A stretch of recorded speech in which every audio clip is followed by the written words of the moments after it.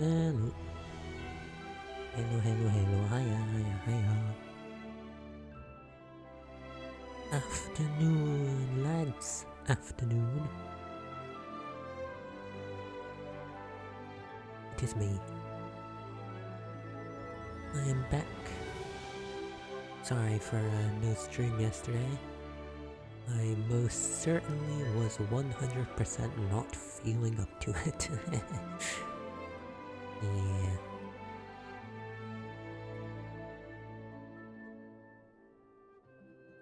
But I'm back now. My apologies.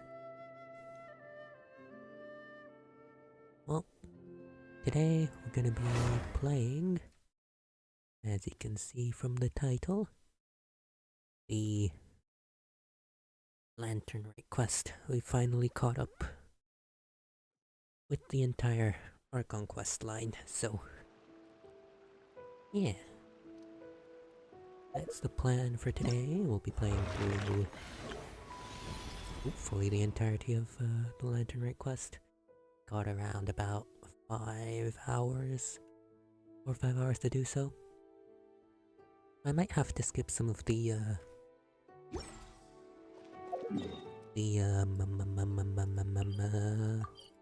mini games, but otherwise I'll try my best to get through them all. I am busy over the weekend, so this may be my last chance to play.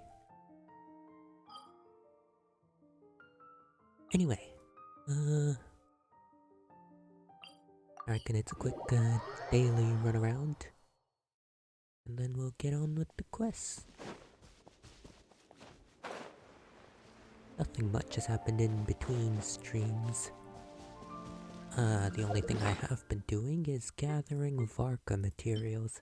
I have enough wolf hooks, and I farmed a few more of these. Don't know if I have enough, but should be good enough to get Varka good way. Because I do plan to get Dancing in the wind. Fucking fly.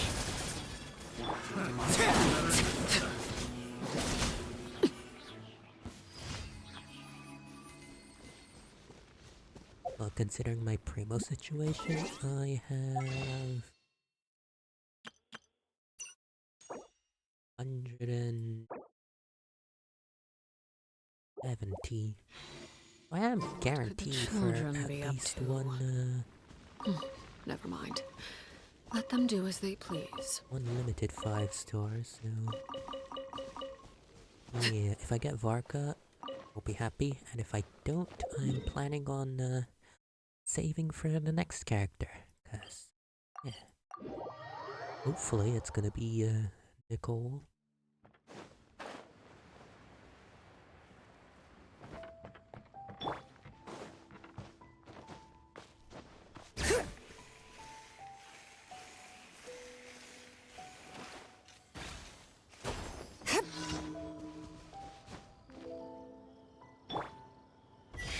Also, if it's Alice, I'm not gonna complain either. If the Luna character.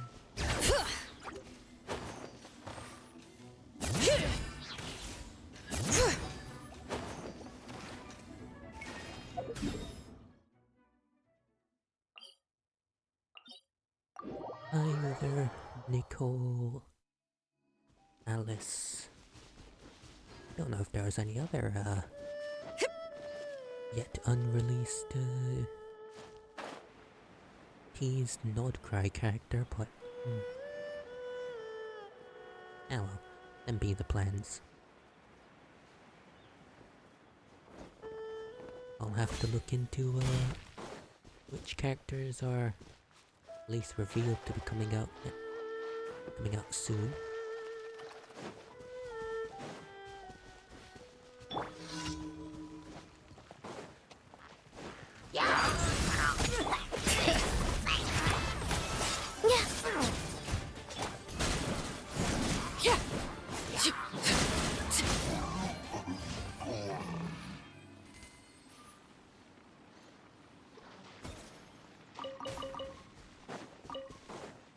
sorry lads, but I've got another got a bit of a tummy ache, so I may have to disappear for a little bit again. Where's my last daily? And 1, 2, 3. Ah, 4.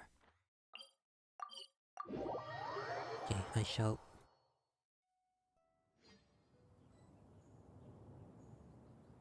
So BRB. Please enjoy the music. Arlecchino. Okay, bye.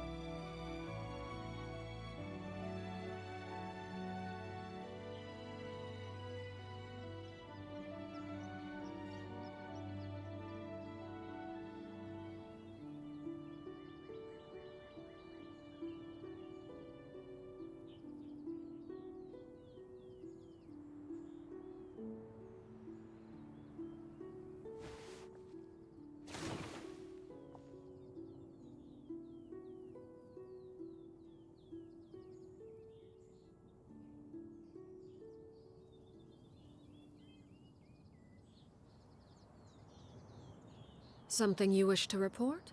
Go on. You have my undivided attention.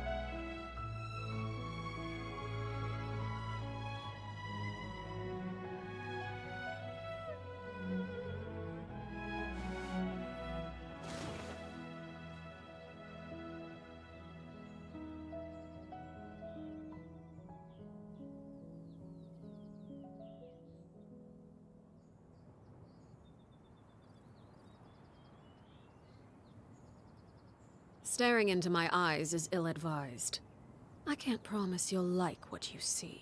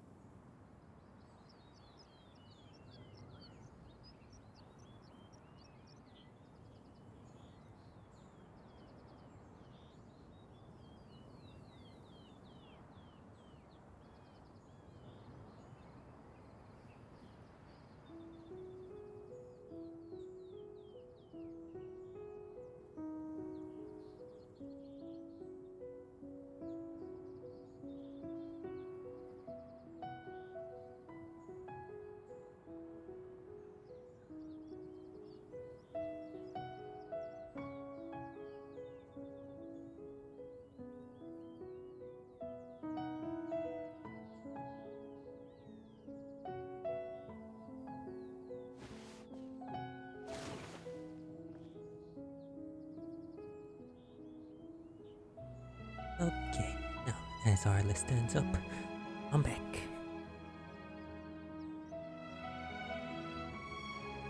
Uh, 8 stream start plus a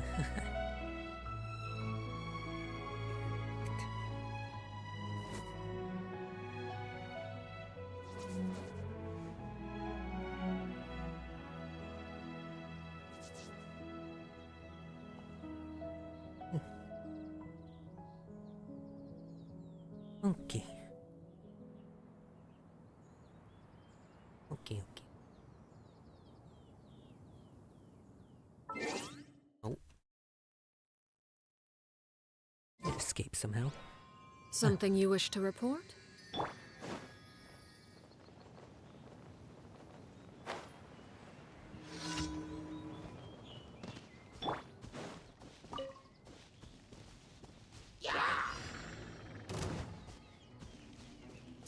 Laid bare. Up and away!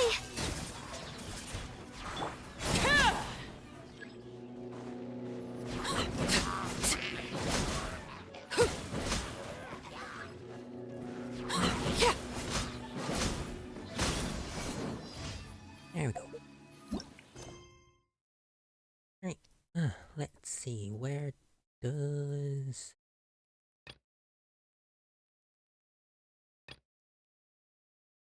Nope. Nope. Go to West. Realm of the Cloud. Oh, is this not time lock? Hang on now. Guess it's just the limited stuff. The main quest remains. Oh, that's big. Very big.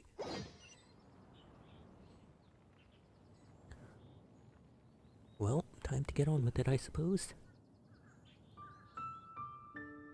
Strings all good, right? Staring into my eyes is ill-advised.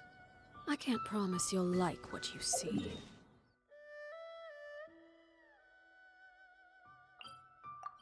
Okay, I'll hand in my dailies and then we'll get on with it. Eh?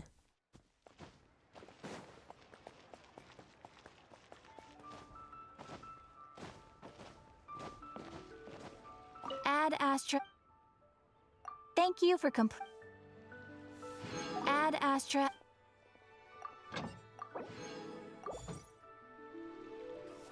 Okay, what team should we run for this? I think it necessarily really matters, but...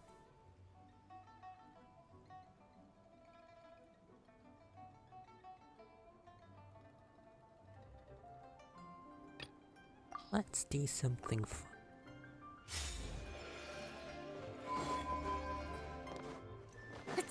Lunar electrocharged Kokomi. I like playing Kokomi on the field. She's fun. I ran her in a Yalan Arena comp for a while. And then before that, I think it wasn't Jean, who was it? I don't remember. But I did play electrocharged Kokomi, I think it was. Was it Ororon? Might have been. Well. Anyway. Let's go. Quest time. Split the bamboo in the morning, dry it till night. Shape and bend it nice and tight. Cross the strands to form a pattern, coat in silk, and you have a lantern. That's how you remember how to make a show lantern. Did you get all that, Chi-Chi? Morning, split bamboo, traveler. Then get silk, make paimon. What? No, that doesn't even rhyme. Look, it's them. Hey, Yao Yao! Hey, Chi-Chi! Whoa, Traveler! Paimon, you're here! Happy Lantern Rite! What you up to? I'm teaching Chi-Chi to make shower lanterns. It's a real test of finger dexterity, so it'll help keep her nice and loose. Yes, I do finger exercises to be a nimble zombie. Wanna try too, you two? Oh, okay. Well, we need a whole bunch this year so it doesn't get too dark at night. Too dark? What does that mean? Dr. Baiju has patients who got hurt walking at night. The moon disappeared, so it was too dark to see. The moon disappeared? Like, behind the clouds? It was Jeonju, the moon devourer. Changshan told me about it, but now I forgot. It's an old myth from Chenyu Vale about a giant toad in the sky that eats the moon. What? The moon gets eaten? It's just a story. It's not like there's actually a giant toad in the sky. I asked Master about it, and she said myths are just insights into how the people of the past understood the world. Well, I didn't see it that night. But I've checked several nights since, and it's been there same as ever. According to Chi-Chi, though, the Ministry of Civil Affairs sent someone to do some kind of serious investigation. So, I don't know. Maybe something did happen. The Ministry of Civil Affairs? This is starting to sound bad. It's okay. You can fly. Even if it's too dark, you won't fall and get hurt. Yeah, exactly. So turn that frown upside down, Paimon. Or someday you'll get a whole bunch of wrinkles and wake up looking like an old granny. What? Okay. No more frowning. But the traveler can't fly. She could still fall and hurt herself, right? Don't worry. That's what the shout lanterns are for. As long as we make enough, Liyue Harbor will never go dark. Yeah, and there's the giant lantern too. Oh, right! I almost forgot! Look! This year's Grand Lantern commemorates the Adeptus who guards the moon! With her watching over it, the moon will be safe for sure. A white horse? Wait! So that's the White Horse Adeptus? Yeah! Legend has it she used to live on the moon. So if it were ever in danger, I'm sure she wouldn't just stand by and watch. Huh! We've heard of the White Horse Adeptus before, but we never heard the part about her living on the moon. Probably because it's a folk legend from Chenyu Vale, so not a lot of people know about it. But recently, some ancient artifacts were unearthed in Liyue, and the archaeological team even found evidence of ancient people worshipping an Adeptus who lived in a palace on the moon. Oh, the mic. Sorry. It's kind of like how we write wishes on shout lanterns and release them during Lantern Rite. The White Horse Adeptus would descend from the moon in her jade carriage and grant people's wishes. Ooh! When did that happen? She sounds different from the other Adepti in Liyue. It must have been a super long time ago, 'cause even Master barely knows anything about this Adeptus. Nope. Kinda unbelievable, right? Yanfei said the White Horse Adeptus might even be a made-up legend, just like Jeonju the Moon Devourer. Yeah, a made-up horse and a made-up toad. Well, they're 100% gonna be real, and that's gonna be a main focal point over this quest line where we have to eventually figure out how to defeat the toad, huh? No spoilers, that's just a guess. You're mistaken, children. The White Horse Adeptus really does exist. Oh, Mr. Liu from the Baiju Guest House. But how do you know that for sure? Have you ever wondered how the guest house got its name, Yao Yao? Baiju... White Colt. So, it's named after the White Horse Adeptus? That's right. And that's because one of my ancestors was once blessed by the White Horse Adeptus. Wait, really?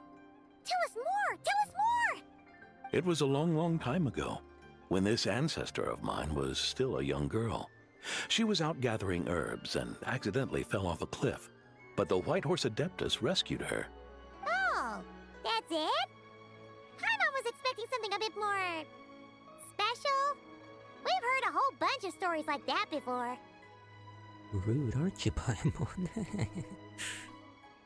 That's just unnecessary. What the hell? Patience, young one. Let me finish. After the White Horse Adeptus saved my ancestor, she told her a story about the moon and the ancient kingdom of Langan. My ancestor was so captivated that she completely lost track of time. So much so, in fact, that when she returned to her village, she found nothing but a desolate ruin in its place. It was as if, without her knowledge, countless years had passed in the mortal world. Huh? The most extraordinary part of all is that it turned out to be a dream. When she woke up, she found herself at the bottom of the cliff, right where she had fallen. Other than her medicine basket, now filled to the brim with rare herbs, it was as if nothing had happened. Until out of nowhere, a horse's whinny echoed through the air. And when she looked up, she saw a pristine white horse leaping over the cliff. A white horse leaping over the cliff. Wow, that sure is a crazy story. But now, it's starting to sound a bit too far-fetched. Another skeptic. You sound just like my son. But I know it's true. Ancestral records don't lie. Wait, so your son doesn't believe it happened? Don't get me started. Not believing is one thing, but he even wants to change the name of our guest house. It's a disgrace, I tell you, a disgrace. Well, it was getting about time for him to take over the guest house. And what's the first thing he does? Starts going on about how the name doesn't attract enough customers and how we're losing business to Wangshu Inn. Can you believe that? As if Baiju Guest House and Wangshu Inn aren't miles apart from each other. Oh, what about something like the Geo Lord's Rest? Paimon bets that would get people through the doors. Geo Lord's Rest. I like that one. This isn't about getting people through the doors. This is about disrespecting our ancestors. Oh, White Horse Adeptus, my wish is this. Let your divine power be known. Teach my foolish son the error of his ways. Paimon wants to learn more about this Adeptus. Hey, maybe we should ask Zhongli. Good idea. Mr. Zhongli is super knowledgeable. He can answer questions even Master has no clue about. Yeah, we just saw him having tea at third round knockout. All right, then that's our next stop. Chi-Chi and I are gonna keep making Shao lanterns. But careful on the road. Goodbye, Paimon. Goodbye, traveler.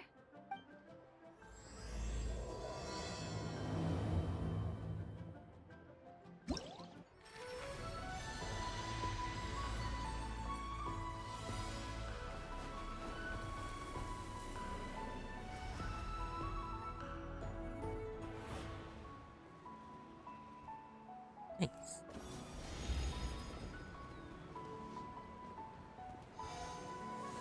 What are these? These are the minigame events I see. Okay, I'll either do them later or do them off stream. Depends on whether I have time. Mr. Zhongli is having tea at third round knockout. Good luck! How you doing? I'm doing good. Thank you, thank you. Welcome, welcome.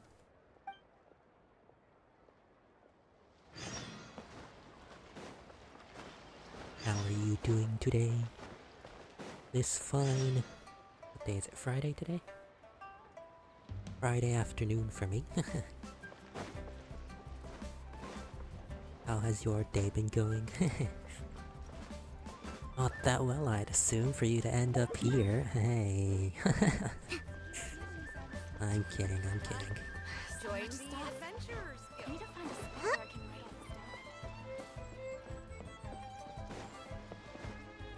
Come on. Oh, Chongyun. And Seito. And Shanling. Oh, that's Uta, that's not Chongli. I'm blind, smile. Oh? Oh. Curious. Impressive, right? What's with all the commotion over here? Oh, Traveler and Paimon! Perfect timing! I have something amazing to show you! What is it? Huh? What the? Heart of the Moon is blacked out! Was it really eaten by a giant toad? Huh.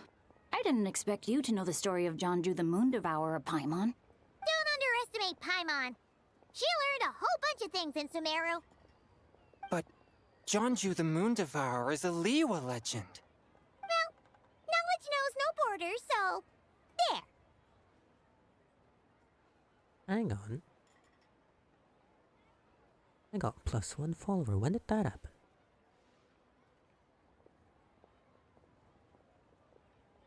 No change in my activity feed. I swear it was like... I was at 19 when I started. What? My shit. No. Hang on.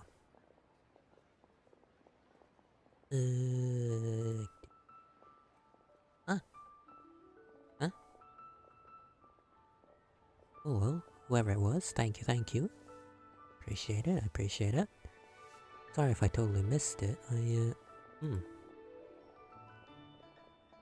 Hang on, let me, get a stream, activity feed.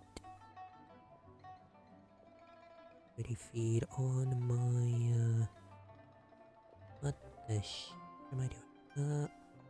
There we go. Well, I'm sorry if I missed your, missed it. I actually did not notice. My bad. Whoever it was, thank you, appreciate it. And okay. Back we go. You're right about that, Paimon. But this dark circle doesn't look anything like a toad to me. A toad's egg, maybe? But that's about it.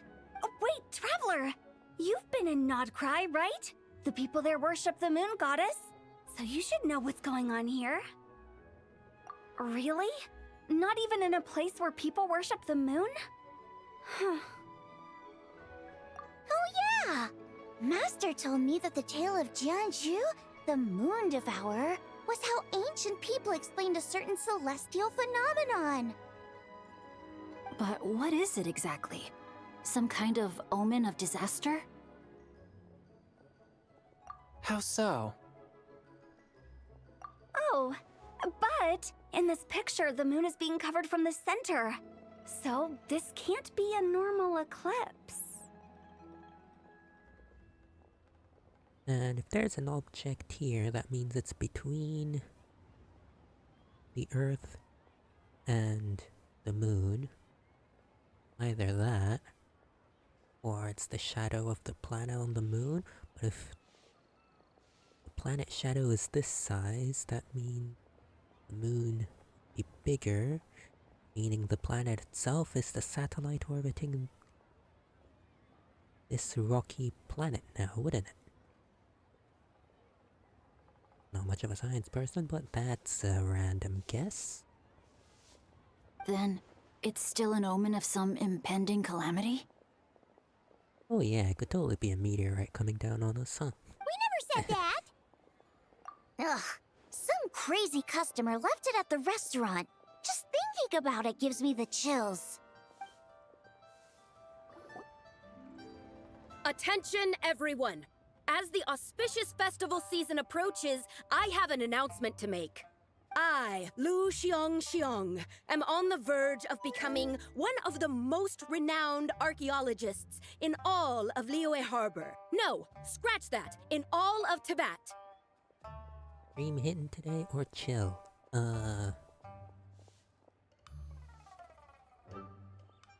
Not gonna lie, I don't know what hitting today means, but I'll be playing through the Lanternlit quest, so it'll be pretty relaxed, I reckon.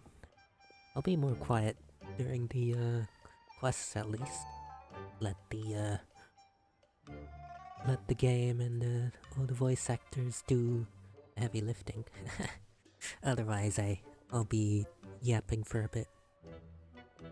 But mostly it'll be chill. Until I get a reprieve in the Archon quest, or if I have something to say. Second one's gonna be a lot rarer, I'm not gonna lie. Even though I never trained at a prestigious academy, I've still managed to dig up tons of treasures. And I understand practically a whole dictionary's worth of big words, too. Like my pops always says, no pain, no gain.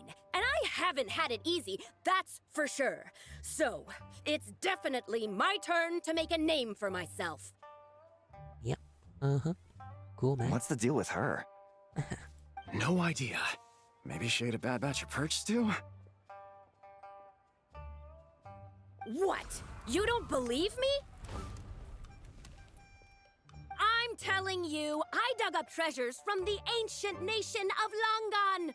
I even got a picture of Jeonju devouring the moon. Longan? Jeonju? What is she even talking about? Sounds like she's a few perches short of a stew, if you know what I mean. Oh, that previous. Text must have been bugged. Genshin, fix your game. So what if blackback perch stew is my favorite? Stop talking about me like I'm not here. Whoa, what are you doing? You're just a stupid, ignorant man, and I'm gonna kill you. Young lady, you need to calm down. What? So you're looking down on me now too? How about I take you both out then? How does that sound? This is a place for dining. If you wish to take me out, you'll have to do it elsewhere. Don't act like you're better than me. Do you know who I am? I'm about to be the most famous archaeologist in all of Liyue. No, Tevat! Show me some respect. It's respect you want? Very well. For the sake of the other customers, we'll do this your way.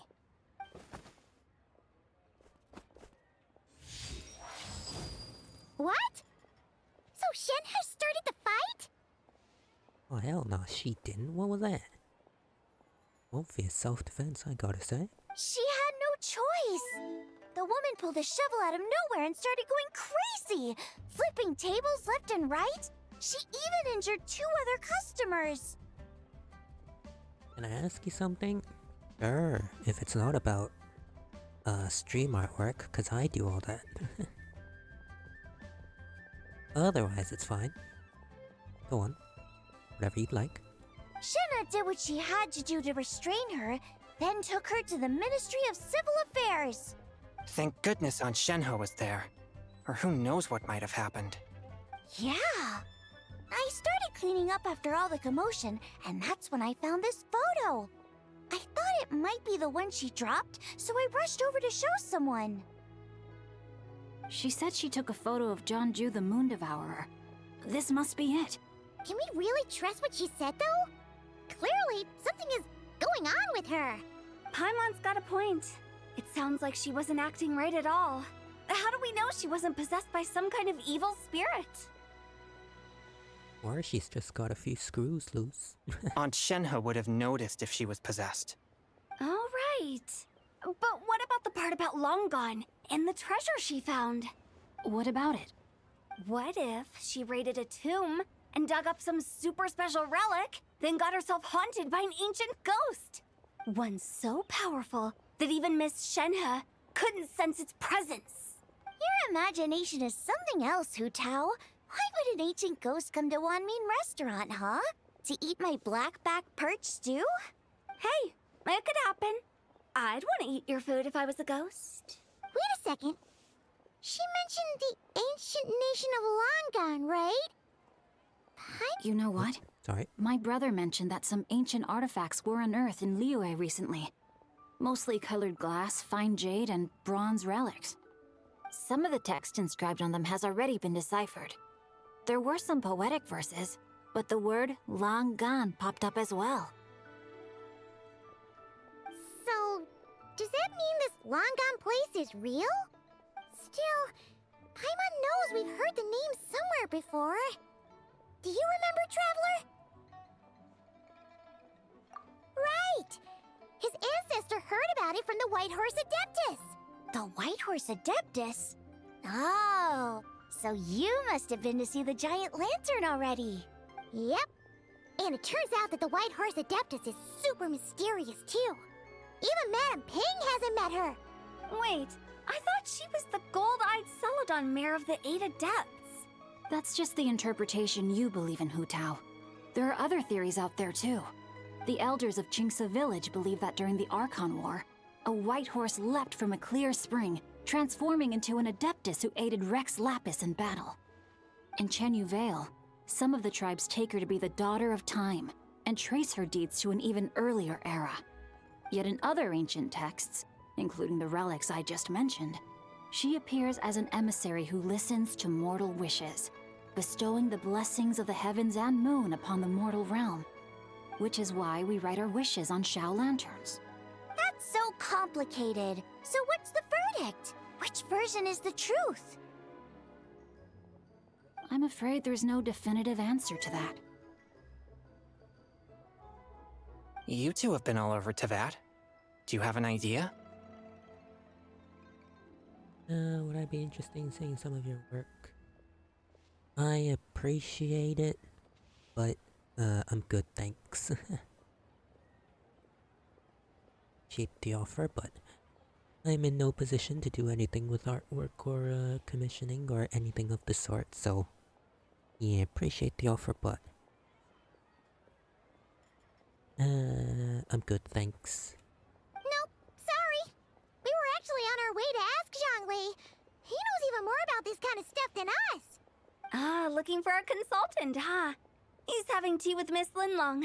Shigu Antiques is hosting an exhibition tonight. An exhibition? For what?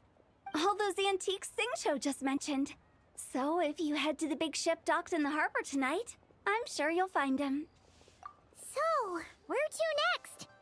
How about we go to the Ministry of Civil Affairs to ask about the White Horse Adeptus? We might be able to find out more about the recent moon situation, too. If you're heading to the Ministry of Civil Affairs, could you give them this picture for me? Since it belongs to that customer, she deserves to get it back at least. It might even help the Ministry with their investigation. Ha! Alright! We're off! Oh wait! I almost forgot! Happy Lantern Rite! Come have a meal with us when you're free! We'll be there! Or we'll be... square! Thinking about it now, could it be possible that photograph was a fake? A fake? You mean like the customer fabricated it to gain academic recognition? Nice one, Changyun! I never even thought of it like that. How about we go check out that place tonight? I know exactly where it is. Please share in chat. No. Alright. I will not be sharing my Discord. I'll get scolded if I get home too late. Live a little, Xingqiu. You act like this is a first for you. Worst comes to worst, we'll get Xiangling to cook you something delicious, okay? Well, when you put it like that, I suppose it's worth the risk. You were just waiting for the promise of free food, weren't you? Fine. It's a plan then. We'll meet up tonight.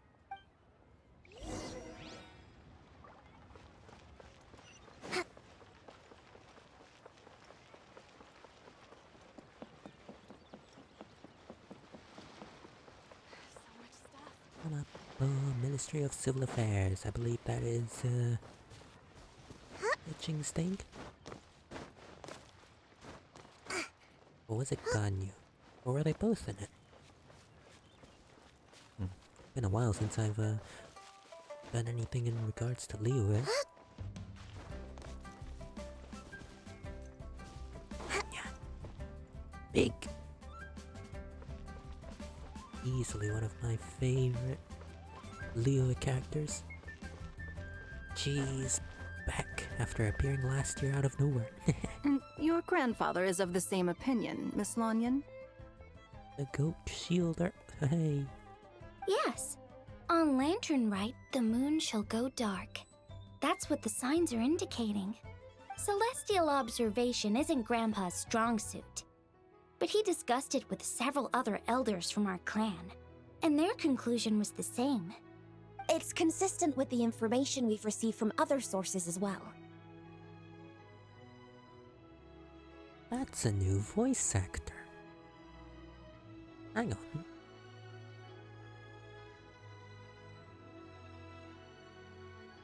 Hang on. Hold the phone.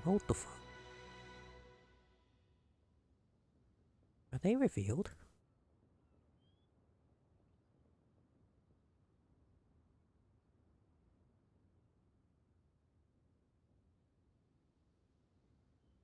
Huh. Anonymous. 5.7 and later. Huh. I see. New voice actor.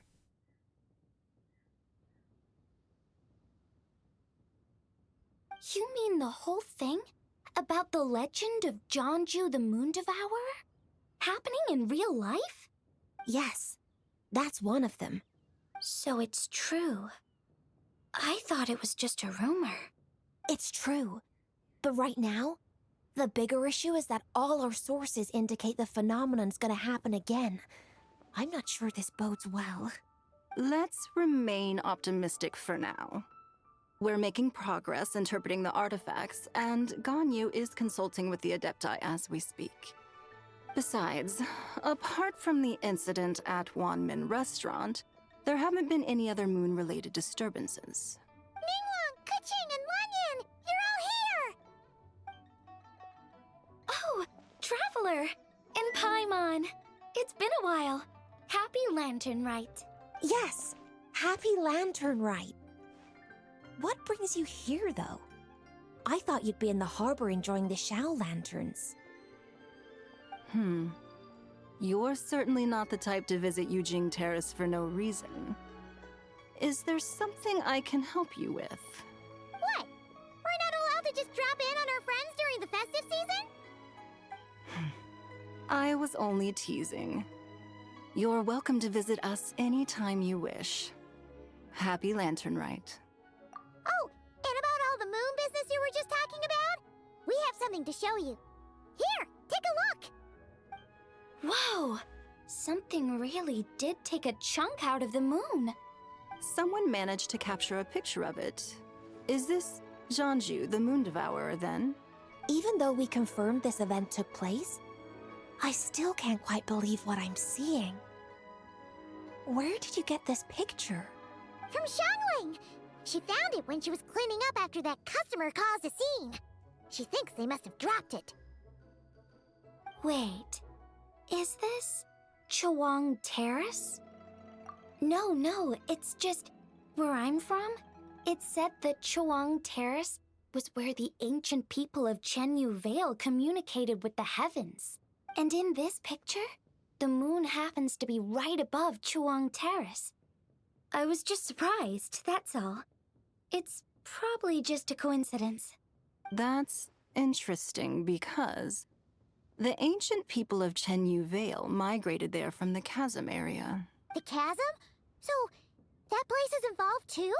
According to our investigation, that customer you just mentioned, Lu Xiangxiang, her father and grandfather are merchants in Liyue Harbor, and her mother and grandmother grow tea in Chaoying Village.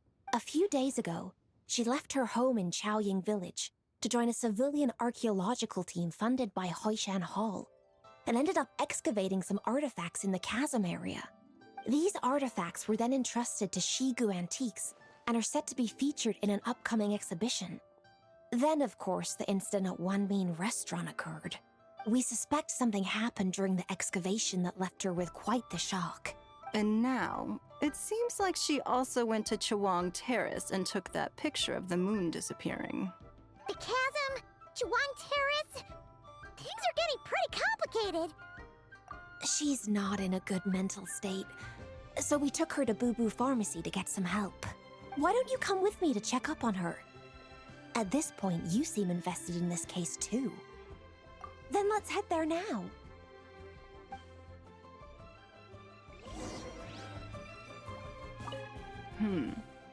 Now that I see this picture, it looks less like a piece of the moon was eaten, and more like something is obscuring it. But what sort of thing could block out the moon? I gotta say, Miss new voice, quite a different vibe from the previous one. I am aware that there was some sort of issue with the previous one with the whole voice actor situation that was going on for the for quite a while actually.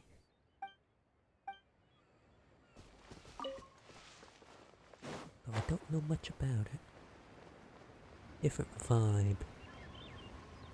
As always, given the voice that's been for a while, it'll take some getting used to. Hi, hello. Ah, Lady Yuheng. Oh, and the Traveler and Paimon are here as well. What a pleasant surprise. Happy Lanternlit. I hope we're not interrupting, Dr. Baizhu. Not at all. I assume you're here to see the patient? Unless it's urgent, however, it would be best not to disturb her rest. It's quite unstable. She's even more agitated than when she first arrived. And she refused to cooperate when we tried to check her over. I had no choice but to prescribe a calming draught and to have her rest for 2 days. So she's getting worse? That isn't the news I was hoping for. It's just a precaution. Based on an earlier conversation with her, it seemed more like a fixation than anything else. She hasn't lost her mind. That's right. When we asked about it, she kept insisting she was going to be famous far and wide. Well, it might not be far and wide, but she certainly made a name for herself around Yujing Terrace. Even some of the Qixing know who she is. Not often, that's for certain. From my initial assessment, the patient appears to have experienced some sort of shock, and whatever it was seems to still be haunting her. But what could have caused such a thing? The relics from the chasm? Or the moon above Chuang Terrace that night? Come back in 2 days, and you might just have your answer. I suppose that's all we can do for now. We'll take our leave then, Dr. Baizhu. Of course. If you need anything else, don't hesitate to stop by. Speaking of those relics from the chasm, aren't they being featured in an exhibition tonight? That's right. Are you planning to attend? Yeah! We wanted to have a talk with Zhangli anyway, and now Paimon's even more curious about these relics. I would, except every item in the exhibition had to be registered with the Ministry of Civil Affairs. So I'm afraid it's been spoiled for me. I reviewed them all myself. There are some rather peculiar artifacts, that's for certain. We're still working on decoding the ancient text that appears on them. Yeah! The word jade appears a whole bunch, doesn't it? Huh? How did you know? Shincho told us. He said there were some ancient poems on them, too. He's quite well informed, isn't he? Well, he's right. We believe they're direct references to the ancient nation of long gone. As for the other text, instead of regular poetry, it seems to be more like ceremonial language used to worship the moon and the gods. The moon and the gods? Well, looks like it's almost time for the exhibition. You two should head over. There's an usher at the harbor who will lead you to the venue. Not at all. The exhibition is free to the public. The people of Liyue have a great respect for our history and are eager to learn from it. Plus, the exhibition is being organized by Linlong, the owner of Shigu Antiques. As far as I know, it's been a long-time goal of hers to hold a cultural exhibition of this scale, where people can learn all sorts of information about the past. Guess we're in for a real treat tonight, then. Yes, have a great time. There's still more artifact decoding work I need to finish, so we'll have to part ways here. After seeing the picture you brought, there's a few ideas I'd like to follow up on. You're hard at work even during festival season? Huh. You haven't changed one bit, Ka-Ching. I'm simply fulfilling the responsibilities of my position. That's all. All right, I should get going. See you later. Well, guess we should head over to the harbor and find that usher.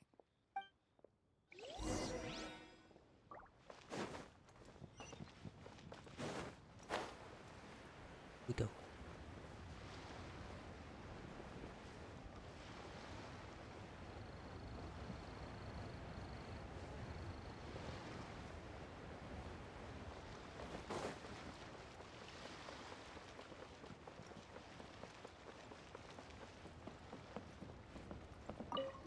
Ah, here for the exhibition? I can take you aboard. After you.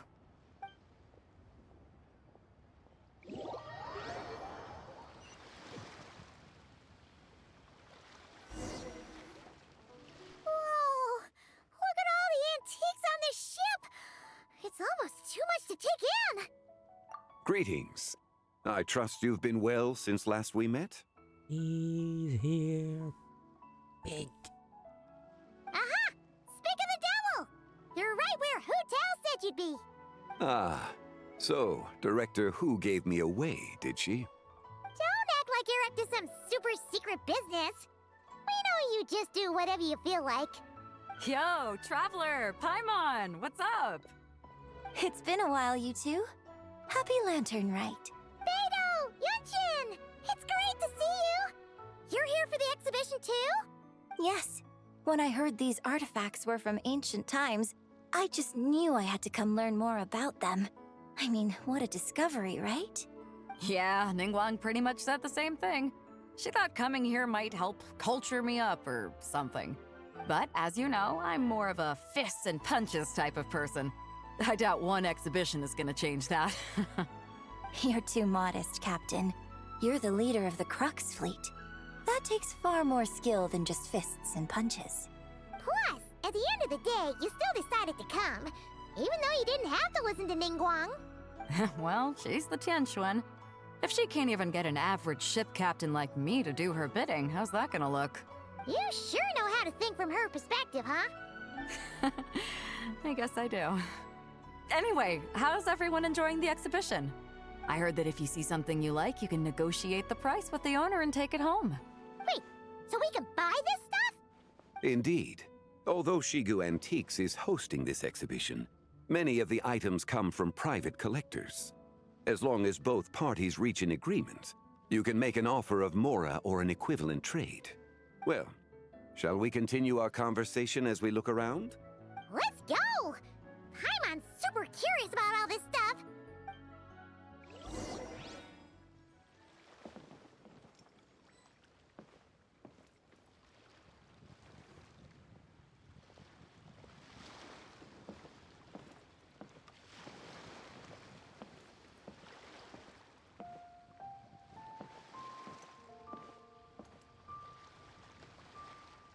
It's the Moon Devourer.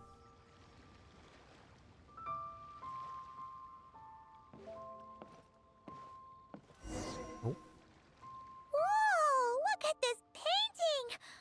There's a huge toad on it! Could it be... Huh. This material is quite unusual. It doesn't look like paper. More like silk, or some other kind of fabric. Yeah, I was thinking the same thing.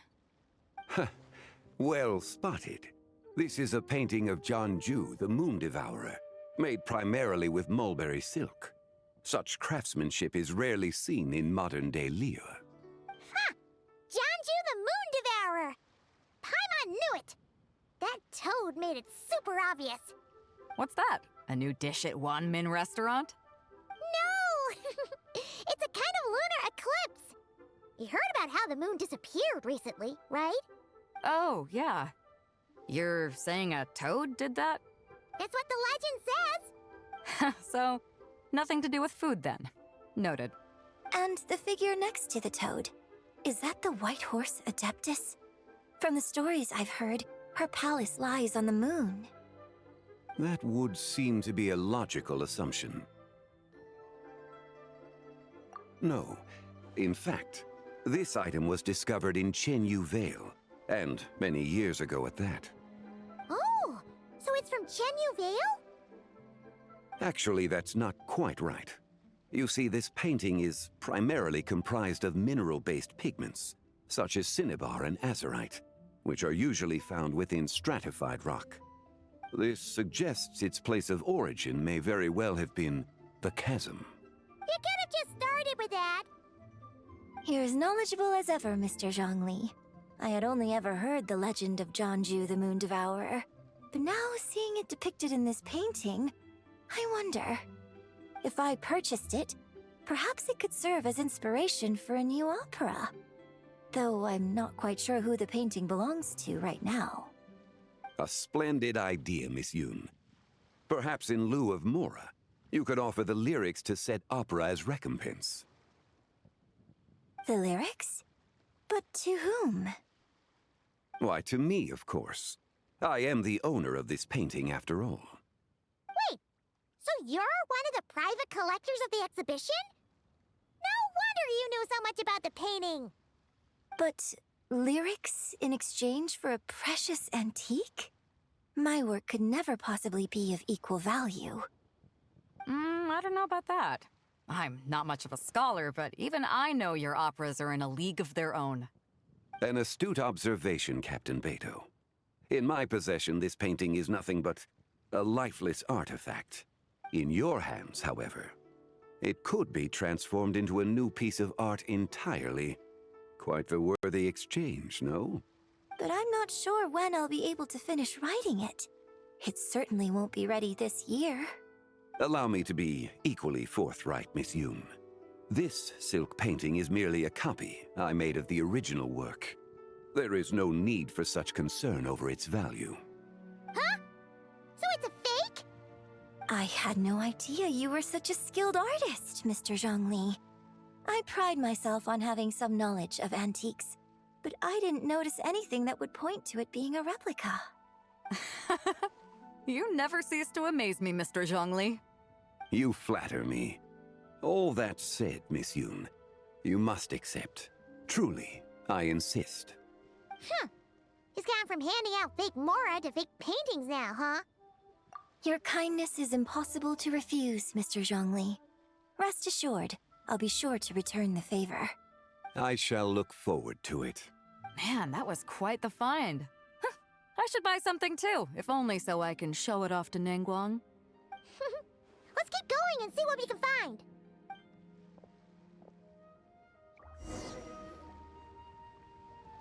Wow, this bronze war chariot is really something.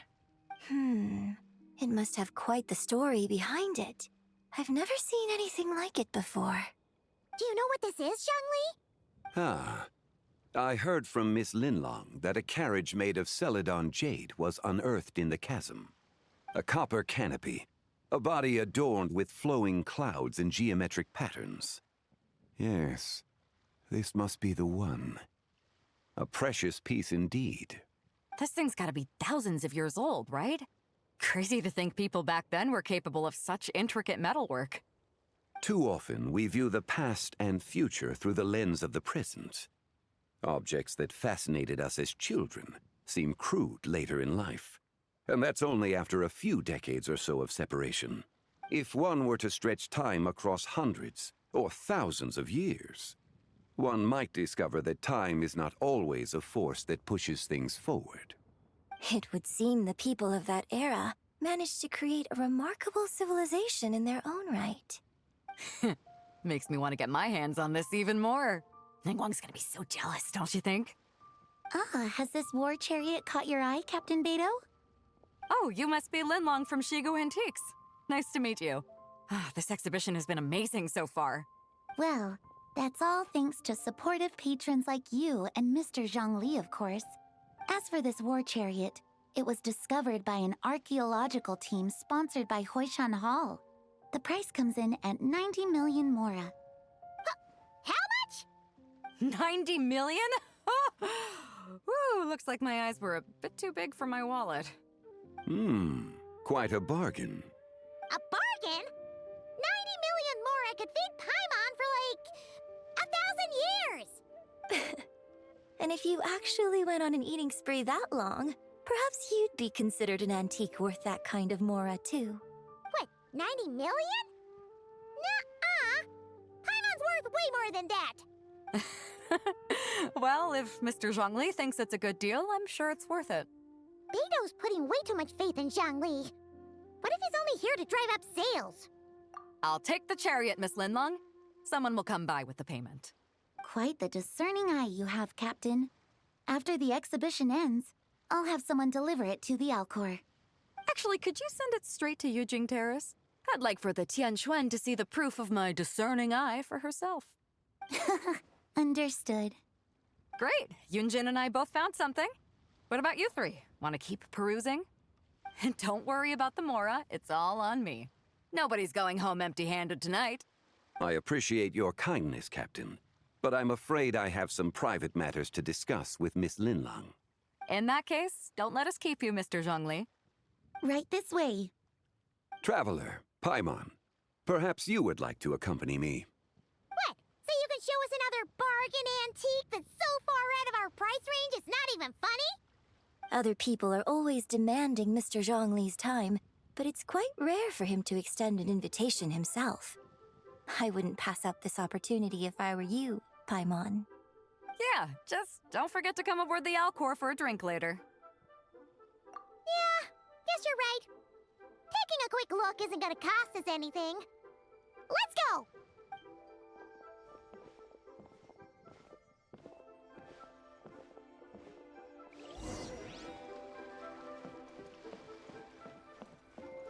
We're gonna get some heavy-ass lore here, boys. These are all the jade pieces that were found, Mr. Zhongli. Wow! So many styles! What kind are these? These are a type of ceremonial jade. You're familiar with Chenyu Vale's rain jade, right, yes? Oh, yeah! So these pieces are all used in the rain jade ceremony?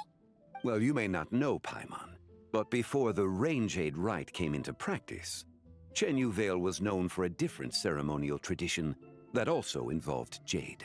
The bee is used to honor heaven, the Tsong to honor earth, the Gui to honor the east, the Jiang to honor the south, the Hu to honor the west, and the Huang to honor the north. These form the 6 ritual jades. It's unfortunate, however, that Miss Linlong's set is missing both the Gui and Hu pieces. Oh, I know. These jade artifacts are from such an ancient time. It's proved difficult to track them down, even for our establishment. No matter. You happen to have precisely the piece I was looking for. Huh? This broken jade token? I didn't expect this to catch your eye, Mr. Zhongli. It isn't one of the 6 ritual jades. An affect belonging to an old acquaintance of mine. An old acquaintance? One of your collector friends, Mr. Zhongli? You could say that. Traveler, take a closer look.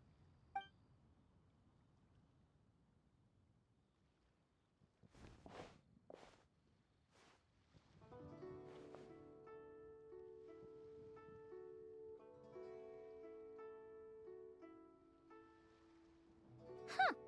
It doesn't look all that special to Paimon. Just seems like a broken artifact. Indeed. It's been thousands of years since the moon has appeared in such a form. So, in the past, the moon wasn't always full. Then, could this missing chunk be from when Jianzhu devoured part of the moon? It's worth looking into. Your insight is invaluable, Mr. Zhongli. I had no idea how special this piece was. Since it has caught your interest, allow Shigu Antiques to cover the cost. Oh, that is far too generous, Miss Linlong. Not at all. I've always wanted to give people a chance to appreciate these snapshots of history.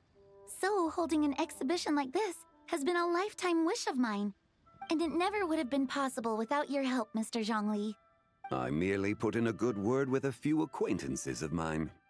And it had a profound impact. Without your recommendation, I doubt half of these collectors would have come to the exhibition. So, on both a personal and professional level, I owe you my thanks, Mr. Zhongli. Wow! Zhongli actually did something useful for once.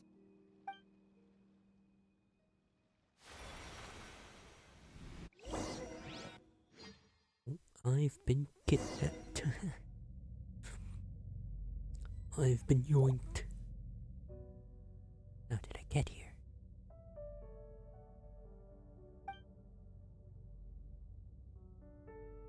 That light ahead looks like it could be an exit. Check it out. Ooh. Traveler outfit. Big. 3, 5, 7.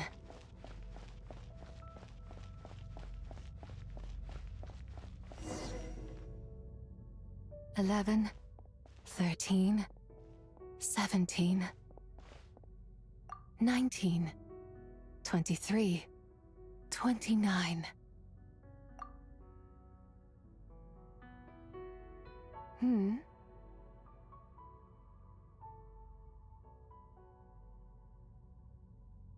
You also enjoy counting in such a fashion, lost child?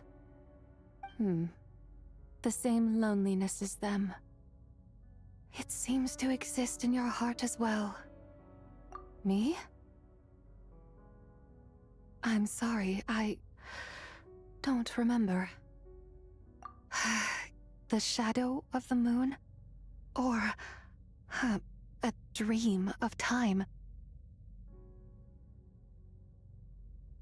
I'm sorry. No one has asked me such things before. I've been here for so long. There is much I have forgotten. I know nothing of your arrival. All I know is the longing in people's hearts. Yet, I sense the moonlight's guidance within you, child. Perhaps that is what brought you here. You seem confused. Perhaps I can help in some way. The path home is... that direction. I believe someone told me that before. But I was never able to reach the end. You should take a look. No need. It would seem... my time has already run out. Farewell. May the moonlight ever shine upon you.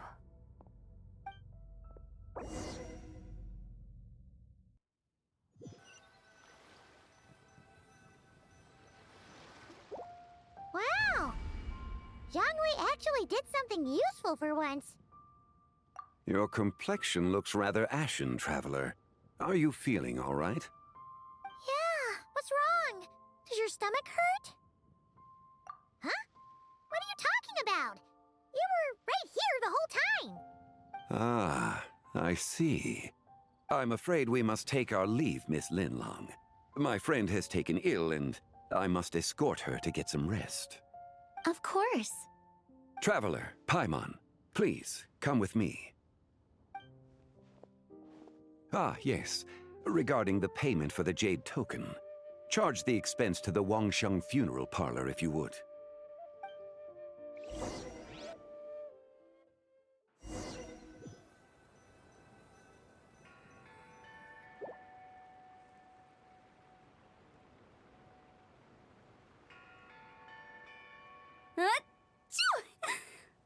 Guess someone's thinking of me. But this late at night? Must be that consultant of yours. I bet he's out there spending all year more at the exhibition.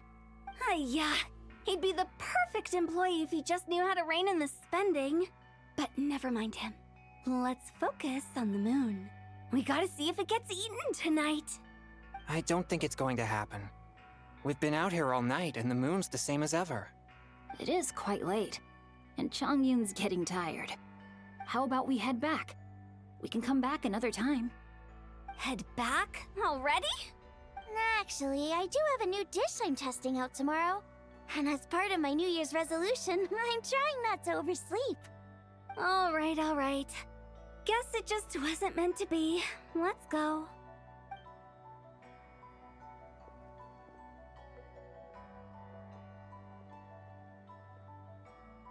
When the sun's out, bathe in sunlight. When the moon's out, bathe in moonlight.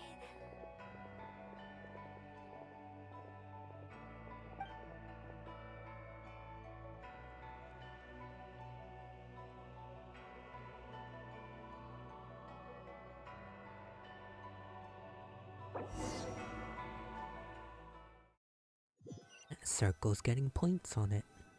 Wait, aren't we going to rest? Why did you bring us here?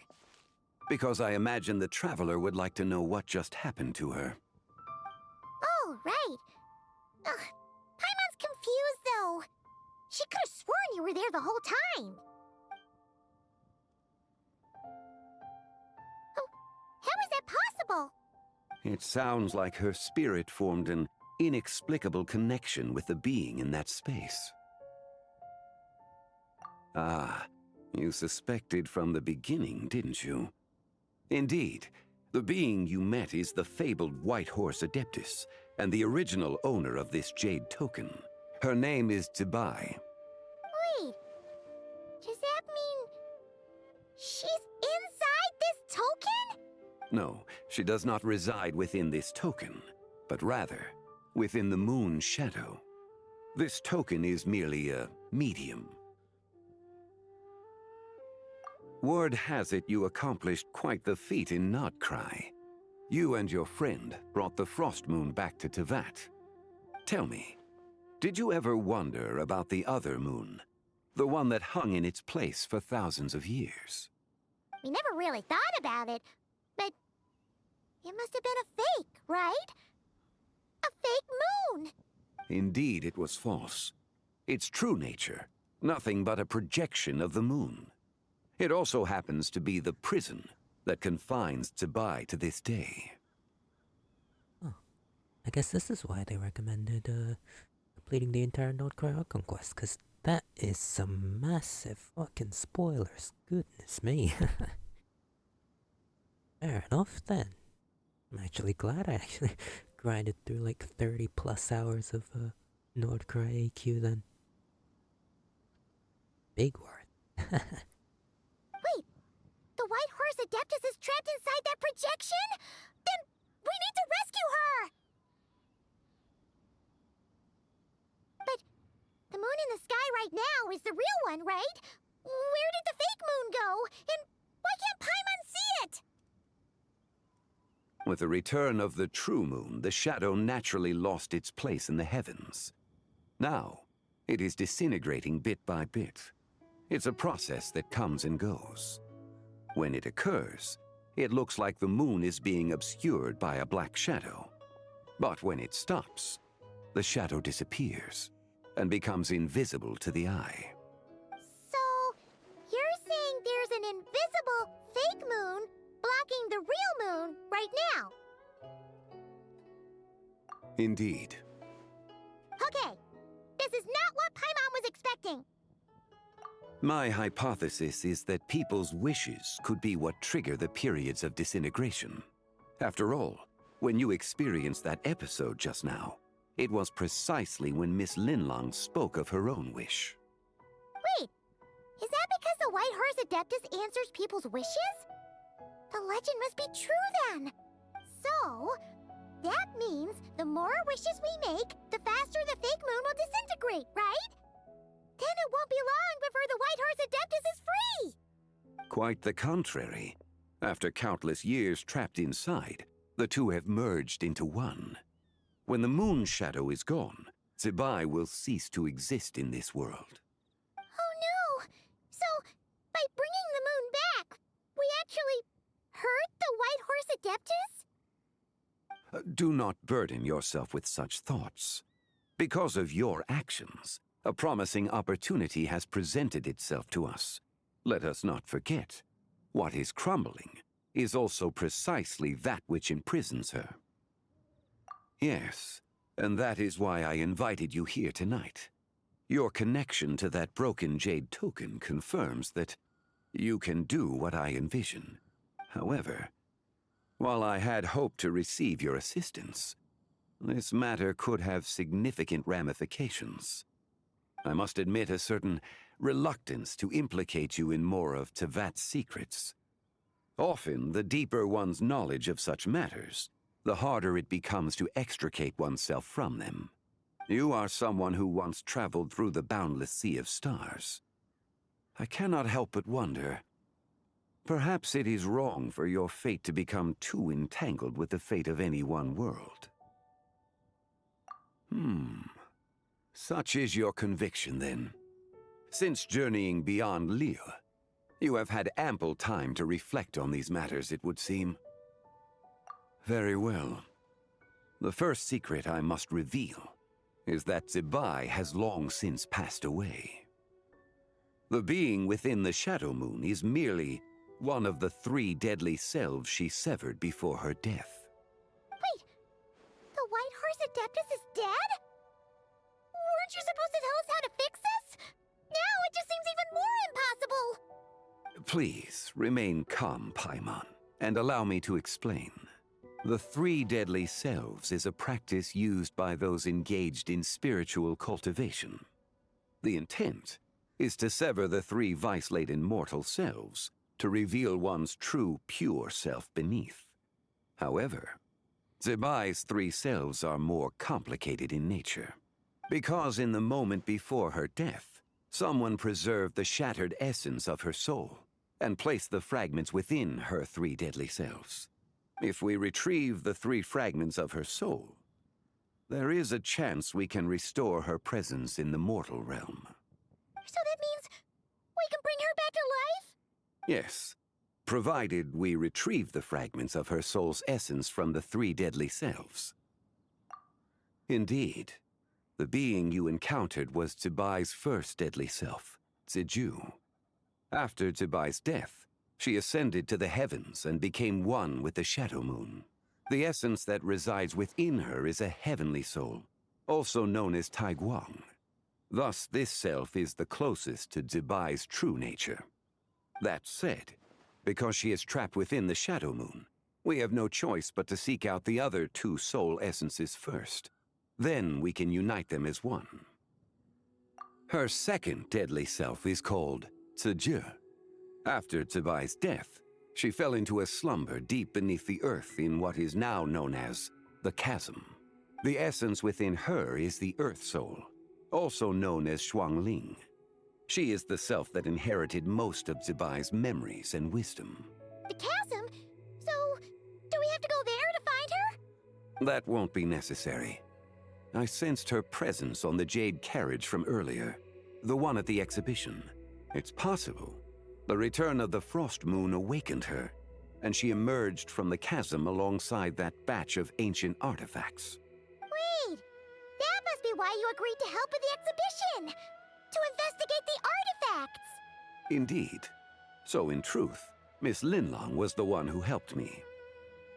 The third deadly self is Zichao. The essence within her is the human soul, also known as Yojing, Zebai's shade. Thus she is the most free-spirited among the 3. She lent me her aid during the Archon War 1,000 years ago. But later, as her powers waned, she retreated into the mountains. I imagine finding Zichao should prove the most troublesome, so I shall take it upon myself to track her down.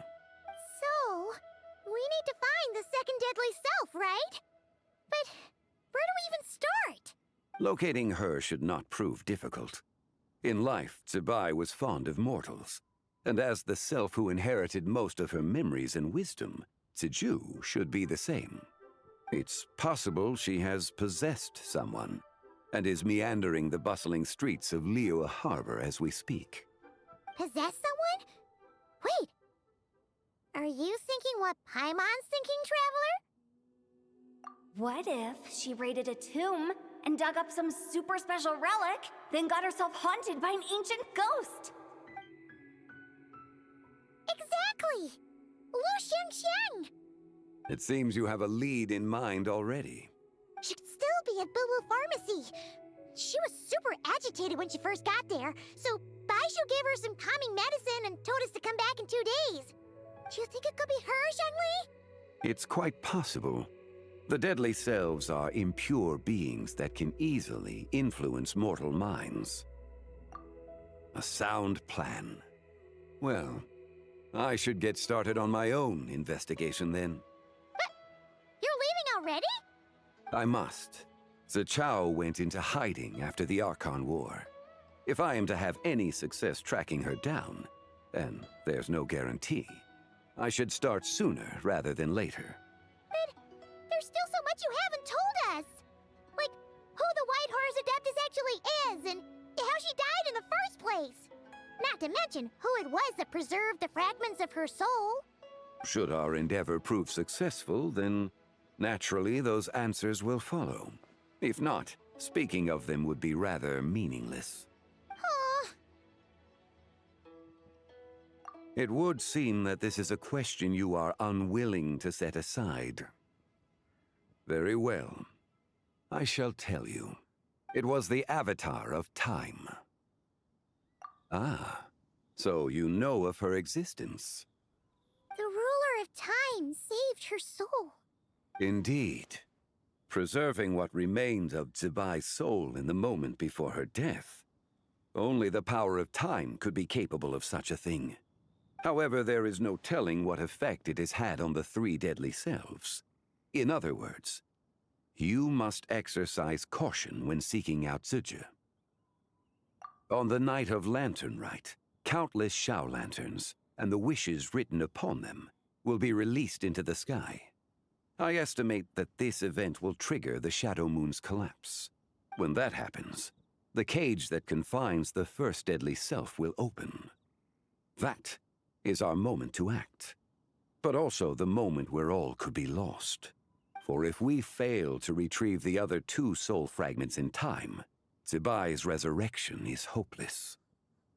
As I mentioned before, the answers to your remaining questions should come in time, providing our efforts bear fruit. Let us hope that all proceeds smoothly in the days to come.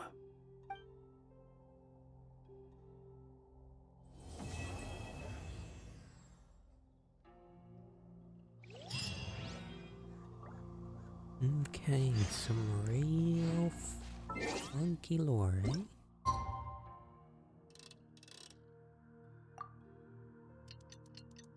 Talking about Istaroth, there's some peaks. I think.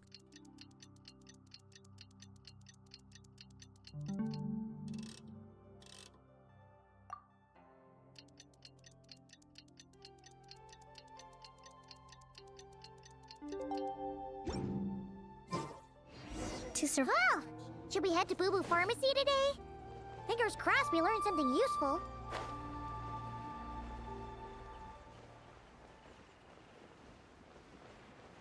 Random thought I've just had.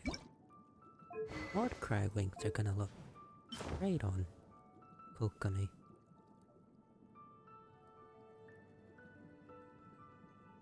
It is perfect.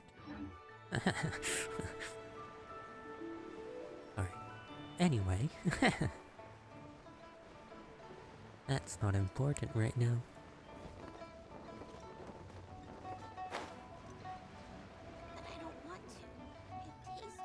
So let me get this straight.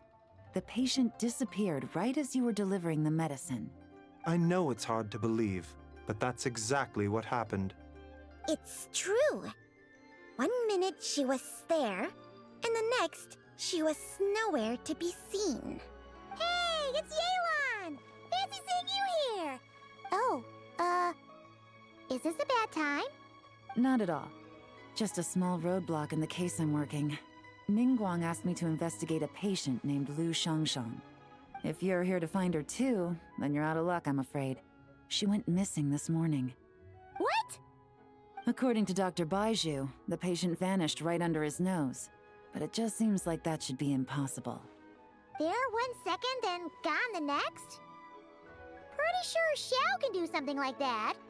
Then you're suggesting this Lu Shangshang is the vigilant Yaksha in disguise? Or some other Adeptus? Guess not. But this is so weird. How can a living person just vanish into thin air? Unless... Linny decided to take his act to Liyue? Who is this Linny you speak of? He's... Oh, never mind. Paimon's just grasping at straws. Let's set aside the how for now, and focus more on the where. You mentioned this patient has a strong obsession with achieving fame and recognition? Yes. She kept talking about becoming a renowned archaeologist and making a name for herself. So, are we looking for a place where it's super easy to become famous? I think we should check out the Xiao Lantern crafting stalls. Because it's easy to become famous by making Xiao lanterns? Not exactly. When the people of Liyue need a solution to a problem, their first thought would be to pray to the gods and the Adepti. If her wish is to become famous, she might write it on a Xiao lantern in the hopes that the fabled White Horse Adeptus might make it come true. That certainly sounds probable. Turns out, the White Horse Adeptus might be a lot closer to home than she thinks. What was that? Nothing! Let's go check out those stalls!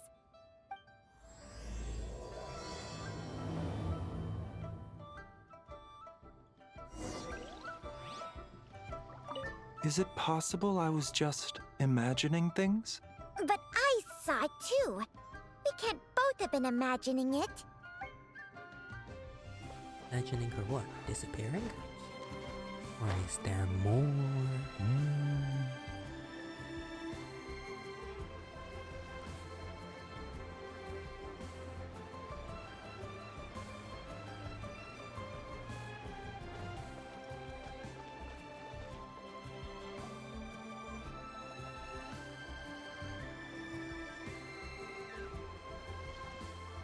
Alright, we're here!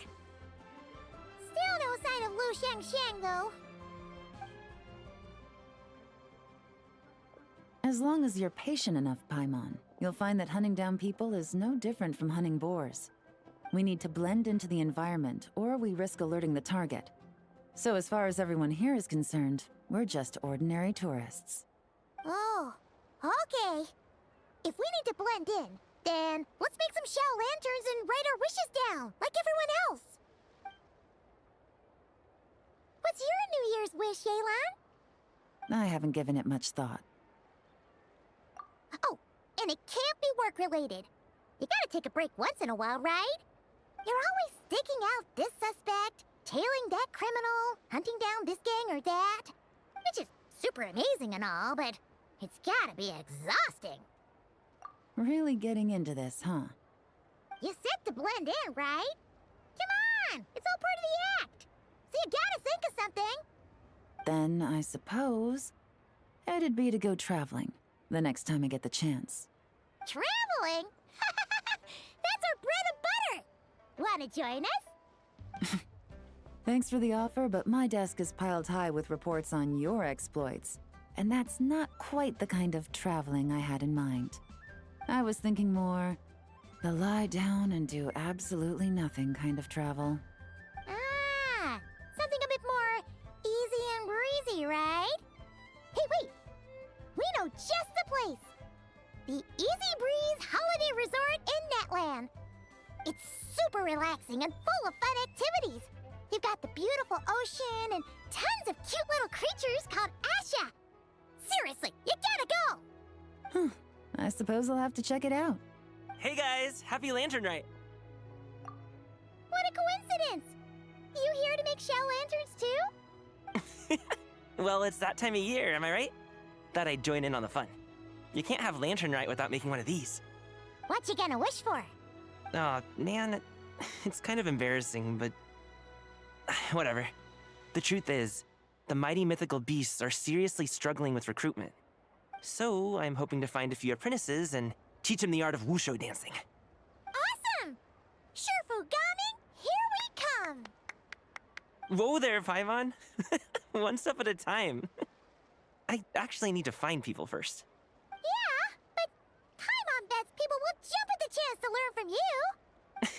well, I wouldn't be so sure. Wushu dancing is super physical and takes a lot of hard work to master, so it's not easy to find people. At this point, if the Adepti can't help me, no one can. I'll do it! Huh? You just said you wanted an apprentice, right? Well, I'm offering. What do you think? Whoa, the White Horse Adeptus works faster than I thought. Traveler, it's her. Lu Shangsheng. Our target! Hey! Didn't you hear me? I said I wanted to be your apprentice! No need to shout. I heard you the first time.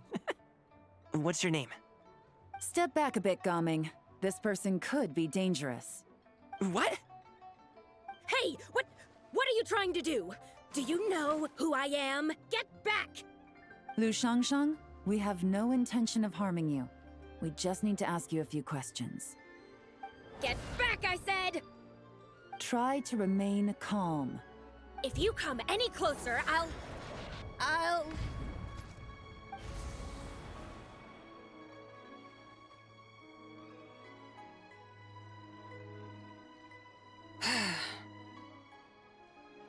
Little wisp of a being.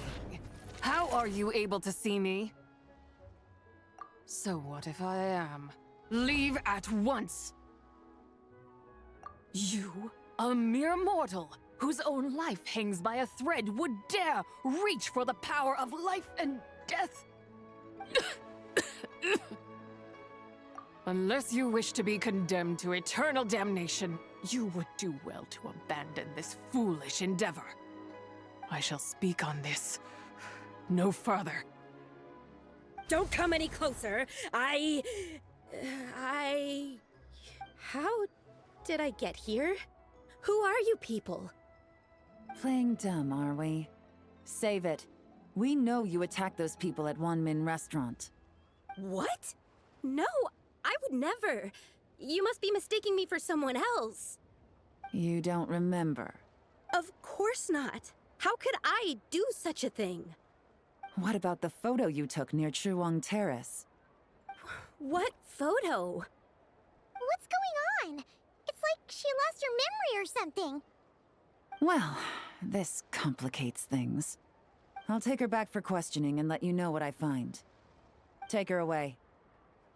But I didn't do anything! I swear! That's weird. She seems so normal now, but she doesn't remember anything. Oh, this is just great. An apprentice falls right into my lap and now she's gone! Don't worry, Gaming. This is a special case. Paimon's sure you'll find one soon. Unless you're gonna pony up and offer a real solution, Paimon, I don't want to hear it. Gaming? What's up with... I'm done here! I'm gonna go find an apprentice, and I won't take no for an answer!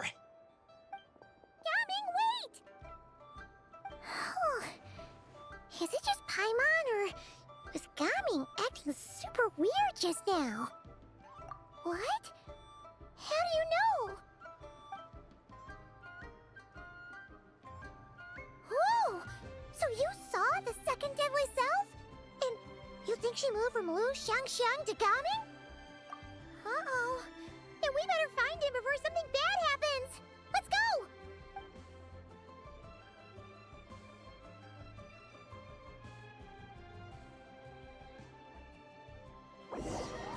My boy's about to be out there harassing people to join him. Alas, why must Cloud Retainer inflict such woe upon us, Mooncarver? By the order of Rex Lapis, we were supposed to make haste to the harbor to stand watch. Yet we arrived late, for you, in your inscrutable wisdom, chose that very moment to tend the mint. It is no wonder Cloud Retainer banished us to the wilderness in anger. A pity only that I, blameless as I am, was made to share in the punishment. Blameless indeed. You speak as if it was not you who decided to plant all that mint in the first place. Yet now, in its wretched state, overrun by blight and vermin, you would turn away? Utterly heartless, I say. Were I truly that heartless, Would I have rescued those seedlings from this desolate wasteland, granting them haven in your hallowed garden? Alas, if blame must be laid, let it fall upon Cloud Retainer for failing to recognize the virtue of our plight. Ah, at last a sentiment with which I can agree. Job, isn't she? If ever Cloud Retainer is away, we should steal into her abode and plant a veritable field of mint. A tempting little ruse, is it not?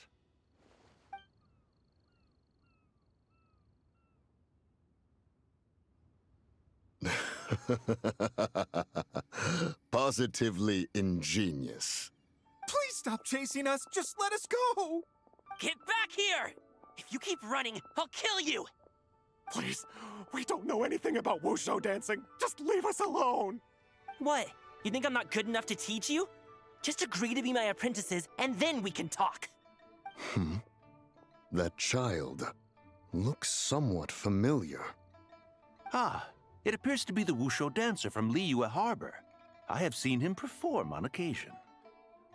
Come, let us take a closer look. Has trouble befallen you, young one?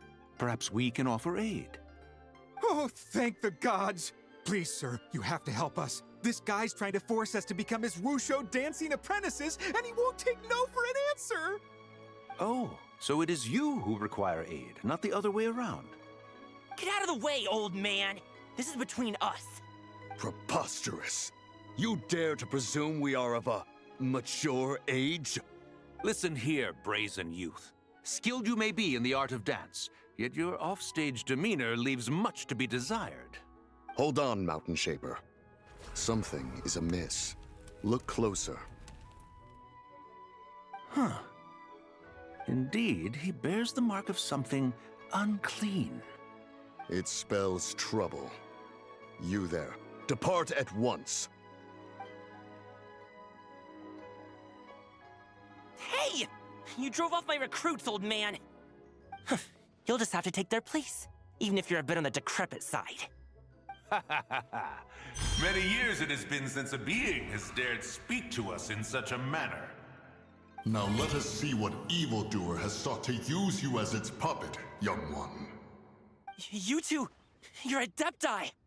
Does that strike fear in your soul? Whoa!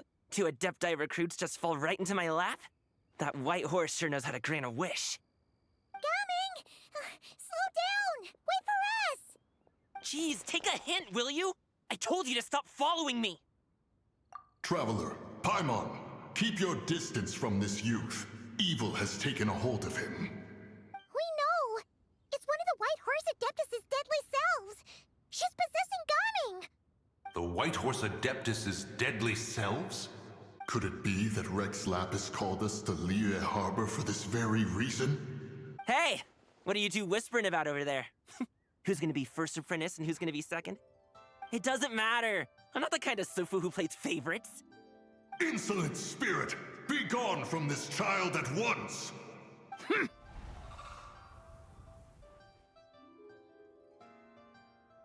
Little mite of a mortal. Getting in my way again, I see. That is no concern of yours. No. Only by doing it myself will I find peace. Otherwise, rage will consume me. If I lose control, all will turn to dust. The curse of time. The memories this body holds. Come no closer. This is your final warning.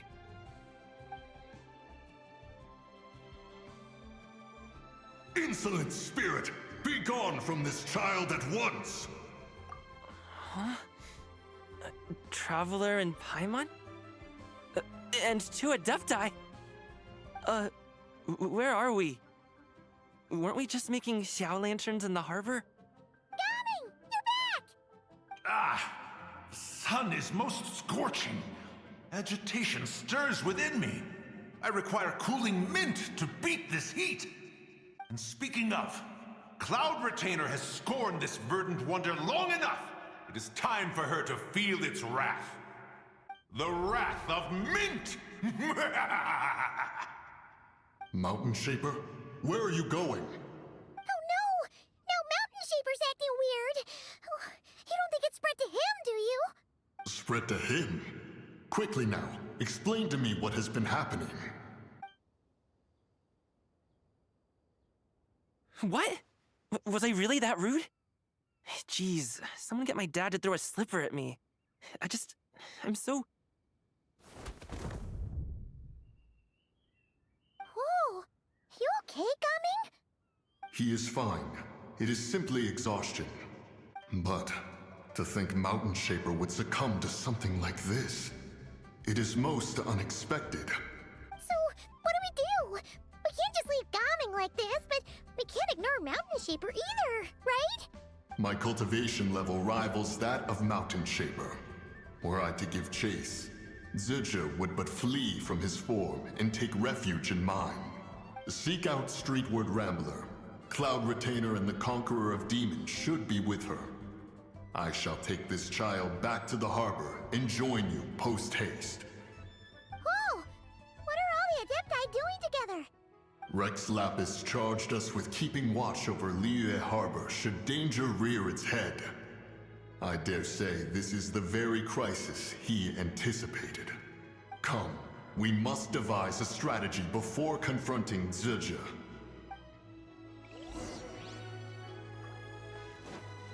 Well, my man's just told him to get here and didn't tell him a thing, eh? Not the smartest of plans, Lord of Geo.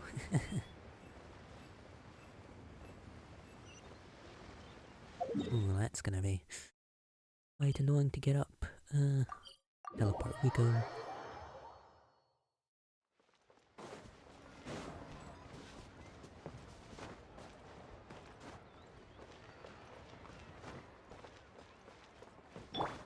Giddy up. Up, up, up. Yep.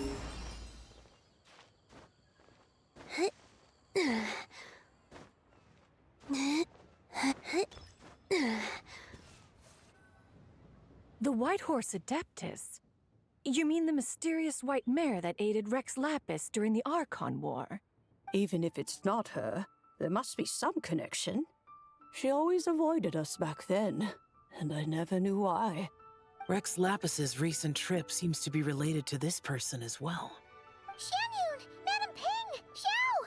Great! You're all here! Ah, Traveler. It has been quite some time. Oh, happy Lanternlit Paimon. You're as lively as I remember. I trust things have been well. Sorry, Madam Ping. No time to catch up. Something terrible has happened. What is it? Has Mountain Shaper gotten himself into trouble? Mooncarver is here with you, but he is not. The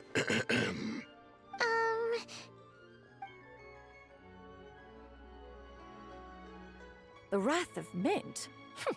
That old fool dares to utter such nonsense behind one's back. Yeah, that's not really our biggest concern here. So, even a mere deadly self of the White Horse Adeptus was able to possess Mountain Shaper and affect his mind. No wonder Rex Lapis told us to gather here and await his orders. Mountain Shaper's cultivation is inadequate. He was caught unprepared. Were it one of us, Zizha would hardly have found a vessel quite so... ready for the taking. Hey, that's not what you said earlier. Where is Mountain Shaper now? A question that hardly bears pondering. Obviously, he intends to plant mint in the vicinity of one's abode. Ah, then he poses no great threat. We might as well let him be. Once he fulfills his wish, it's possible that Zizha will relinquish him of her own volition. Your ulterior motive is most obvious, Mountain Shaper. You two hope for Mount Outsong to be covered in mint. One can see it clear as day. Not to mention, deadly selves are born of malevolent human desires, and naturally pose a great risk to the form and mind of all living beings. We cannot let this go unchecked. Let me handle it. I have relevant experience and know how to deal with such situations. One has no doubt of that. Yet your involvement would likely end in armed confrontation. In one's own estimation, the time for such measures has not yet come. Before his departure, Rex Lapis knew that Zizhu was active in Liyue Harbor, yet told us only to wait. It would seem, then, that Rex Lapis did not believe extreme measures were warranted here. Yes, this is quite a peculiar case. After all, Zizhu's possession does not seem to come with ill intent. It's more like she's guiding those she possesses to fulfill their own wishes. There is another matter of import, however. I sense tremendous resentment emanating from her. What could be its source to render her so unable to find peace? She was talking about the White Horse Adeptus memories, right? From what the Traveler said, it seemed like she was about to explode with rage. But why? With Rex Lapis away, if we wish to understand that which occurred in the past, we shall have to ask her directly. She also mentioned the Curse of Time. What could that be about? Perhaps erosion. Indeed. We are of the same mind. I heard that ancient clans in the mountains once regarded the White Horse Adeptus as the daughter of time. It seems there was some truth to that, after all. The Daughter of Time. Cursed by time? Time does not treat everyone equally. The longer you dwell in this world, the more it takes from you. Then what do we do? One has devised a solution. Based on what you have told us, it seems that Zizhu is in the habit of leaping to a different host when provoked. One's plan is for us to block all escape routes while you confront Mountain Shaper, forcing Zizhu to reveal herself. Then, if prior experience stands, she will have no choice but to possess you. However, not only are you able to sense it, you are also unaffected by the peculiar state of stasis. In other words, in that moment, you would have the chance to either subdue or persuade her. That is akin to walking straight into the lion's den. Allow me to go instead. Yeah, isn't this plan a bit too risky? Why doesn't Paimon try first? After all, even if she got possessed, it's not like she would pose a danger to anyone. Paimon's wishes aren't all food-related, you know. One would not suggest this course of action if one had any such reservation. Time and again, the Traveler has proved immune to Zizhu's influence. Consider for a moment why that might be. Oh yeah! That's what the First Deadly Self told you, right? Perhaps your time in Nodcry left you with the blessing of the newborn moon goddess, Traveler. And this White Horse Adeptus clearly has a profound connection to the moon. Not even a perhaps. You just straight up said it. Indeed. Indeed. I see. Have you other concerns, Conqueror of Demons? I was just trying to fathom why Rex Lapis left without explaining the situation in detail. But now I think I understand. Rex Lapis entrusted this matter to the Traveler, which means in his estimation, the Traveler must be the key to its resolution. So I have no other concern. I trust Rex Lapis, and I trust you. Then we are all in agreement on proceeding with this plan? Very well. We should depart at once, lest we lose our chance. Let us see whether that old fool truly dares to face one's abode with Mint. This is a peaceful neighborhood.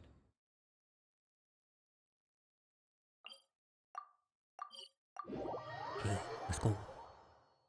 And speaking of the newborn moon goddess...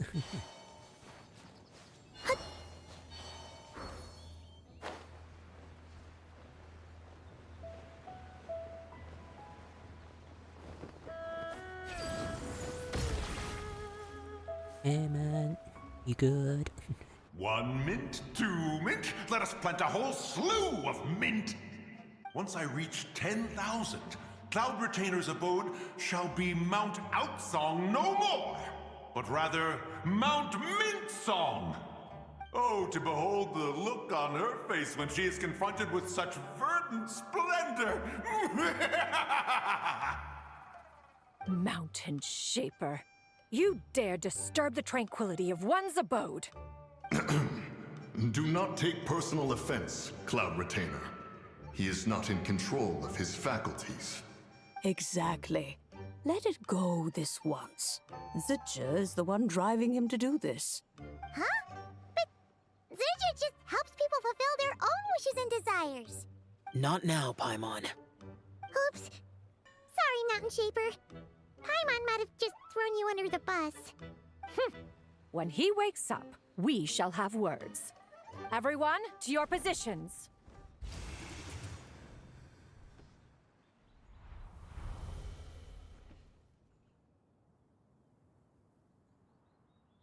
Be careful. A pest? I must catch it! Again! Oh, young one, it is you. Don't tell me. Cloud Retainer sent you? Ha! Such brazen insolence. Such presumption. Such boundless avarice. That wretched adept's impudence knows no end. If she dares lay a finger on my garden, I shall smash her cuisine machine to pieces. You think I am one to fold so easily?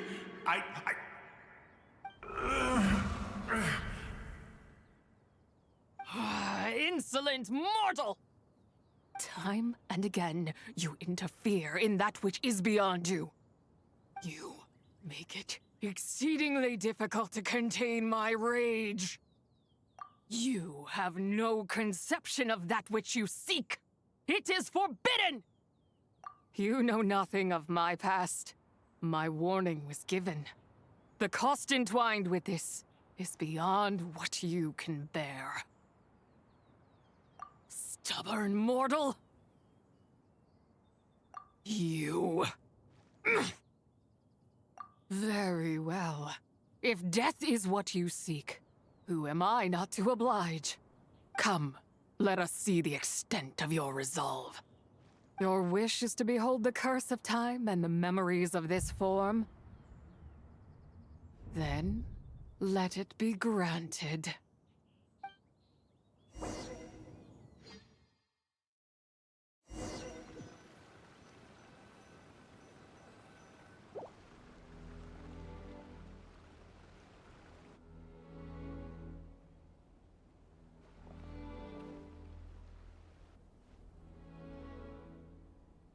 You who seek death, stand before me. My prison. I was merely a trace of impure energy within Zabai's immortal body. When her soul was shattered, it should have been the end of me. But then, the one who governs time descended from on high and froze the moment of her death. And so, I remain in this world, unable to find release. A mortal who knows of her existence and would dare to speak her name. Who are you? Help. No, there is nothing we can do for each other. Her power, the one who governs time, it has surrounded me ever since. A blessing and a prison, all at once. No, I have been asleep in this prison for countless years, until a familiar presence woke me. Then, through that mortal girl's eyes, I saw it. As pure and bright as ever, unchanged across the millennia. It was the moon. That place is called Chuang Terrace. Did later generations rebuild the altar in a new location? It looks just like the one used to honor Zabai. Could it be? The traces of what happened back then still remain in this world. That memory is embedded deep within the essence of Tsubai's soul. It is one that should have been forgotten. Yet, it is precisely that which haunts my every waking moment, fuels my rage, and denies me a modicum of peace. Now you, a mere mortal, come to seek that which is forbidden. So, let us see whether the fire that fuels your ambition is a hero's wisdom, or a fool's courage. I shall relinquish control over this body's curse, and let it devour everything within sight. Run as fast as you can, lest this prison become your grave. Look, it draws near. The river of time, come to sweep all into oblivion. A torrent of tears for the dead and departed. I shall wait for you at the end, mortal. Evade being swept up in its waters, and I will show you everything. Fail, and we shall sink into oblivion together.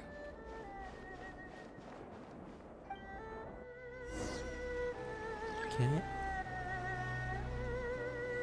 We gotta book it, understood. Run away. Oh no, oh no, oh no.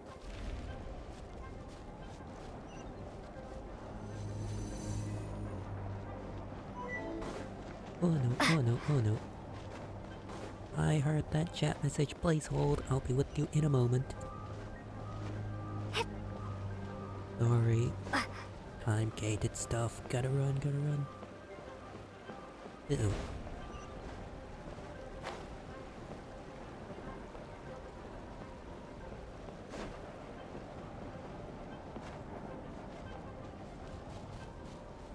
Oh no, I've got like no stamina. Haha.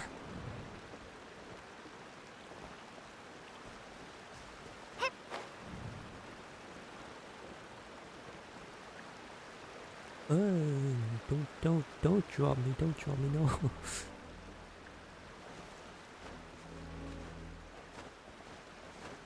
Okay, looks like we're good. Hi. How are you? Hello. Welcome, welcome. I'm doing good, doing good. Thanks for stopping by, I appreciate it, I appreciate it. I am doing mighty well today. I did not expect that you would make it to the end. How are you doing? Yes, it would seem even time cannot hold you back. In that case, perhaps this truth is one you can bear. Come, let your wish be granted. Are we about to get a cutscene?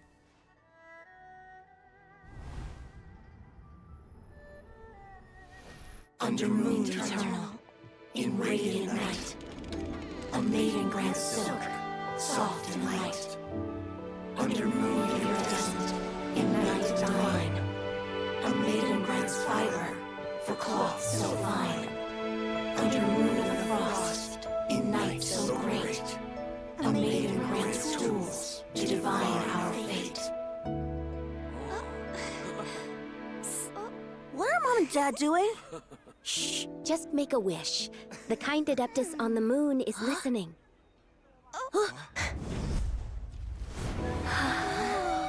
Look, it's Lady Tsubai.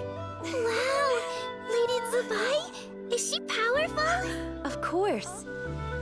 She taught us how to grow grain and beans, millet and rice, how to peel hemp and reel silk, spin thread and weave cloth, how to cut stone and build houses, cast bronze and forge tools. According to Mom and Dad, the Adeptus Tsubai is the god of soil and grain, who blesses our land and its crops. Huh? Lady Tsubai's leaving. It's all right. We just have to wait till next year. She'll be back.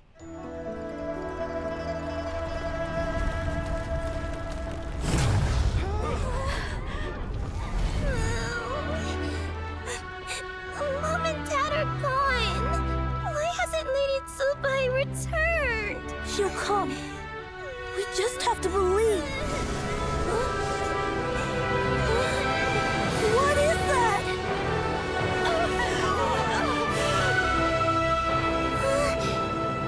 Lady Tsubai abandoned us. All places tainted by the abyss need to be purified. That includes Longan. And what of its people? You know what will happen. You are but an emissary to the mortal realm. This is Heaven's will. There is no need for guilt, and no place for hope. I wouldn't dare. But the people of Langan honor me, worship me, pray to me. If I do not answer, the guilt will be too much to bear. And if you do, you will meet the same end.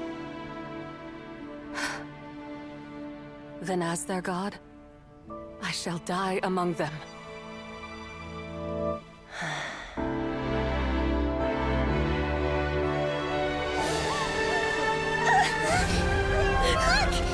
Lady Tsubai came to save us! I knew she wouldn't abandon us! Run!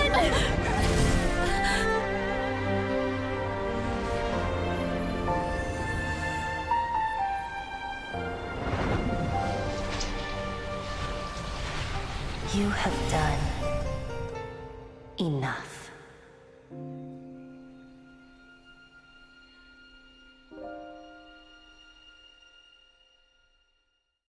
Now you know the truth. These are the memories that suffocate me where I stand and crush me under their weight. That's some big lord. Wow. Okay. Sorry. How long have I been streaming? I started streaming, I believe, 3 years ago now? Either in 23 or 24. I don't remember. But I can find out for you. First stream happened in July 2023. 3 years now. Oh god.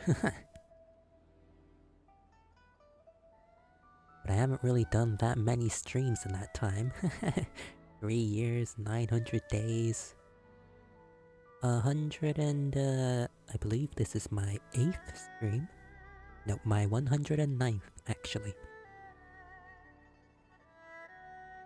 It'll be my 109th stream, this one. Feels like a lot and doesn't feel like a lot at all.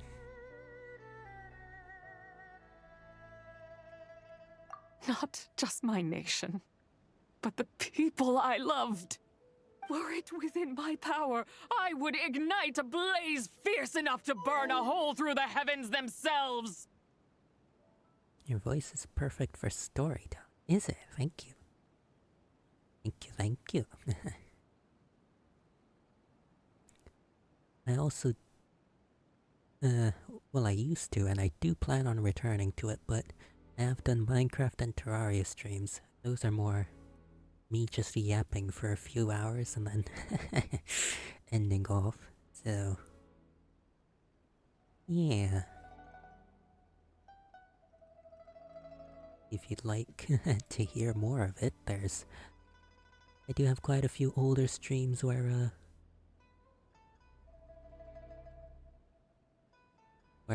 I talk a lot more.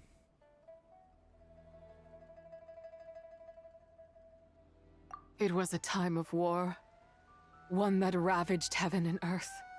Remnants of the battles tainted with cursed power fell from on high and devastated Langan. Yeah, if you're interested, I believe, as long as nothing's changed, I believe, it'll be in the Stream VOD's YouTube channel. That is, where they all are. Though I haven't publicized all of them, there are quite a few that I that I never published. They're still set to private. Like my last stream in which I played Act 7 8 of the Nordcry Archon quest. Man, I gotta make another thumbnail. For this stream as well. The heavens decreed that the tainted filth had to be cleansed. No matter the cost. If I just had more time. I could have helped more people to escape. But it wasn't enough! I just needed a bit more, and they all could have survived.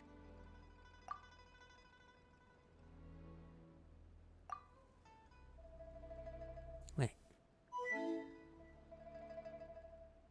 Longgang used to be the chasm then.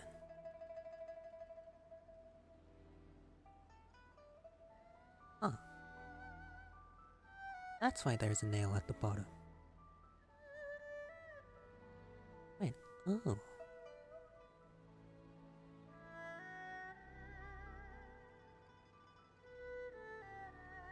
Huh.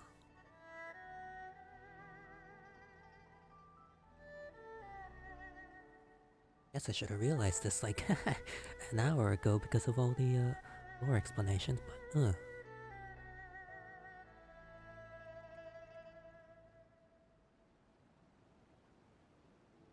YouTube channel? Yes. That should look up Shugsy and then there it should be. It's also below the stream where it says stream VODs. Yeah. Or all there. Not all publicized, smile, but they are all there. I never imagined there would come a day where I found peace. So long this rage has been within me. Yet here in this moment, it has stilled at last. Thank you. If you wish to bring Tsubai back to life, mortal, then you may take the part of her soul that lives in me. Just remember, from this moment onward, the fate of Langan's fallen rests on your shoulders, and that cannot now be changed. As I said before, I am but a remnant of Tsubai's adeptal form, a manifestation of her wrath that was not meant to linger in this world. By taking away this fragment of her soul, you take away my shackles as well. So, let it be done. Ah, it's your turn to grant one of my wishes, is it? Very well. In regard to my fate, and that of Langan's fallen, I know there is little I can demand of you. However, should another raise a war banner against the heavens someday, let my name be set upon its cloth. I ask for this, and nothing more. Now, take what you came for. I was a lone moon, shrouded and dimmed in cloud-veiled night. Now darkness breaks, free and unburdened. I reclaim my light.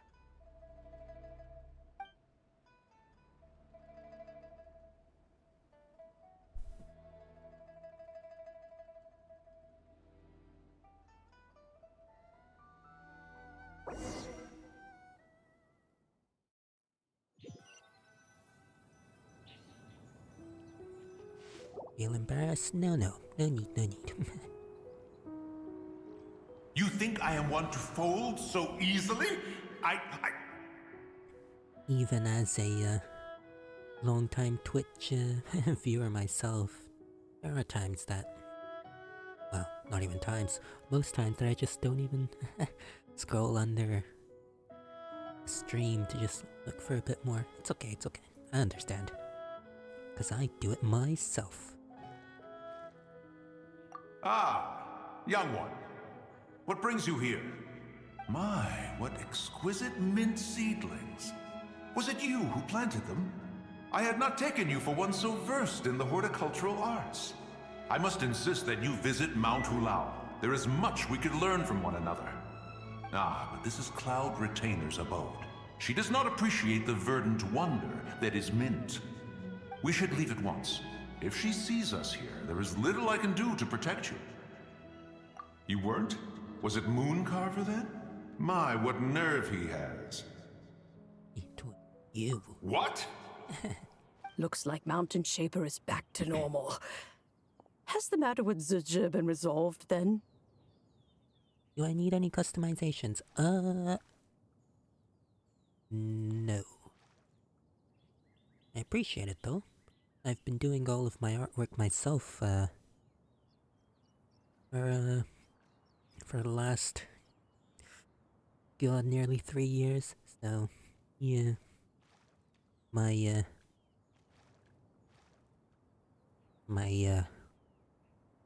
rock character is done by hand. My, stream ending art is done by hand, by me as well. They aren't great, I'm well aware, but yeah. I also started on a new one, like, I think 2 years ago, before I had to stop streaming for a while. But I never finished it. I should. Quality isn't gonna go up, but yeah. Also, even if I do mission someone to do it, I'm not gonna stream nowhere near consistently enough to make it worth it, so yeah. Because my previous stream before my streak of Nordcry Archon Quest was on January the 17th of 2025. And then I've been streaming like once every month or few weeks or so in the time before, so yeah, not consistent enough. Model is good, thank you. I shall give you a close-up, because I'm so very nice. Boo.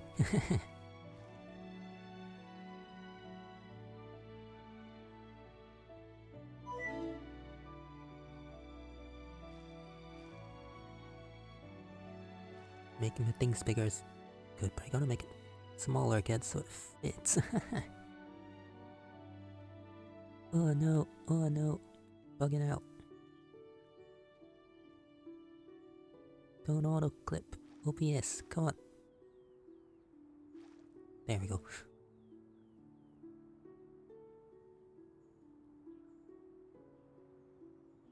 It's cute, thank you. It was originally based on my, was my, stream icon thing? Yeah. My stream icon. Not my on-stream icon, my profile icon. That was my original. And, yeah. It was based off of that one. Oh, and I'm back to 20.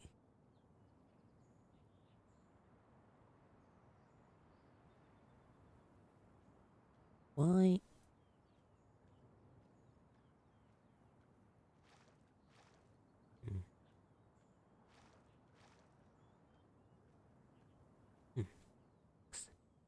Wow, that was fast. That took, what, like, a second? A second to us, perhaps. But for the Traveler, I imagine it felt much longer than that. One's plan was most successful then. And you're all right, Traveler.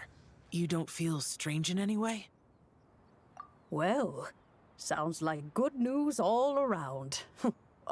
I'm glad this matter is resolved. What is this matter you speak of? The possession of that mortal child? The matter of Zuje may have been resolved, but there is another that is far from over. The mint you planted around my abode. Perhaps you have a moment to spare for a little chat, Mountain Shaper.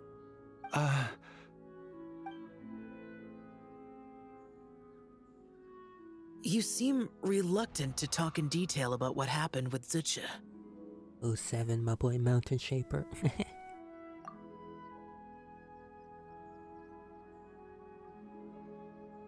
Don't worry. I won't ask you to reveal her secrets to me. And I doubt the other Adepti will either. Huh? You don't want to know what happened? The expression on your face. I know it well, Traveler. It's one I've seen Rex Lapis wear on many occasions. Whatever you learned, it must be too heavy to share. But you're okay, right, Traveler? That deadly self didn't hurt you, did she?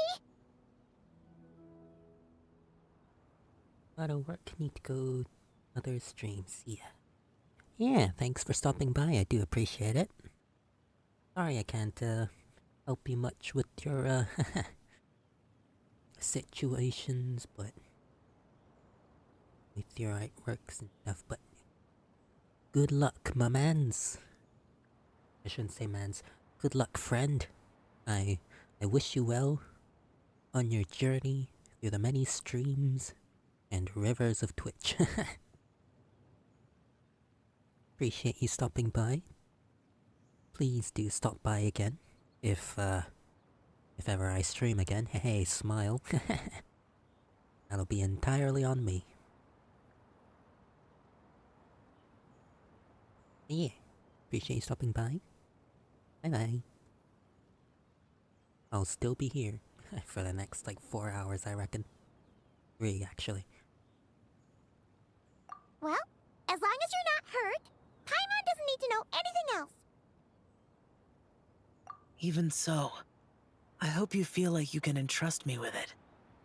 If I learned anything from our time together, it's that one should not have to shoulder such a weight alone. Not to mention that certain knowledge brings danger in its wake. I would never want you to feel forced to be the sole keeper of such secrets. Yeah, kind of like how one person can't finish a whole slime, you know? Better to grab a bunch of friends and eat it all together. Exactly! Wait, no! Paimon's just saying we've got loads of friends who'll be more than willing to lend an ear. I never knew there was such a tragic chapter in the ancient past of this land. So, the people of that nation worship the White Horse Adeptus as the god of soil and grain. It would seem, then, that Rex Lapis had a similar reason for withholding the details of his recent trip. I've often wondered if he had companions to stand by him before we met. Or if he was forced to face things alone. Regardless, Lanternlit takes place in 2 days.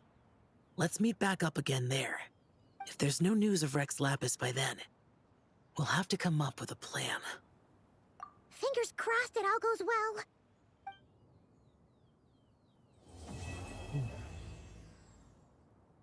Okay. Guess that's Act 2 of 3.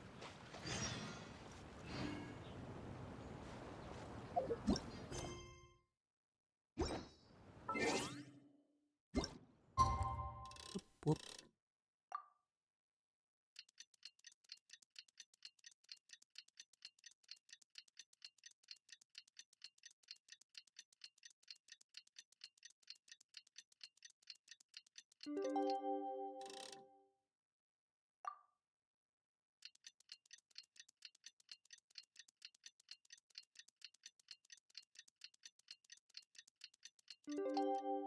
Our publishing house has released numerous. It's time to meet.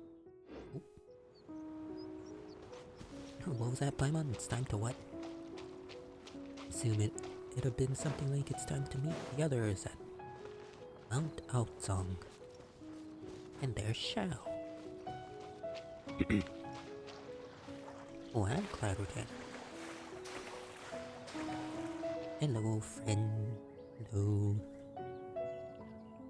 Xiao! Cloud Retainer! Madam Ping! We're here! Any news on Zhangli? Wait, are we missing 2 Adepti? Well, Shen Yun banned Mountain Shaper from Mount Outsong for 3 days. Oh, then what about Mooncarver? The scheme to plant mint in one's abode was one those 2 fools devised together? And when it comes to punishment, one does not discriminate. His banishment ends in 3 days as well. Wow, that's pretty harsh, Cloud Retainer. Let's get down to business. We have news of Rex Lapis. Huh? Isn't that... Yes, Rex Lapis's Geopillar. It descended from on high this morning. He must have sent it for a reason, but it does not respond to our touch. So, what does it mean? Is he in trouble? Not necessarily. It could be a message only a specific person is meant to receive. Traveler, you alone spoke to Rex Lapis before he left. Oh, so it must be for the Traveler. Give it a try.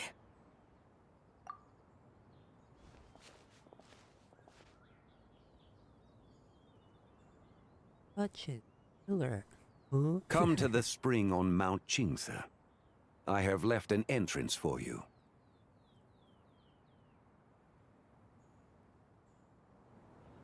Well? Just as one surmised, it seems that Rex Lapis will not countenance our involvement in this matter. That would not surprise me in the slightest.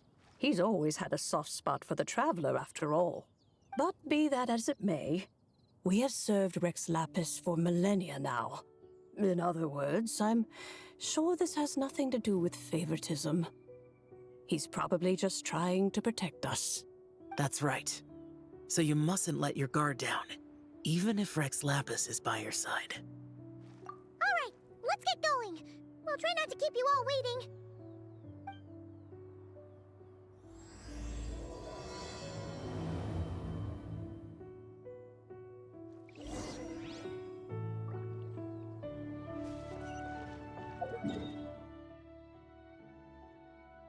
Okay. Not exactly. Oi. Not exactly where I thought it'd be. I thought we'd be going up here. But okay. Gotta go up though.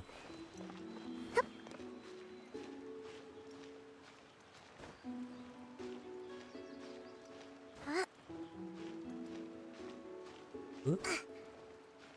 Oop. Oop.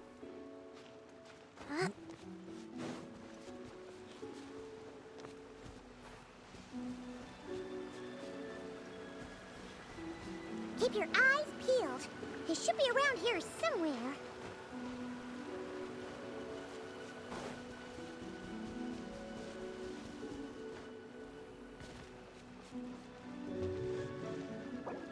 Oh.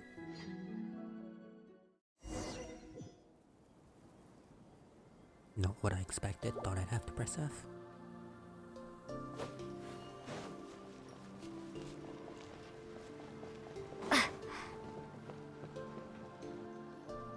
Who could have imagined that the once mighty Geo Archon might end up so, sitting on a humble stool in the woods, quietly weaving moon lanterns?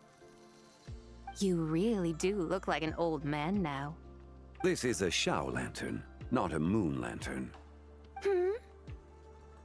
In ages past, when the gods waged war and the world was in turmoil, these lanterns were lit to guide fallen warriors back to their homes. Had you tarried in the mortal realm for but a little while longer, you might have become quite accustomed to them. Get the lighting here as well.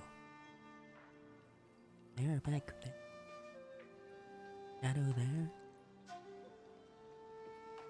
They've really upped their lighting game in the recent patches, especially at the end of Nodcry.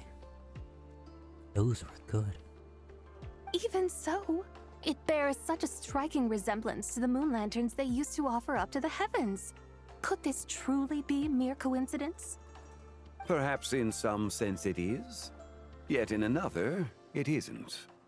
For instance, who is to say that some of Langan's magnificent jade did not become part of the very foundations upon which Liyue Harbor now stands? It is conceivable that this ritual was transmitted in such a manner too. Now, let's not let ourselves get carried away. For all its splendor, do not forget that, in the end, even Langan could not escape its heaven-sent fate. Alas, it is just a pity that the little creatures of this world may never again lift their eyes to the moon, even should misfortune befall them. But you, Geolord, now that you rule this realm, why take the trouble, not to mention the risk, to visit one who bears such profound guilt as I? Are you not afraid that you might be sullied by the curse of time that was laid upon me? There is no risk to speak of. At least, not in comparison to that which you took when you defied the heavens all that time ago. As I have stated, time and again, it was not I who defied the heavens. Geolord, the ancient affairs of Langan have nothing to do with me, for I am but one of her deadly selves, severed before her demise. My name is not Zebai, but Zichao. Surely you did not take us for one and the same solely on the basis that we may all assume the form of white horses? Sorry to break it to you, but you seem to have found yourself the wrong white horse. Anyway, do tell me, what urgent matter brings you here? Very well then. I have come to ask for Zebai's shade. Oh? So, the Geolord has set his sights upon Zebai's human soul. And what is it that you intend to do with it?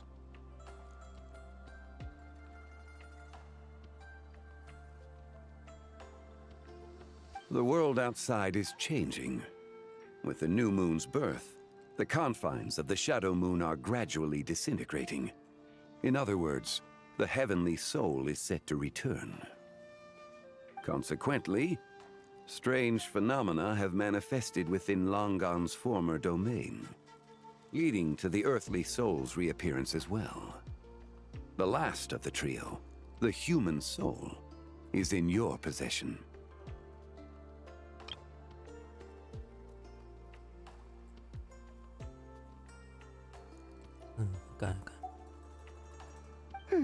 Most intriguing. My intention is to gather all three together, so that an old friend may finally make her return. I must admit, it seems that some remarkable affairs are coming to pass in the outside world.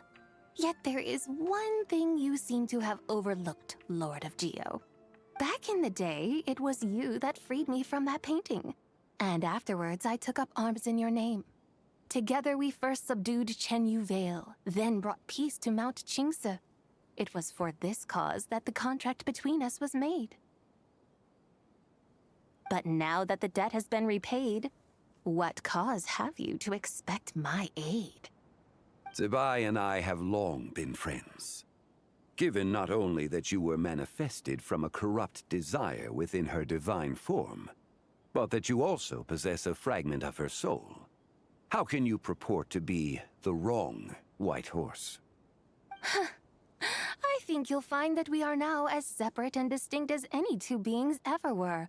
What once shone with radiant purity has long become dust. What you see is no longer what it was. Oh, great Lord of Geo, should this still be unclear to you, I bid you take your leave.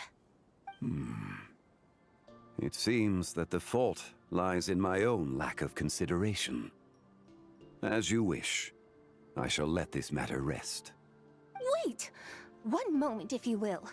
Should this not be your opportunity to propose a new contract?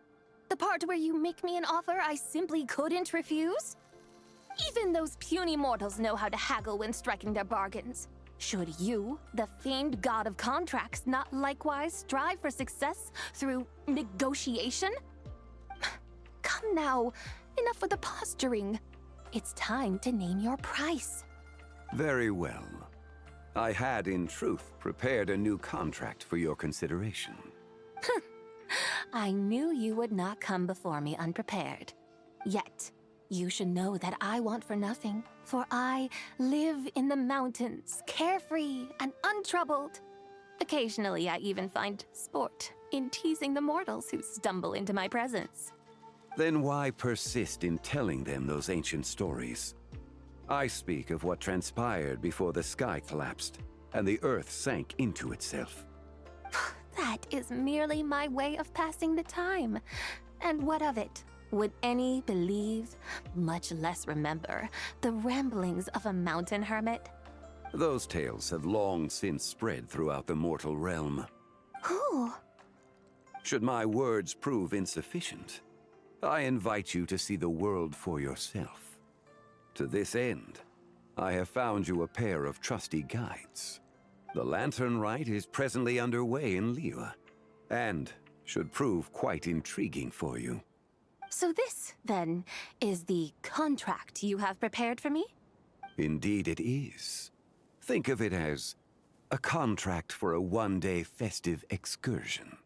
Surely you do not hope to offer this in exchange for Tsubai's shade. The foundation of my very existence for a little excursion seems a little steep, wouldn't you say?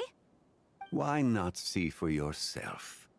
You can always decide afterwards. The final determination, of course, shall rest with you. Is that so? Then perhaps this deal might not be entirely off the table after all. Where then are these guides of which you speak? Hey, it's Zhangli! Oh, we've been looking for you everywhere. We thought you might have gone missing. You're here. So these are my guides. Well, well. They certainly look the part, I'll give you that. Guides? Oh, you poor innocent little creatures. The benevolent Lord of Geo has sold you to me, which means that for the rest of this day, you belong to me. Sold us to you?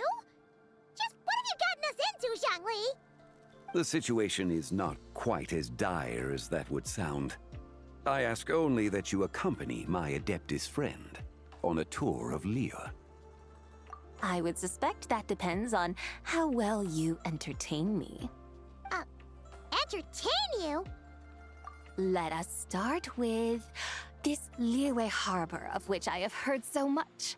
Nowhere is quite so fascinating as a place teeming with little mortals. How come this Adeptus sounds so different from what Paimon imagined? Okay, we'll take care of it. Get ready to find out why they call Paimon the best travel guide in all of Tibet.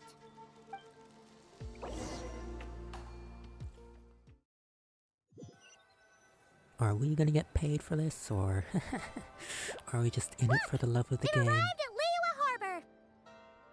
Not only is it Tibet's busiest port, it's also the beating heart of Liyue.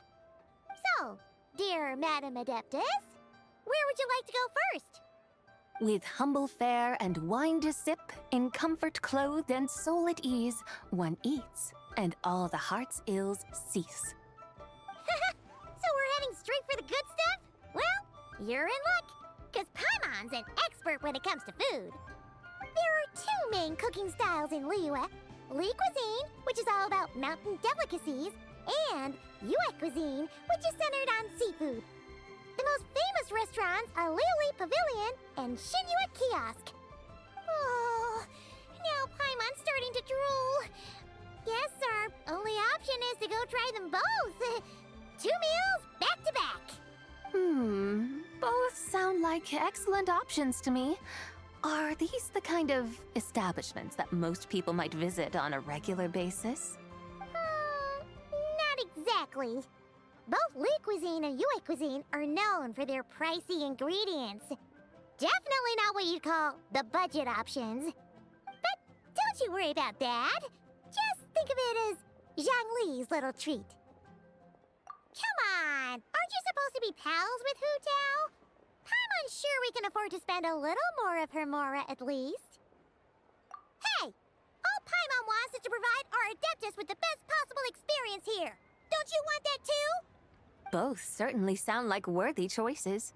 Just now, though, I happened to see a porter pass this way. Where might individuals like him go to eat?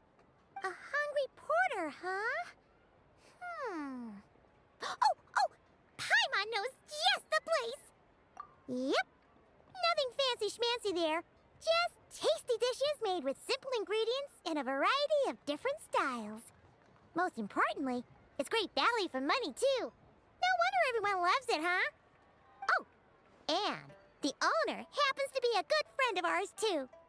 One mean restaurant. Yes, even the name itself feels lively and down to earth. All right, let's make it our first stop. Yippee! That's a great choice, too. Alrighty, let's head over there right away. Paimon can't wait to dig in. Wamin Restaurant, here we come.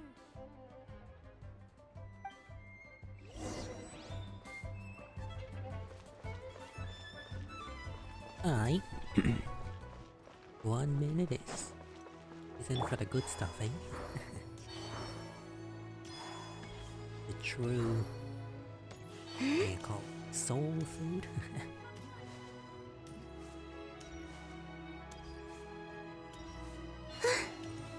Everyday Liyue cuisine.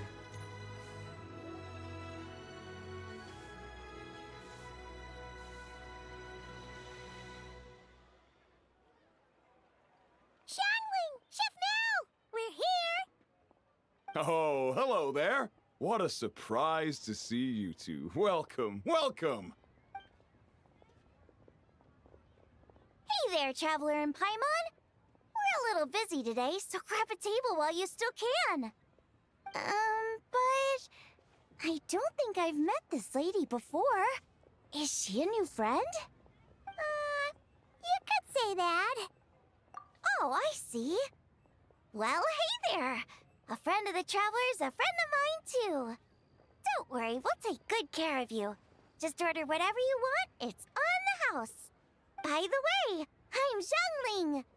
I cook here at Wan Min Restaurant. What's your name? Miss Xiangling, have you ever heard of the White Horse Adeptus? Of course. What about her? I am her, and she is me. Huh?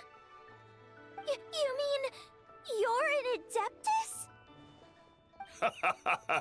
Oh, you young'uns crack me up. Come on, Xiangling. You've got to keep up with the times. Haven't you heard of cosplay? It's like a role-playing game where you dress up as famous characters and pretend to be them. Seriously, it's all the rage, and it looks like this young lady is quite the expert. Your friends sure keep their fingers on the pulse, huh, Traveler? Wow, Dad. Didn't know you were so tuned in. But how come I haven't heard about it? You gotta listen to our customers. Didn't I tell you to spend less time chasing after wild vegetables and more time making friends? You're even more out of touch than I am. Hey, I like making friends too. Isn't that what I'm doing right now? Anyway, even if it is just a costume, is it alright if I still call you White Horse Adeptus? Of course it's all right, because that's exactly who I am. Okay. I can see you're really committed to the role. How about I call you the real White Horse Adeptus instead? In that case, you can call Paimon the real Traveler. You're right. You could have at least switched outfits. Puny mortals. Nevertheless, I suppose it might be amusing to indulge in your little charade for a while at least. All right, go grab yourselves a table. I'll come take your order in a bit.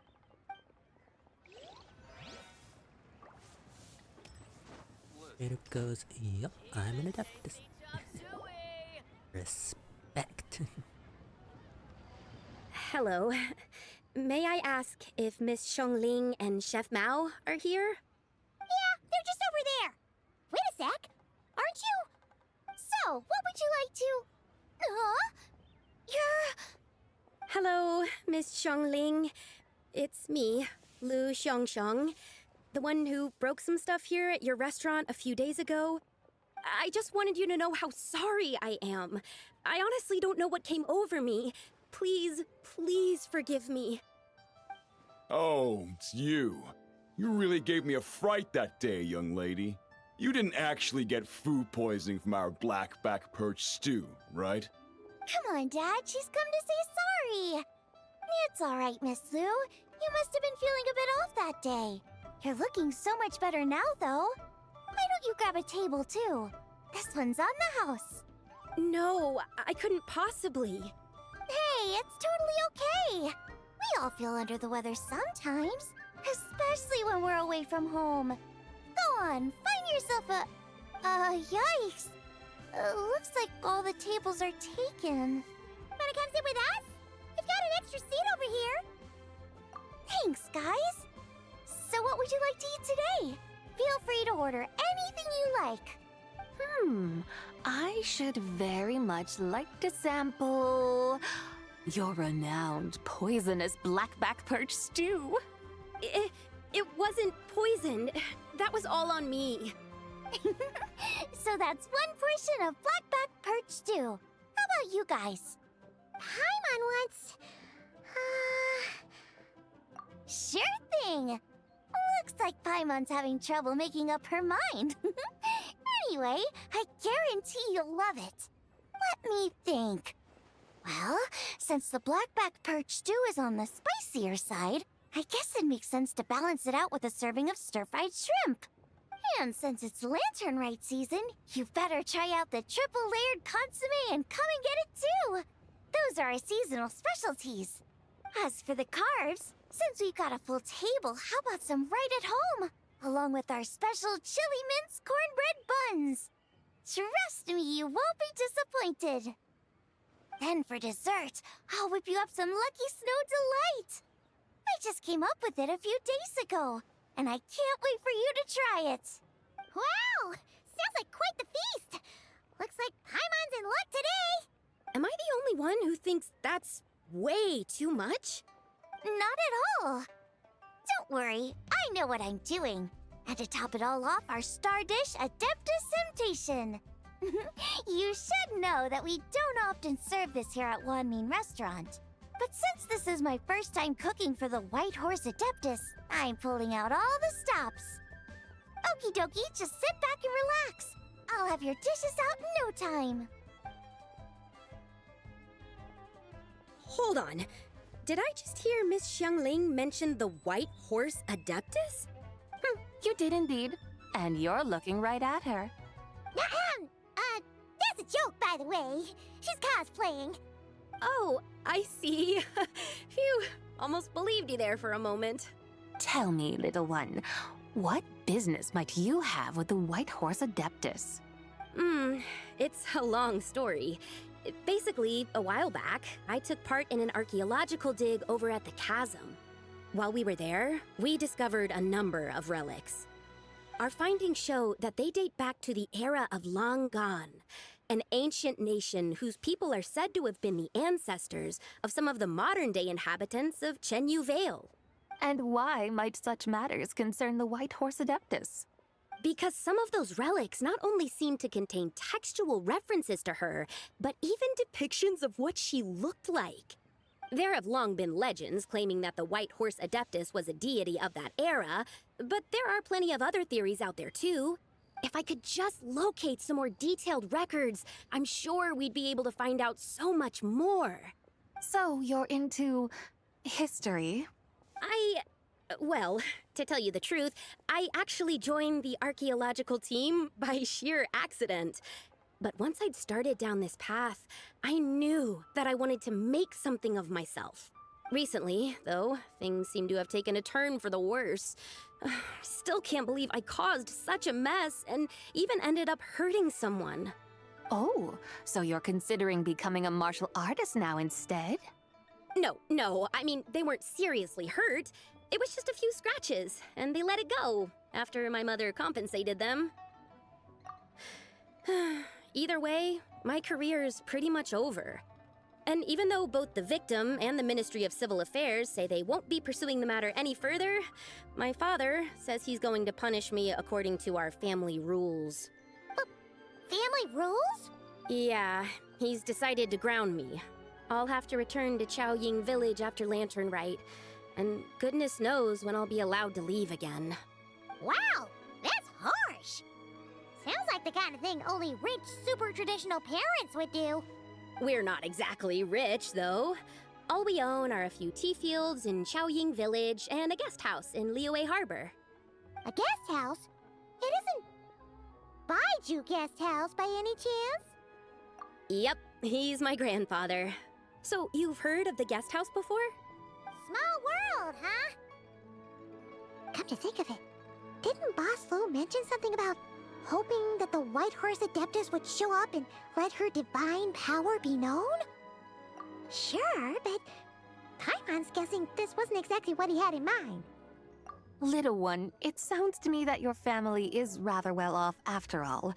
What then drew you to archaeology? Why subject yourself to such unnecessary hardships? Even if I stayed at home, there's no guarantee I'd lead a nice, easy life. Just look at my father.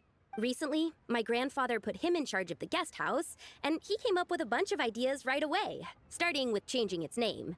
That didn't turn out well, though. My grandfather yelled at him for days, even calling him a bad son, and they still haven't let it go. Oh! Paimon thinks we might have heard about that too. Long story short, being dependent on others is never fun. You just end up being completely under their thumb. That's why I want to make it on my own out here, no matter how hard it is. After all, as the saying goes, to rise above others, one must endure the hardest of hardships. What's so funny about that? You poor, innocent little creatures never fail to amuse me.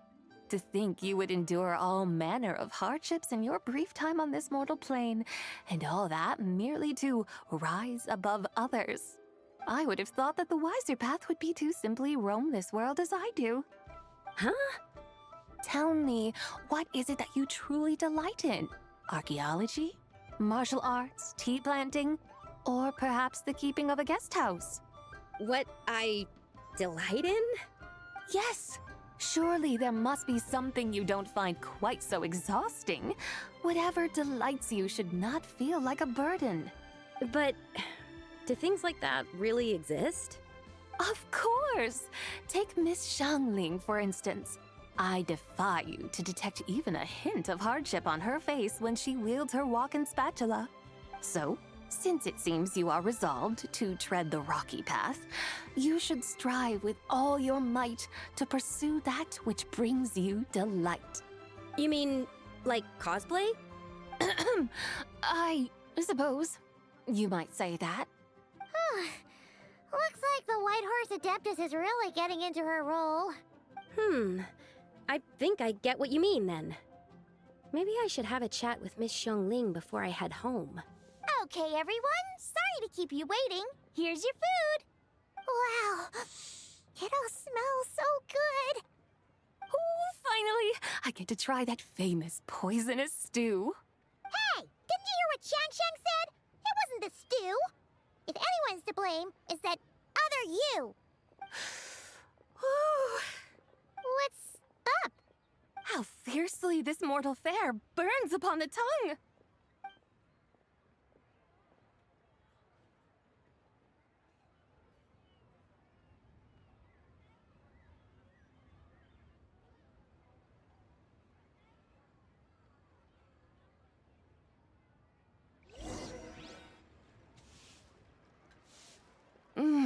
Most satisfying as poisonous stews go.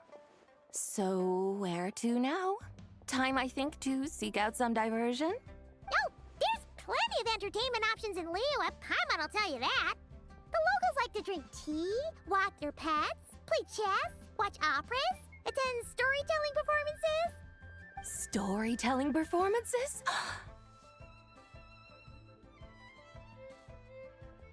You know, like listening to people telling stories. They're usually based on old Liyue legends, just like their operas. Stuff like the Divine Damsel of Devastation, Through the Eyes of a Dragon, or the Sanctification of Tao Do. What about the story of the bright moon that sits in the sky above us? Paimon doesn't think she's heard that one. Still, the moon does come up quite a lot. It's even in the name itself. The Yue in Liyue actually means moon. Since we're on the subject, you like telling stories yourself, right? Why don't we go check it out?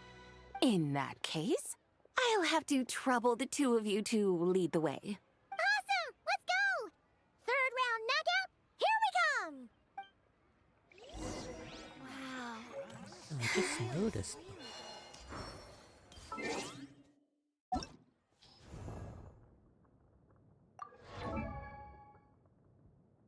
There.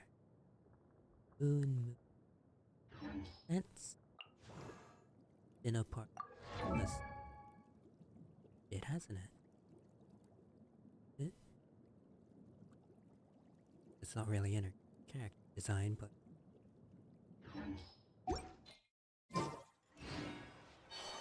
three overlapping moons are definitely a large part of Nordcry. Oh, where am I going?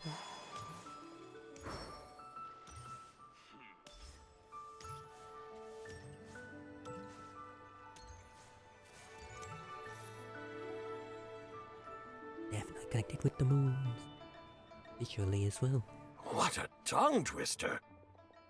I'd have made a complete fool of myself if I tried to say it on stage without practicing it first. Huh! Call yourself Iron Tongue, Tien.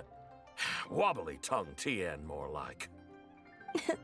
I used to have that problem a lot. But if you just take your time to grasp the meaning and commit it to memory, you'll be able to say it smoothly in no time. You're right, Miss Yoon. I'll give it another try. Hey, Yunchin! Fancy seeing you here! What are you two talking about? Ah, Traveler and Paimon, we meet again. And who, may I ask, is this? You may call me the White Horse Adeptus. The White Horse Adeptus? She's not really an Adeptus. I see. Well, it certainly looks like a lot of fun. Oh, funny you mention it. This type of thing is actually something I'm quite familiar with. Once, to perform Through the Eyes of a Dragon, I decided to imagine that I was Rex Lapis himself. It was the only way to truly inhabit his mindset and understand his resolve to quell those demons. Sounds like you just wanted an excuse to feel all big and powerful. Hey, that's... You just don't understand how inspiration works. You're one to talk. Paimon's traveled all over with the Traveler, and she's seen things that would make your jaw drop. All right, then. Since you claim to be so knowledgeable, why don't you prove it by reciting an ancient poem? An ancient poem? Which one? Ha! See? You mean to tell me you've never even heard of the ancient poem called An Ancient Poem? What kind of a title is that? Quit teasing, Paimon. We only just found out about that ourselves. He's talking about the writing on those ancient relics. When we first saw it, we couldn't figure out what it all meant. So in the meantime, we decided to just refer to it as an ancient poem. However, thanks to the painstaking work of the scholars who were tasked with decoding it, it seems like that's exactly what it was. Or rather, an ode offered in veneration of the moon and the White Horse Adeptus. Oh yeah! Didn't Kuching mention that before? It's got something to do with Longon, right? That is correct. The Ministry of Civil Affairs has issued a notice stating that, although it is true that the moon may disappear tonight, we should be in no danger. In other words, there's nothing to fear. But if you're worried, we can always take a leaf from the Book of the Ancients. By reciting this poem, I mean, and calling for the White Horse Adeptus's aid. If we do that, I'm certain she'll protect our moon and keep us safe. Ooh, seriously? Paimon has to get a look at this. Under moon and radiant night, a maiden grants silk, soft and light. Under moon iridescent in night divine, a maiden grants fiber for cloth so fine. Under moon of frost and night so great, a maiden grants tools to divine our fate. The fields are plowed, the seeds are sown, and from the earth life is grown. The seedlings stretch, the crops do rise, and all unfolds before our eyes. Fruits are gathered, sweet wine is poured, these gifts we offer to our Lord. Pure as heaven, so fair and bright, she shines as light in this dark night, and with her does this wish take flight.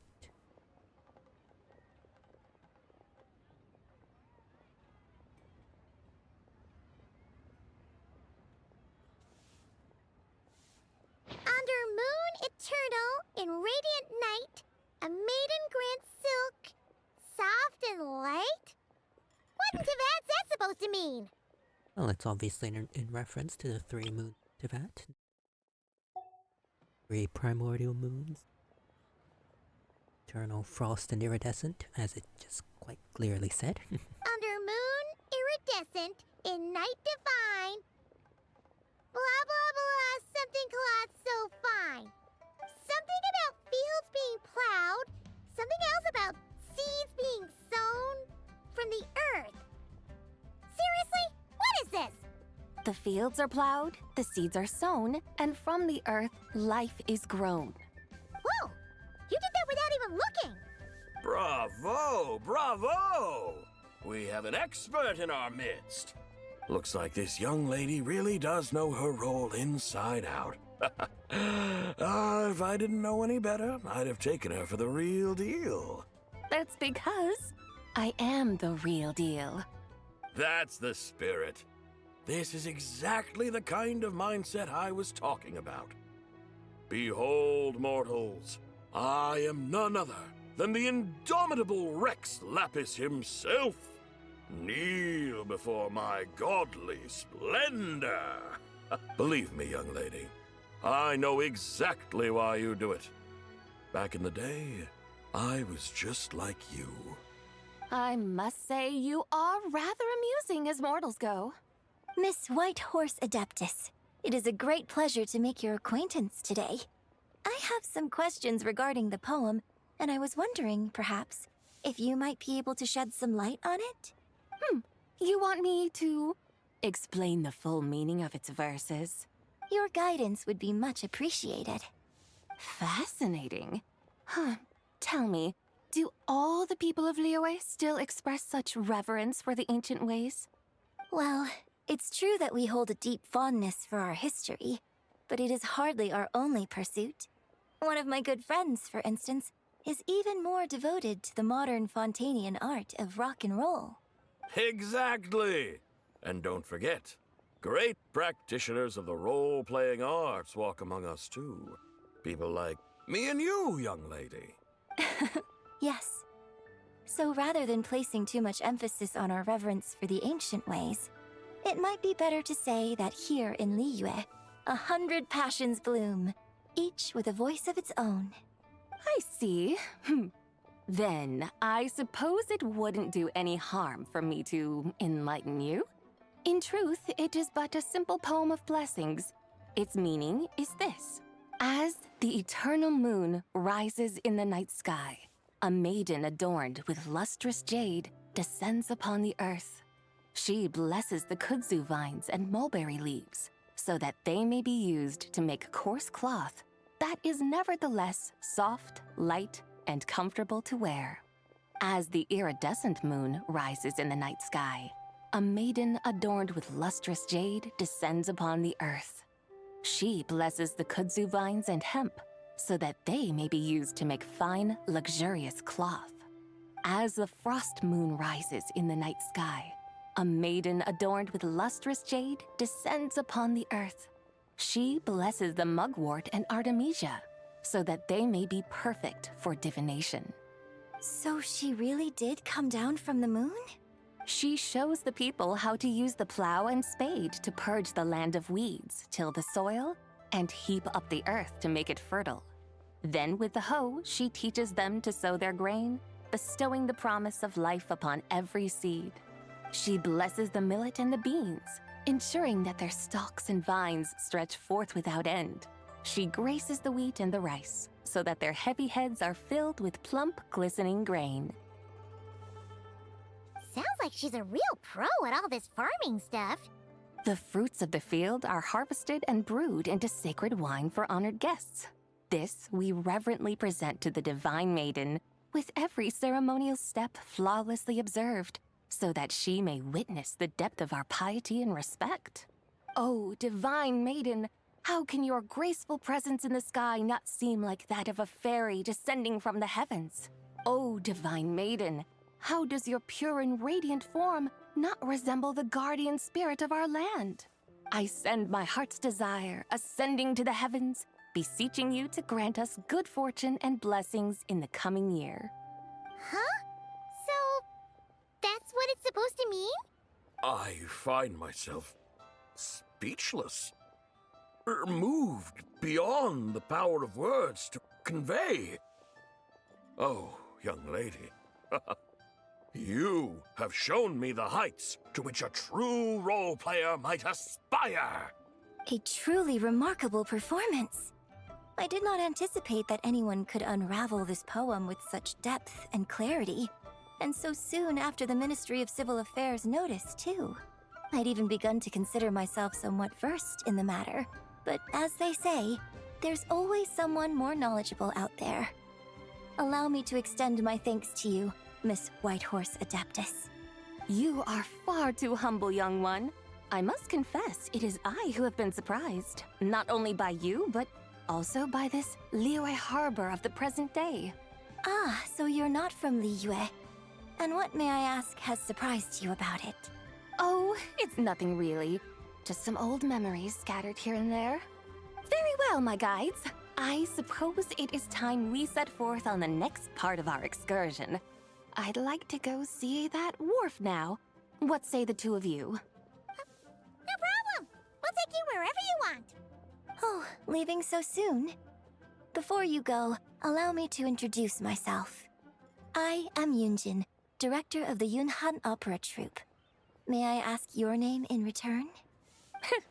My own name is scarcely worth mentioning, but since you asked, perhaps I'll tell you the title of that poem instead. Huh? So, it isn't actually called an ancient poem? Of course not. Its real title is Odes of Long Zabai. Odes of Long Zabai. All right then, until we meet again.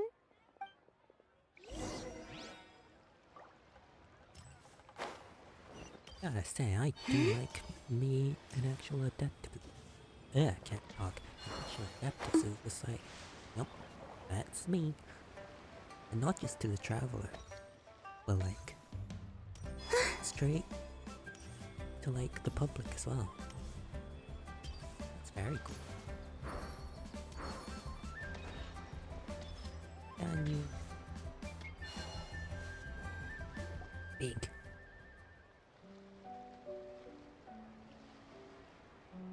Hey, Ganyu! I almost forgot to mention.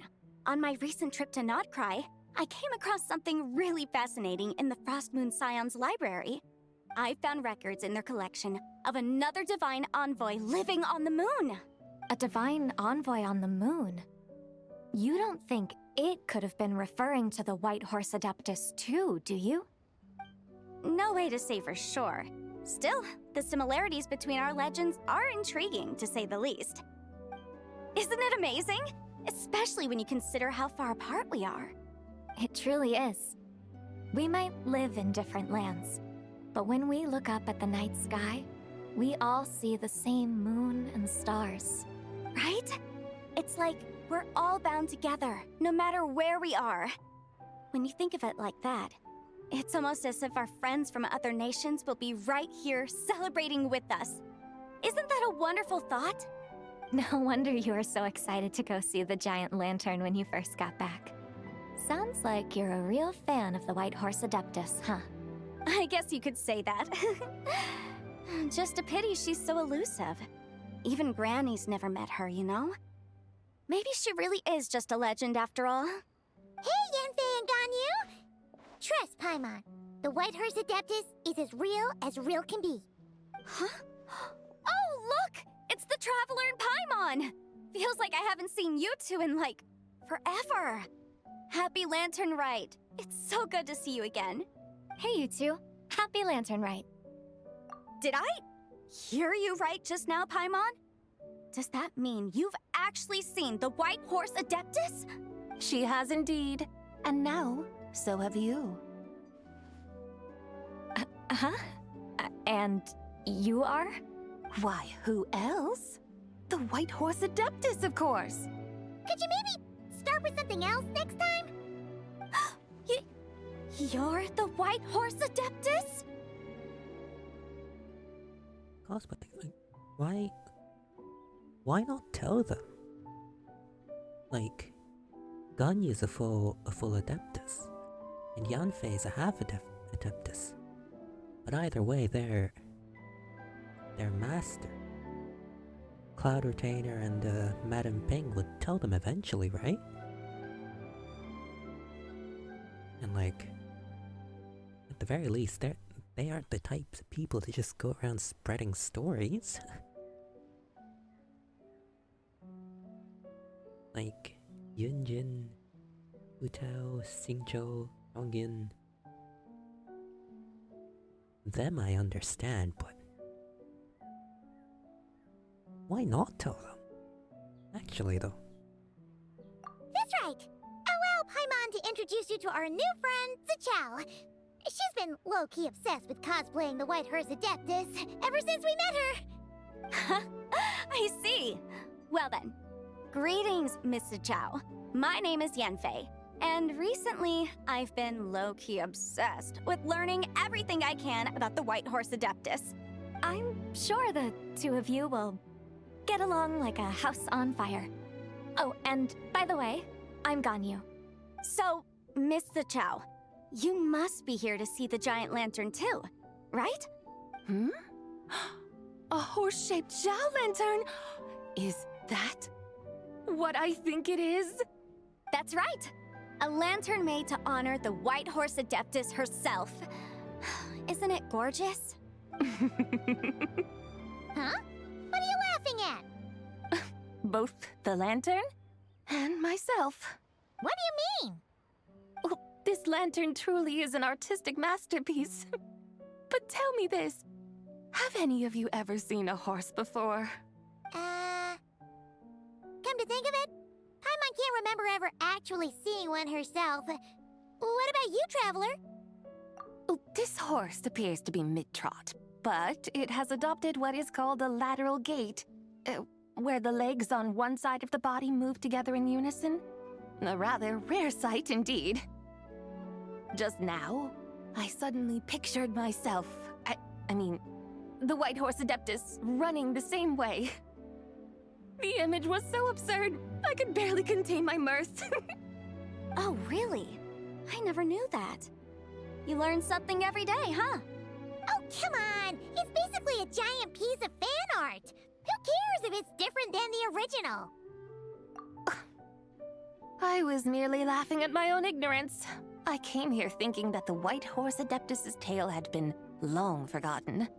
Yet here I am, gazing upon a lantern made in her honor. Well, you couldn't have been more mistaken. There are so many tales about the White Horse Adeptus, I'm starting to lose count. Just off the top of my head... Just so you know, Yanfei, we've heard it all like a million times before. Uh-huh. But there's one thing I can guarantee that you haven't. Huh?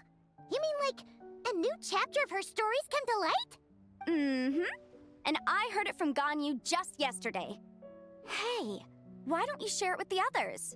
Sure, no problem. Where to begin? Do you guys still remember what Liyue's Moon Chase Festival is about? Of course! It's a festival held in honor of the Stove God. That's right. But it took a really long time for the Stove God Festival to become what it is today. In its earliest form, it was actually an adeptal ritual known as the Moon Chase Rite. Paimon remembers Madame Ping mentioning that before, but she never explained exactly what it was. According to Cloud Retainer, the Moon Chase Rite was originally a ritual meant for communicating with the moon. Communicating with the moon? But for what purpose? At first, Cloud Retainer wasn't entirely sure either, as it was always Rex Lapis who performed the ritual. Whoa! Rex Lapis did it himself? Must have been a really important ritual. That's right.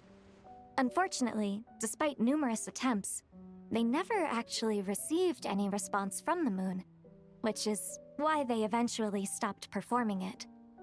But then, just yesterday, Kaching took a picture of the moon being obscured by a dark hole to Cloud Retainer and asked if it had anything to do with the Moon Chase Rite. The moment Cloud Retainer saw it, it suddenly dawned on her that the rite might have been an attempt to reach the White Horse Adeptus all along. Does that mean Zhongli's been trying to bring back the White Horse Adeptus all this time? So how about that? Bet you never thought there might even be a link between the White Horse Adeptus and the Moon Chase Festival. If Kaching hadn't taken that picture to Cloud Retainer, we would never have known any of this. This is probably what Kaching was referring to that day when she mentioned there were some ideas she wanted to follow up on. So, Geo Archon. All this time, you've been striving to awaken her. Huh? What do you mean, awaken? Nothing. What I truly meant to say was, this new insight you've provided has been truly eye-opening. Oh, by the way, my trusty guides, I've been meaning to ask, where in Liyue Harbor might one enjoy an expansive scenic view? Huh? We're off to the next stop already? But Paimon's barely done digesting that lore bomb just now. All the more reason to find the right spot to let it sink in. Oh, so that's what you're up to. A tour of Liyue Harbor? In that case, if you're looking for a spot with a panoramic view, I'd recommend Yujing Terrace. That's a great idea. Since the terrace is on higher ground, the sea view from up there's so much better. Great! Well, the Lantern Rite's about to start, so we should get back to Granny's now. Hope to see you all at the festival tonight. Oh, you're off too? All right then. See you both soon. See you soon.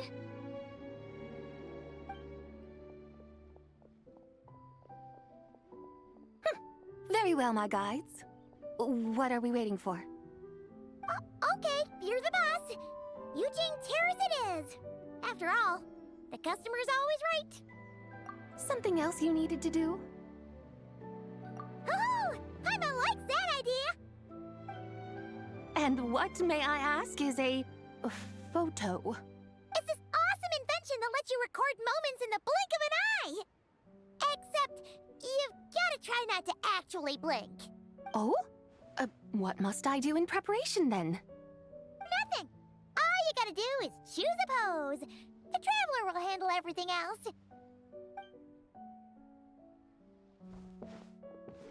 Come on, let's give it a try. Look, we got a great picture. Paimon's gonna call it The White Horse Adeptus Meets the White Horse Adeptus in Liyue Harbor. Huh. They've even discovered a way to preserve moments in time. Now I truly am curious to witness what else these mortals might accomplish. Very well, let us proceed. Yujing Terrace lies in that direction, does it not? Hey, wait for us!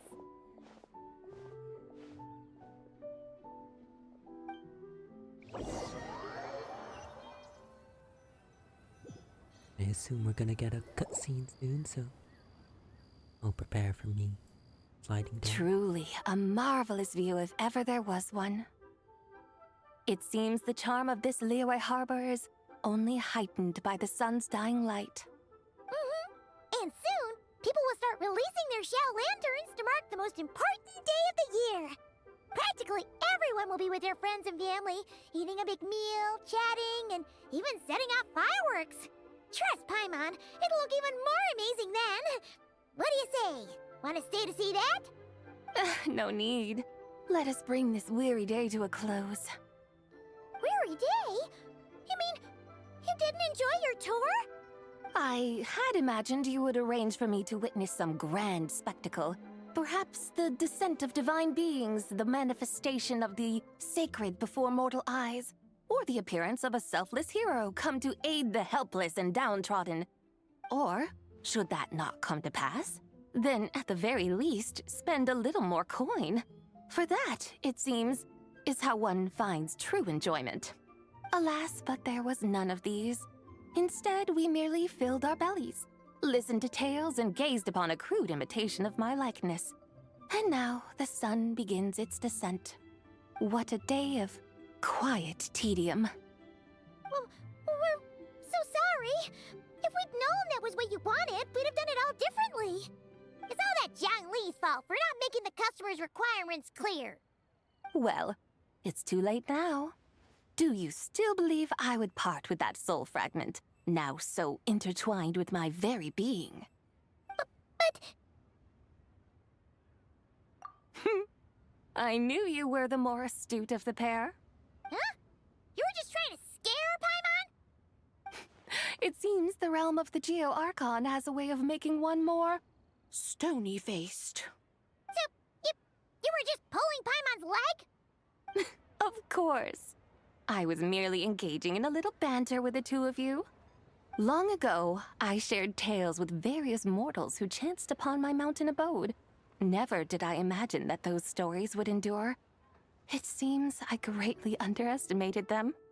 Perhaps, as your Geolord said, a few pieces of ancient Langan's magnificent jade have truly become part of the very foundation of this land. So, you've decided to help us? Again, that goes without saying. I made up my mind some time ago now. When I beheld a rather intriguing scene as I set foot in this city. I saw porters passing through the alleys, setting down heavy wooden crates from their weary shoulders. Peddlers pushing carts as the kites and lanterns upon them rustled gently in the breeze. I saw cooks cooking, actors acting, scholars reading, soldiers marching, children playing, elders resting, officials officiating, and the common folk absorbed in this or that, reveling in the simple joys of life. Some, it seems, have already found that which stirs their hearts, while others continue to fret, troubled by uncertain futures. Yet, in this gentle and serene order, each holds fast to their anticipation, not only for the celebrations to come, but also for the first light of the morrow. Scenes I once yearned to behold now unfold before me, no longer in Langan, but in Liyue Harbor, thousands of years on. How wondrous is this mortal realm! Thank you, White Horse Adeptus! Thank you so much! Adeptus, Adepti, perhaps the singular art in which we are truly proficient is that of sequestering ourselves within the high mountains. But once we leave our mountain refuge, we find ourselves drawn back to mortal ways all the same. So, it is I who should offer my thanks to the two of you. Traveler, Paimon, you have made this day more delightful than any I've known in a long, long time. Come now, and take what it is you need. You mean, like, right now? But don't you think we should wait for Zhang Li? That won't be necessary. All things shall meet again in their time, for the waters know no rest, and the flowers their appointed season. One need not fear that life is but a journey of goodbyes.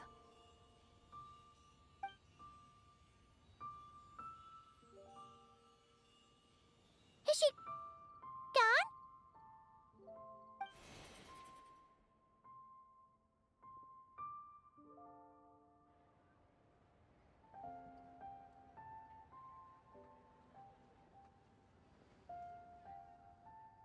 Yes, she's gone.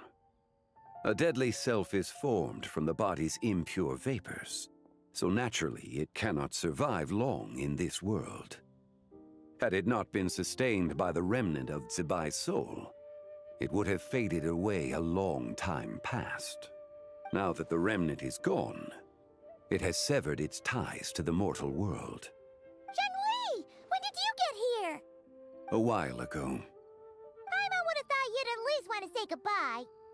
Though mountains endure, the ceaseless waters will, at last, wear away their sharp edges.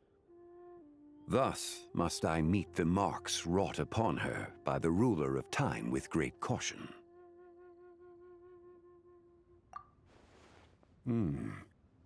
It may be goodbye for now, but someday we will meet again. Really? And when might that be? Who can say for sure? Years and years from now, perhaps. Or maybe tonight, at the Lanternlit. Are you saying that if the White Horse Adeptus were to be resurrected, she'd still have the memories of the three deadly selves? That she'd still remember us? We will find out soon enough.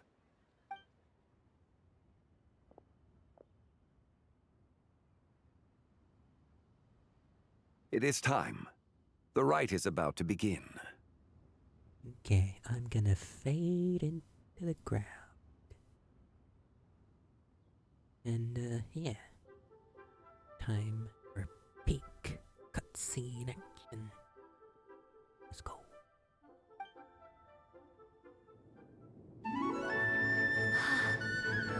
The rite is about to begin.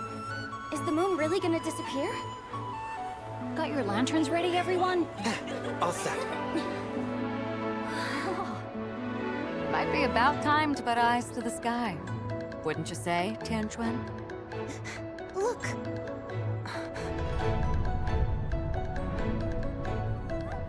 When the sun's out, eat the sun. When the moon's out, eat the moon.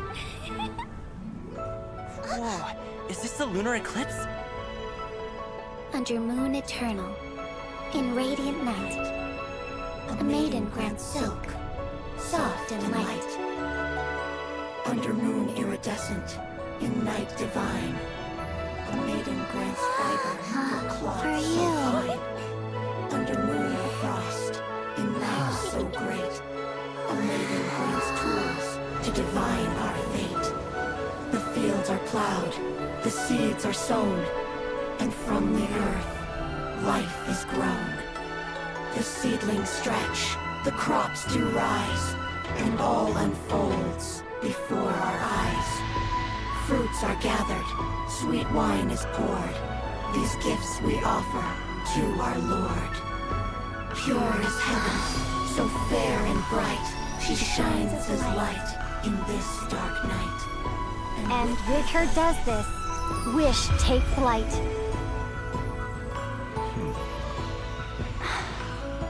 Devoted soul, scattered and unbound. Let this lantern guide you home.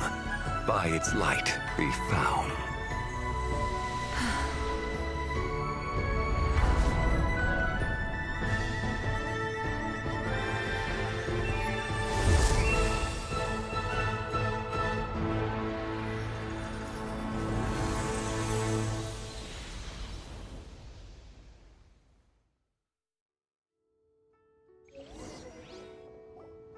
Did we do it? Do we finally get to meet the real White Horse Adeptus? Another fucking peak ass cutscene. Big. I love how they used the more traditional Liyue artwork for that. More painted style. Great stuff as always. Always peek on the cutscenes, I tell ya. Always peek on the cutscenes.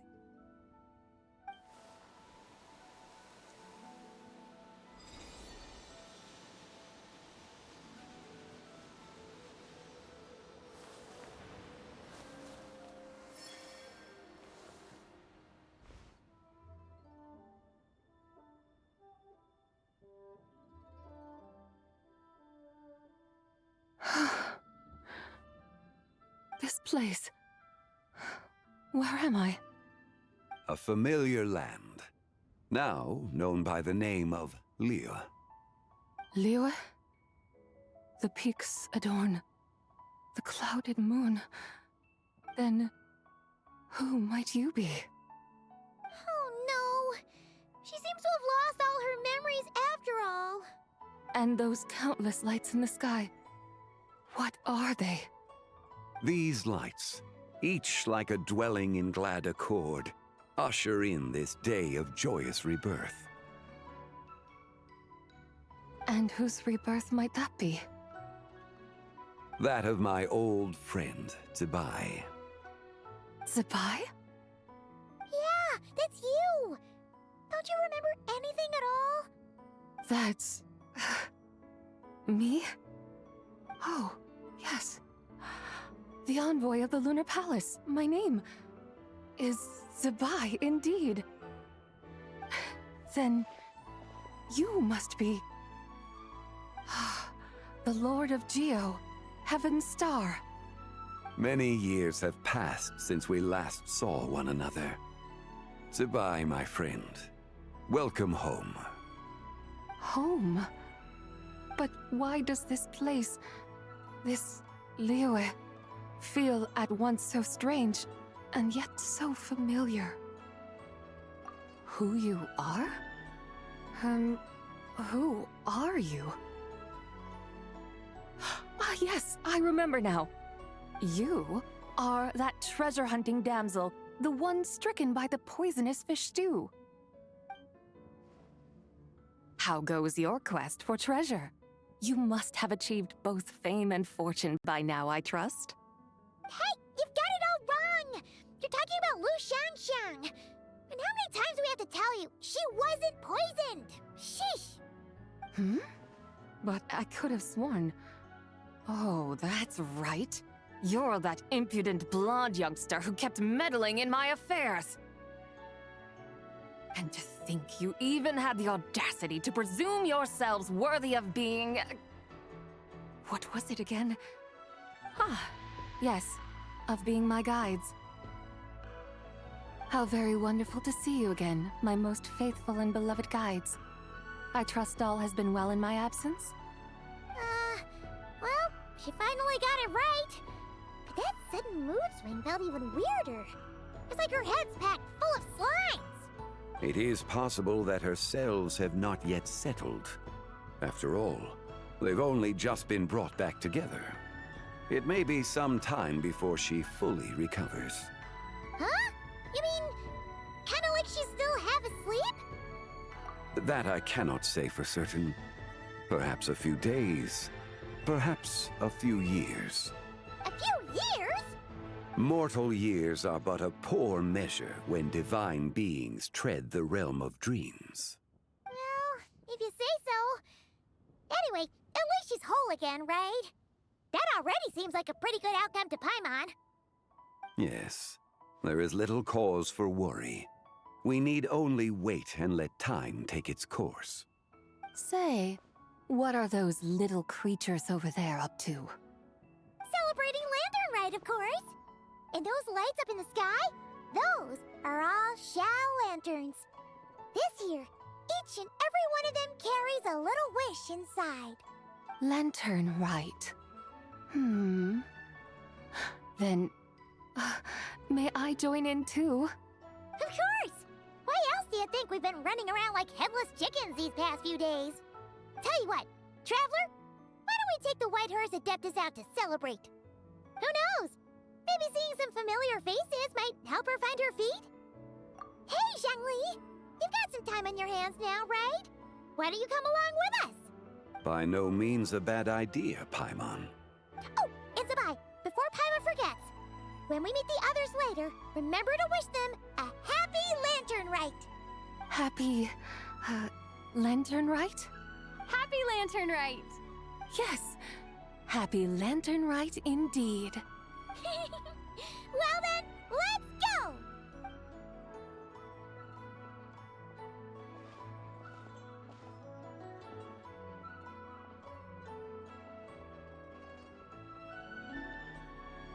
Lanternlit. A night of joy, reunion, and moonlit blessings for all.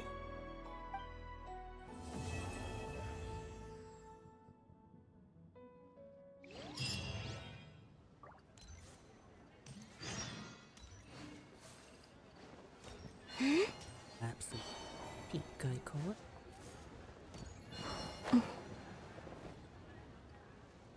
Uh-oh. Gone. Oh.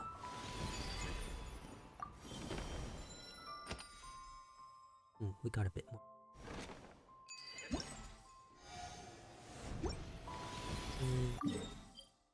West.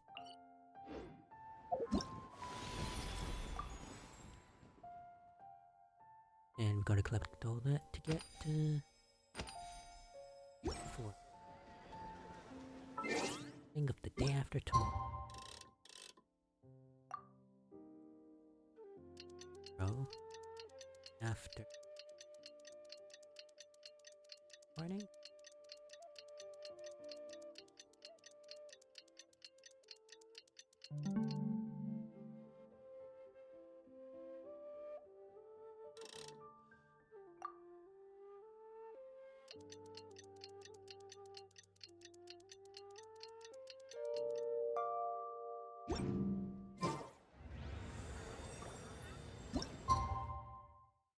Oh, come on, it has to be 8.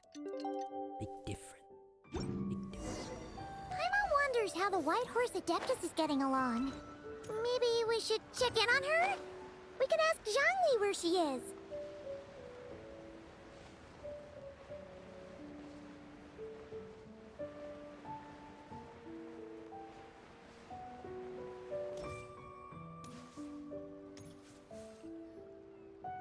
Oh, looks like Zhangli hasn't stopped by for tea today. Hey, are you two looking for your friend? Try going up that way. Is Zhangli up that way? No, but that young lady who was dressed up as the White Horse Adeptus the other day is. She's your friend, right? I just saw her head toward Wanmin Restaurant. I was wondering why she was eating alone. But then you two showed up hot on her heels. Oh, what luck! We were just on our way to find her. But what's she doing at Wanmin Restaurant? I have no idea. I said hello, but she completely ignored me. She couldn't have forgotten who I am, right? I mean, we're kindred spirits, aren't we? Maybe she's still half asleep. Her brain might be a little fuzzy. Oh, that makes sense. I was wondering why her eyes were so red. Her eyes were red? Oh, that doesn't sound good. You young people, staying up all night because you think you're invincible. Look at your friend, missing out on sleep so she can pretend to be the White Horse Adeptus. That's where that leaves you, you know. A word to your friend from someone who's older and wiser. She really needs some rest. Paimon won't be so certain about the older and wiser part. Yeah, what was that? Hurry along, then. Oh, and don't forget to come back and check out my Rex Lapis cosplay when you're done.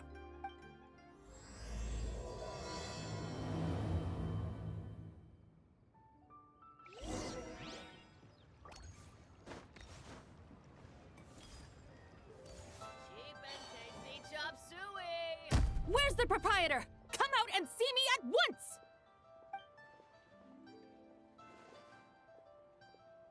Xiangling and Chef Mao aren't here right now. What can I help you with? And who might you be? My name is Shenhe. I work here at Wanmin Restaurant. Shenhe. Shenhe. Are you that crane adeptus who loves planting mint? It's been a few days. Have you improved your gardening skills? Did you manage to cover the slopes with mint? Mint? I don't know anything about mint. But I am familiar with Qingshen and glaze lilies. Ha! already casting mint from your mind. How can a practitioner of self-cultivation be so fickle, chasing after every new plant that catches their eye? I'm not sure I get what you mean. Are you delirious from hunger? Would you like something to eat? Shenhe! Whitehorse and Zabai! So this is where everyone is! Traveler, Paimon. It's been a long time. Happy Lanternlit. Is this customer a friend of yours? Don't mind her, Shenhe. She's just a little cranky because, she didn't sleep well last night and she's only just woken up. Look how red her eyes are. I see. In that case, Miss Zabai, I have a tonic here infused with Shingshin. It's cool and soothing when applied to the eyes. Would you like to try a few drops? Stop right there!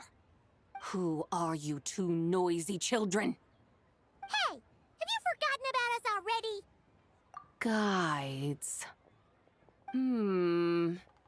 Yes, I seem to recall something about some guides. Ah, yes, now I remember. What luck! I was just looking for someone to show me the way to Elong Wharf. Huh. Is she starting to come around? Someone requested my help in purchasing some tea leaves. I was informed they have discounted prices during the festival and that I shall get a good deal there. Tea leaves? This sounds like Zhongli's doing. He sure knows how to get people running errands for him. Your friend Rex Zhongli initially requested the most expensive tea, but then a young lady in a hexagram hat mentioned he'd burned through the Wangsheng funeral parlor's yearly expenses at an exhibition a few days ago. As such, he is only permitted to buy items that are discounted this month. Oh, that's his boss, Hu Tao. It's about time she realized the problem and put a stop to his spending sprees. Oh, I see. So that's why you're here. Unfortunately, Wanmin Restaurant doesn't sell tea leaves. If you're truly in need, I could gather some wild tea from the mountain slopes. You don't sell tea leaves? But I remember your boss, Miss Lu, saying that she owns tea fields. You really should get some rest. The person you're talking about isn't the boss of Wanmin Restaurant. She's just like you. She came here to eat. Is that so? Life really is full of surprises. What surprises? Your brain really is as gooey as a pack of slimes. Paimon can't believe Zhongli entrusted you with going all the way to Yilong Wharf and buying tea. That would be excellent, my dutiful guides. Ah, yes, Miss Crane. I apologize profusely for my improper behavior just now. Please forgive me. I completely understand. Master often says that the human body is like a mechanism in need of regular maintenance. When a person cannot rest at night, they are sure to become irritable and on edge. Miss Crane, you appear reasoned and compassionate on the surface, yet I sense dark forces churning within your spiritual core. Those red ropes you wear are what bind them, am I correct? Oh, you can sense that? Indeed. I also sense that with your strength, you might try undoing one or two of those bonds when training. Untie Shenhe's ropes? Wouldn't that be risky? Though the use of red ropes to bind the soul is a wondrous technique, practitioners must eventually learn to break free from external aids and look within themselves for restraint. Master has told me similar things, but I am not ready yet. Your self-cultivation has progressed far enough. Then I will seek further guidance from my master. If you still have doubts, you can find me at the Baiju Guest House. I'll be taking up residence there for a while. For now, my dutiful guides, let us be off.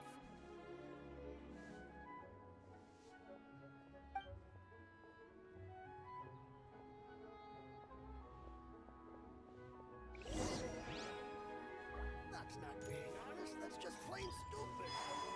Should I save this man? Not yet. What?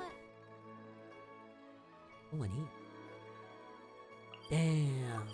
Girl, you went to the wrong ass side of the country. some reason I thought Long Wharf was this place. Even I was dead. Aren't we going to Yilong Wharf? How do we end up on this mountain? Is that small town over there not Elong Wharf? I sense a familiar scent wafting through the air. You're right!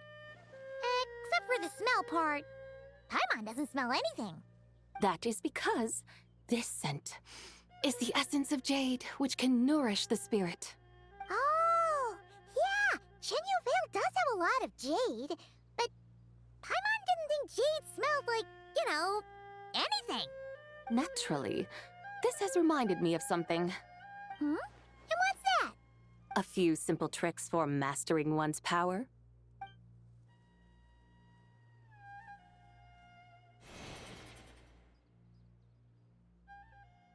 What is that thing? I'm sure you've been to Elong Wharf many times before, but I wonder if you've done so while cruising through the air. You've been such dutiful, dedicated guides, so allow me to offer this fresh experience as recompense. Please step in.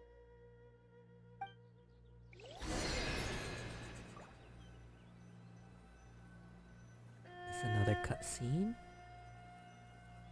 Oh, we'll think down a bit again.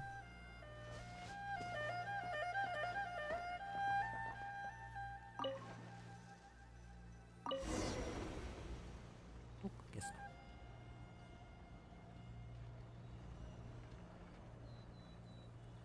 This is amazing! Paimon feels just like an Adeptus flying through the sky! What is this thing? I created it from my memories of the chariot of the Lunar Palace. Many years have passed since I last laid eyes upon it, so there may be some discrepancies. Nonetheless, it is functionally much the same. A lunar chariot? Wow! Paimon never imagined she'd get to ride in one! So, Sabai, does that mean you used to work on the moon? Work. That's an interesting way to phrase it, though I suppose you are correct. I was once an angel, a member of a race tasked with guiding humanity. Then, graced by serendipity, I became a moon envoy. Huh? What's a moon envoy? Some kind of super important angel? As you would understand it, a moon envoy is a job title. Any angel, or non-angel, can become a moon envoy. Does that mean you're not the only one? Of course not. Though my memories are still hazy, I vaguely remember some of my colleagues. There was one who liked to take on the form of an ibis. An ibis? Could it be... Can all moon envoys turn into animals? Does that mean Lauma could take that job? She can turn into a deer, and moonchanters are some sort of Luna envoy anyway, right? Moon chanter? I have no idea what those are. Oh, okay then.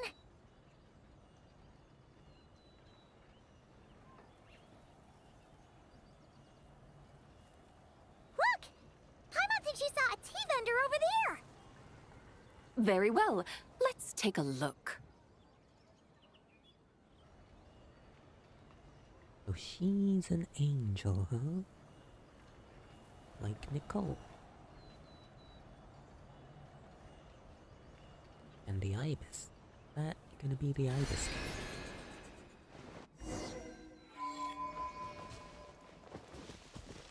Or is there a requirement like all angels are women?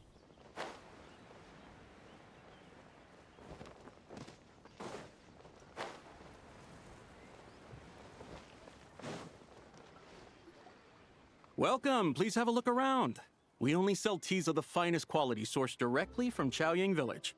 Right now we're offering a special discount for Lanternlit. Look over there! Discounted tea!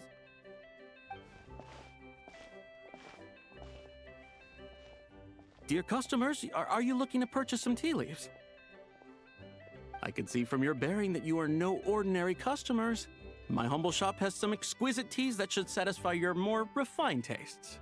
We're not here for quality. We're looking for a discount. A discount?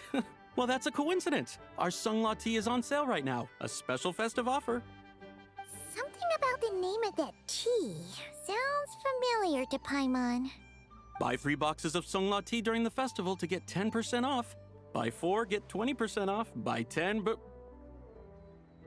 That's right. 10 boxes at half price. Have you been to our shop before by any chance? Oh, Paimon's definitely heard this spiel before.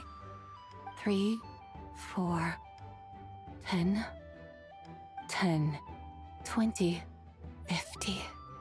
Zabai, what are you muttering about? When purchasing 3, 4, or 10 boxes, the corresponding discounts are 10, 20, and 50%. The intervals between the 2 sets of numbers are 1 and 6, and 10 and 30. Look! Her eyes turned blue! That's gotta be a first!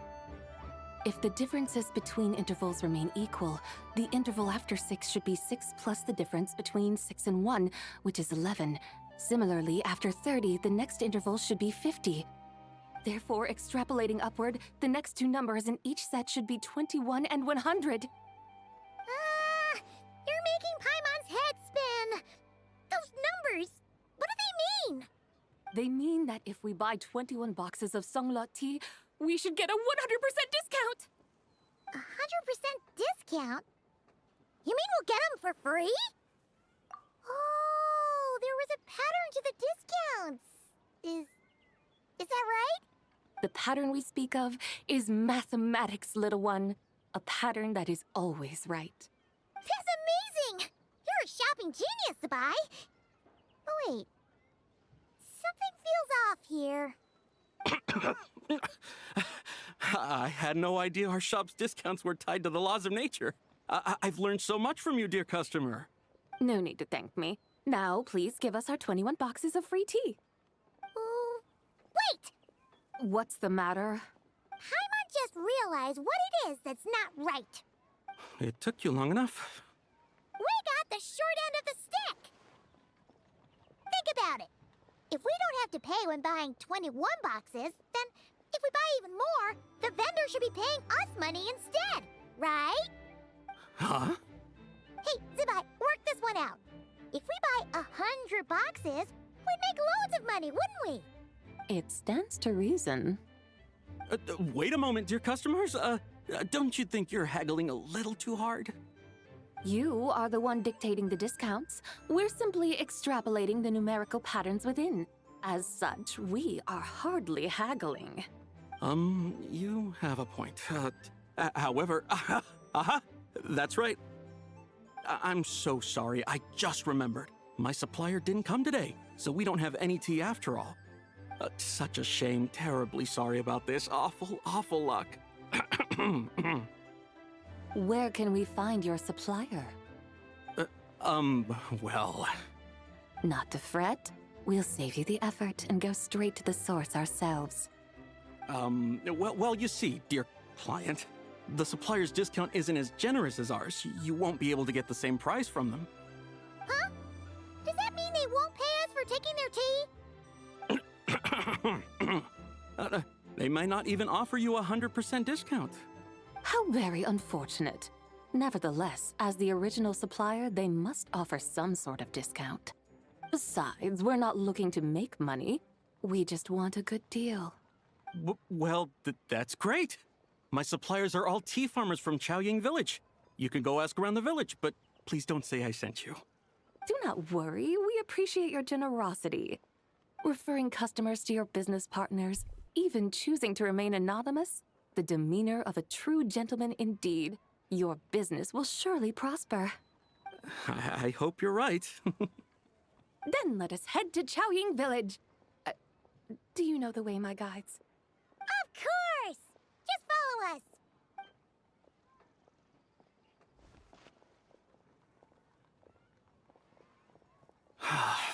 What otherworldly beings were those? Thank the heavens I managed to send them on their way. I should hurry home and pray to the White Horse Adeptus. May she bless me such that I never encounter such customers again.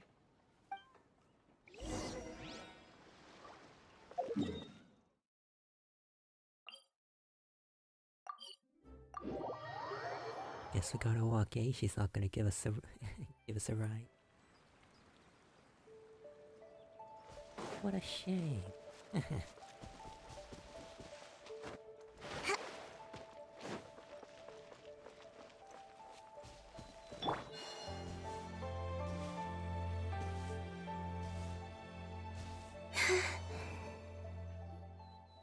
we are! Xiaoyang Village! The mountains and waters are pristine. They embody the beauty of heaven and earth. It's a good-looking place, all right. But it's hard to enjoy the scenery when Paimon can't stop thinking about all that tea-buying Mora we're missing out on. Should fate dictate, Mora will find its way to you sooner or later. Well, Morak certainly finds us often enough. He even sought us out in person this Lanternlit. For now, let's look around and see if any tea farmers are selling their crop. We'll be able to see more clearly from up high. Let's take to the sky and enjoy the beautiful scenery while we're at it. Let's give us a... Hi.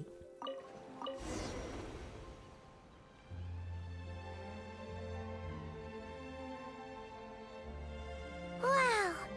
Xiaoyang Village looks beautiful from up here. Indeed, the houses here are quite different from those in Liyue Harbor.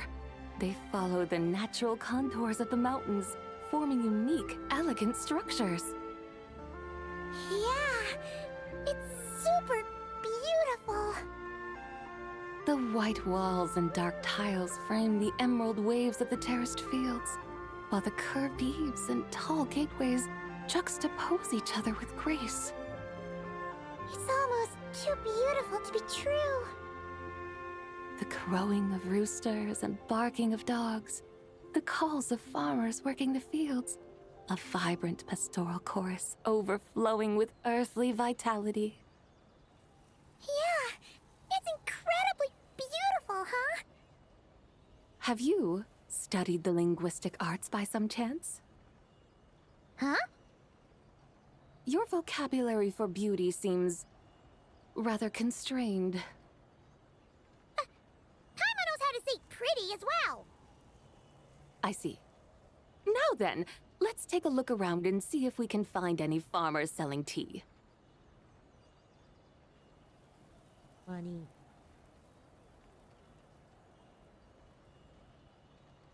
Look! There's someone in that tea field! And they look kind of familiar. Wait, is that Lu Shangxiang? And who is that? Oh, you'll remember her once you see her up close.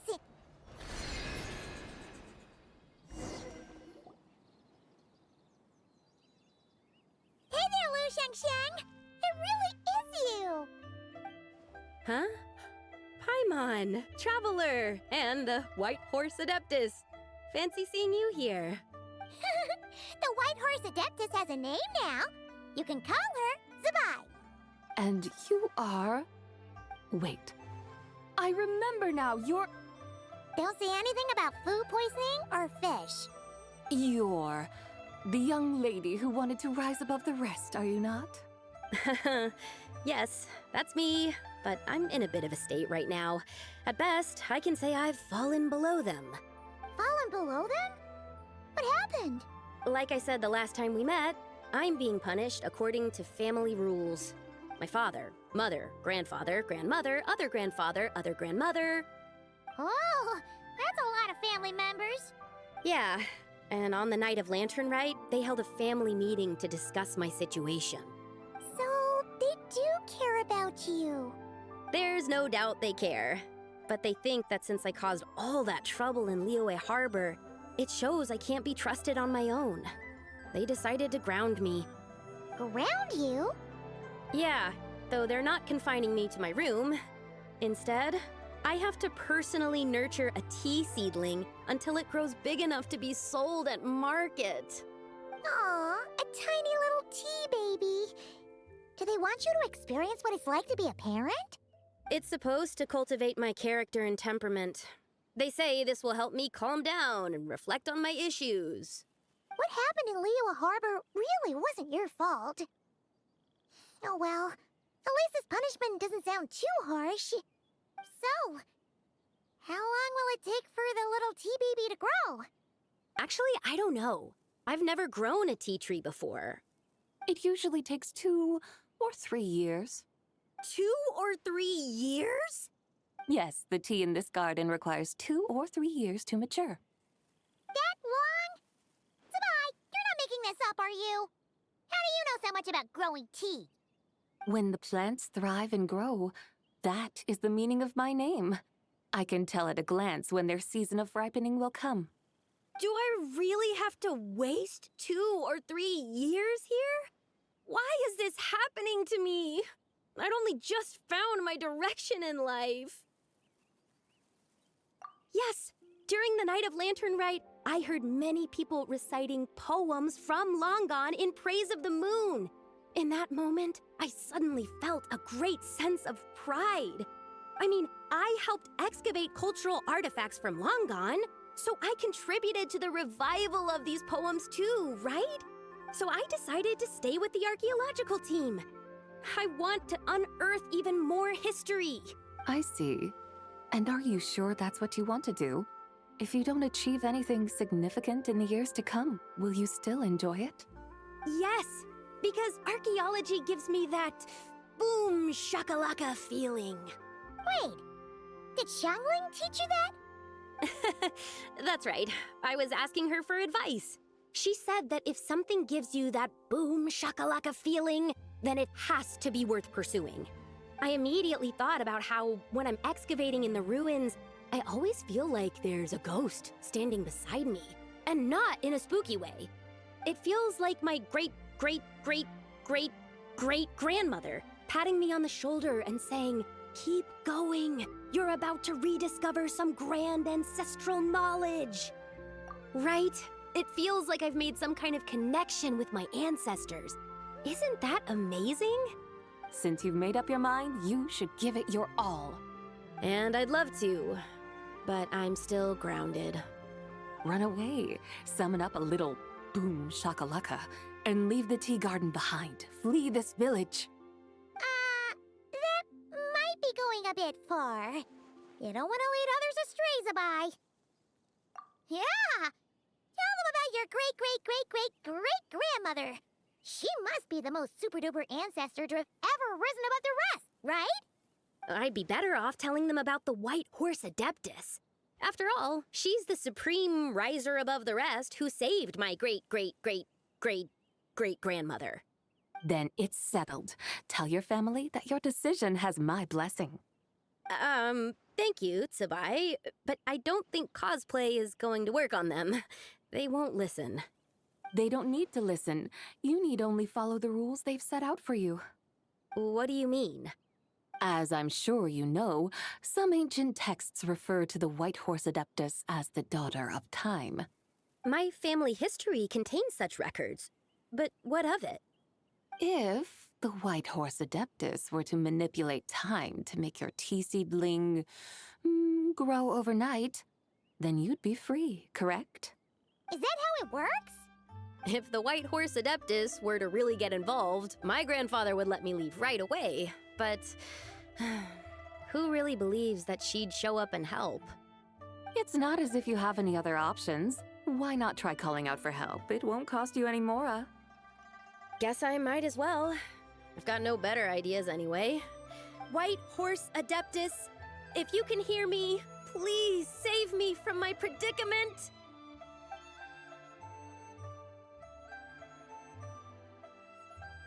Ugh. Nothing happened, as expected. Perhaps the White Horse Adeptus has already heard your prayer. Why not come back here tomorrow and take a look?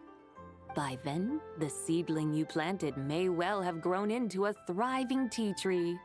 Thank you, Tsubai, for trying to comfort me. I do feel better now, kinda. But can't you really do something like that? Oh, it's getting late. Why don't you all stay at my house tonight? My family may be strict with me, but they're always welcoming to guests. That sounds great! let's get some sleep and then come back here tomorrow to see if our tea baby has grown.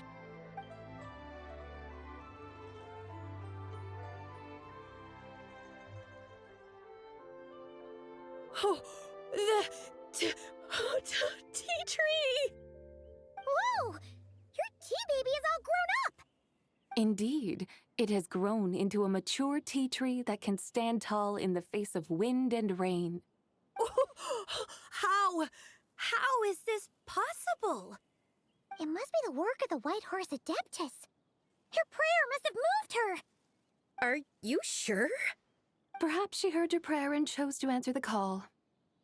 She once saved my great-great-great-great-great-grandmother. This time, she saved me. That's incredible! Your family must be blessed by the White Horse Adeptus. I guess so. I need to tell everyone the news right away. They'd better. Since this is the will of the White Horse Adeptus, I don't see how they could object. Go. And if you run into any more trouble, call out to the White Horse Adeptus just like yesterday. Thank you so much. Paimon really thought you were going to use Adeptal energy to make the tea baby grow, Zabai. When an Adeptus exerts effort, consuming their energy, is that not using Adeptal energy?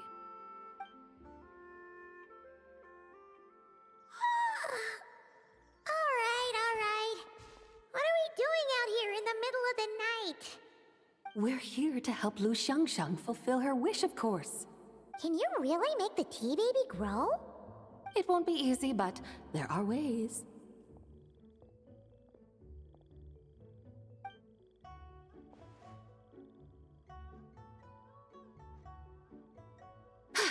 There, it's grown. Hey! You just transplanted a tea tree from over there! So, there's a mature tea tree here now, yes? Oh, yeah, but... And am I not the White Horse Adeptus? Well, yeah. Is this tea tree then not a manifestation of the White Horse Adeptus's will? You're... not wrong. But again, there's something not quite right about this. Maybe this will become another mystical Adepti tale recorded in their family history. That would be marvelous. Paimon thinks so too. Hey, Traveler! Zabai seems to be doing much better now, don't you think? Oh! Paimon bets that's why Zhongli chose to send her on this errand. That's a great idea! We've already shown her Liyue Harbor, Yulong Wharf, and Xiaoying Village. How about we head to Qingce Village next? Qingce. That name sounds familiar. The scenery there is really pretty, too. It's the perfect sightseeing spot. How about we show you around? I must say, I have been mightily impressed by the mountains and waters of Liyue. Please lead the way, my dutiful guides. All right, let's go!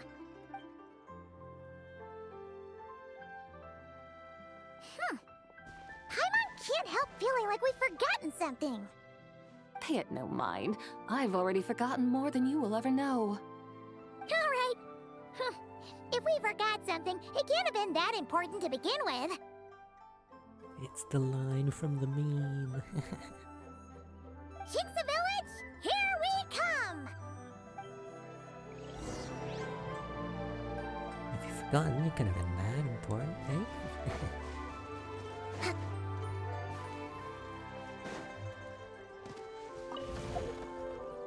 We've not got the tea we've been sent together. I assume that's gonna come back to bite us later. Let's move out.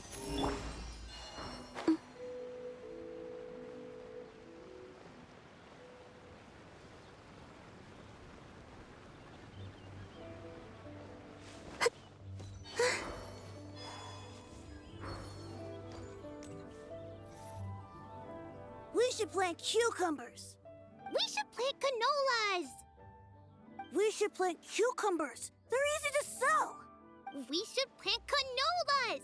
The flowers are pretty! What are you arguing about, little ones? We're deciding what to plant in our field once Lantern Rite is over. Yeah! Dad gave us a small plot of land to grow our own crops. He said we can keep all the more we get from selling them. We should plant cucumbers, right? Dad plants cucumbers every year. We should plant canolas! We can press the seeds for oil! It smells good and sells for a good price. Ah, an agricultural debate. This should be easy to sort out. Granny, are you a farmer? Could you tell us what to do? Granny? What did you just call me, you rapscallion? Oh no, her eyes are gonna turn red again. It's just, my granny smells really nice, and you smell nice too, so... Sorry. How about we call you Auntie instead? Auntie? Oh, all right. Big Sis Zubai, can you help us decide whether we should grow cucumbers or canolas in our field? You little rascals. Using priceless land like this just for cucumbers and canolas? What a waste of heaven's gifts! Huh? What should we plant instead? With the coming of spring, when all things awaken, the field should be sown with the 5 grains. What are those? The 5 grains are life's staples, the heart of the people's table. I notice the people here mostly eat rice, so that is where you should begin. Based on the local climate and soil, seedlings planted in mid to late spring should produce mature grain within 2 or 3 months. When autumn comes, you can plant a second crop, with time still to harvest it before the first frost. The rice you harvest can be sold at market or kept in your stores. It's a far better choice than cucumbers or canolas. Oh, but Big Sister Zubai, I like canolas. That's no issue. It is unsuitable for continuous cropping in any case. You can rotate it with rice to maximize your yields. After the second rice harvest, around wintertime will be the perfect opportunity to sow their seeds. And when they mature in mid to late spring, you shall be just in time to sow the first rice crop of the year in turn. This way, your field will sustain balance, rice and canola in a harmonious cycle. Wow! That means we'll have crops to harvest all year round! Wait a minute! If rice and canola take up the whole year, what about my cucumbers? A firefly dares rival the brilliance of the moon? In what twisted universe should cucumbers vie for land with rice? Big Sis Zubai, you're going to hurt Lil Bee's feelings! Auntie hates cucumbers! Stop crying this instant! I meant that cucumbers are simple enough to grow. There's no need to devote a whole field to them. Just find an empty corner of your yard, scatter some cucumber seeds in the earth, and before you know it, you'll have a thriving patch of vines. Cucumbers delight in sunlight and moisture, but they suffer in cold weather. If you wish to plant them this early in the year, you should make sure they're protected from frost. Wow. Is it really that simple? Let's hurry home and get started right away! Are you really in that much of a rush? Well, thanks, Big Sis Zubai, who's fierce but really good at farming. We gotta go! Thanks, Big Sis Zubai! See you around! Paimon never imagined you'd know so much about farming. What's so strange about that? The people of Long Gone called me the god of soil and grain. Are the fields not made of soil? Is rice not one of the 5 grains? Huh, that's true. So, if the god of soil and grain is a farming god, that means the White Horse Adeptus must be a farming adeptus, right? Of course, the god of farming is down to earth. Mind your tongue, impertinent child. How dare you diminish the lofty bearing of an adeptus? Hey! You're the one who said the god of soil and grain is all about farming. Enough! It's time for us to take to the skies once more. Join me now. Witness the majesty of mountain, water, and field, and broaden your horizons.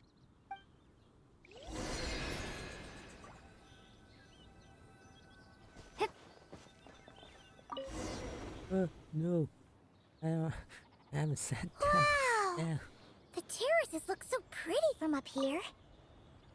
The mountains tower like pagodas, the hills coiling at their feet like shells. Layers built upon layers, rising and falling in harmony. A truly unique and mesmerizing sight. Thinking about it, you have a special connection to this place, you know. A special connection? Yeah! There's a local legend about a white horse leaping from a pure spring to follow Rex Lapis into battle. Don't you remember? You must have been living in seclusion around here. That does sound somewhat familiar. Oh, and if we keep going up this way, we'll reach a super duper spooky spot. You might have a connection to that place too. There's an ancient array that seals away the remains of a fallen god. A god's remains? Yeah, the people of Liyue turned that story into an opera called The Sanctification of Tao Do. Does that ring any bells? Tao Do. Huh. The 7 and 8 gates array. That's right, that's right! You do remember!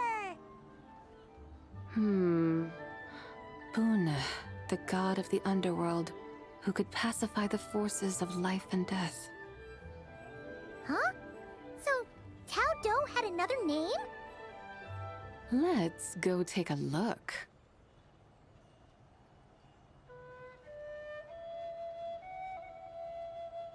The Liyue Grand Tour. Eh?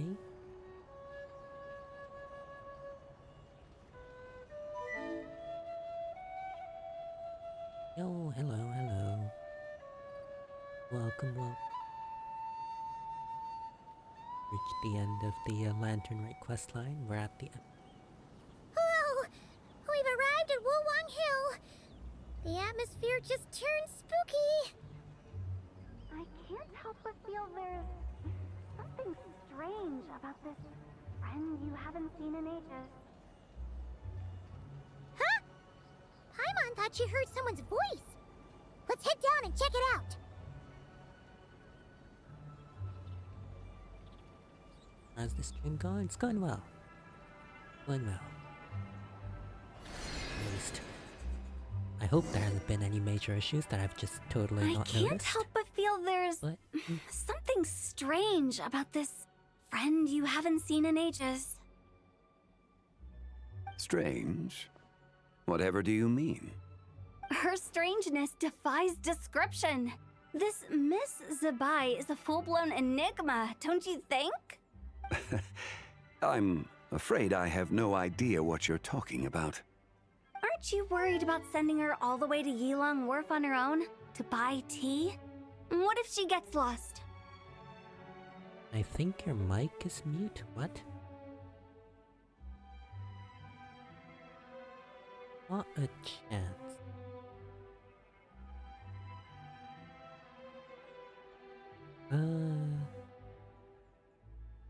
It looks good on my end, from my OBS at least. What do you mean? Is it quiet, or have I been cutting out?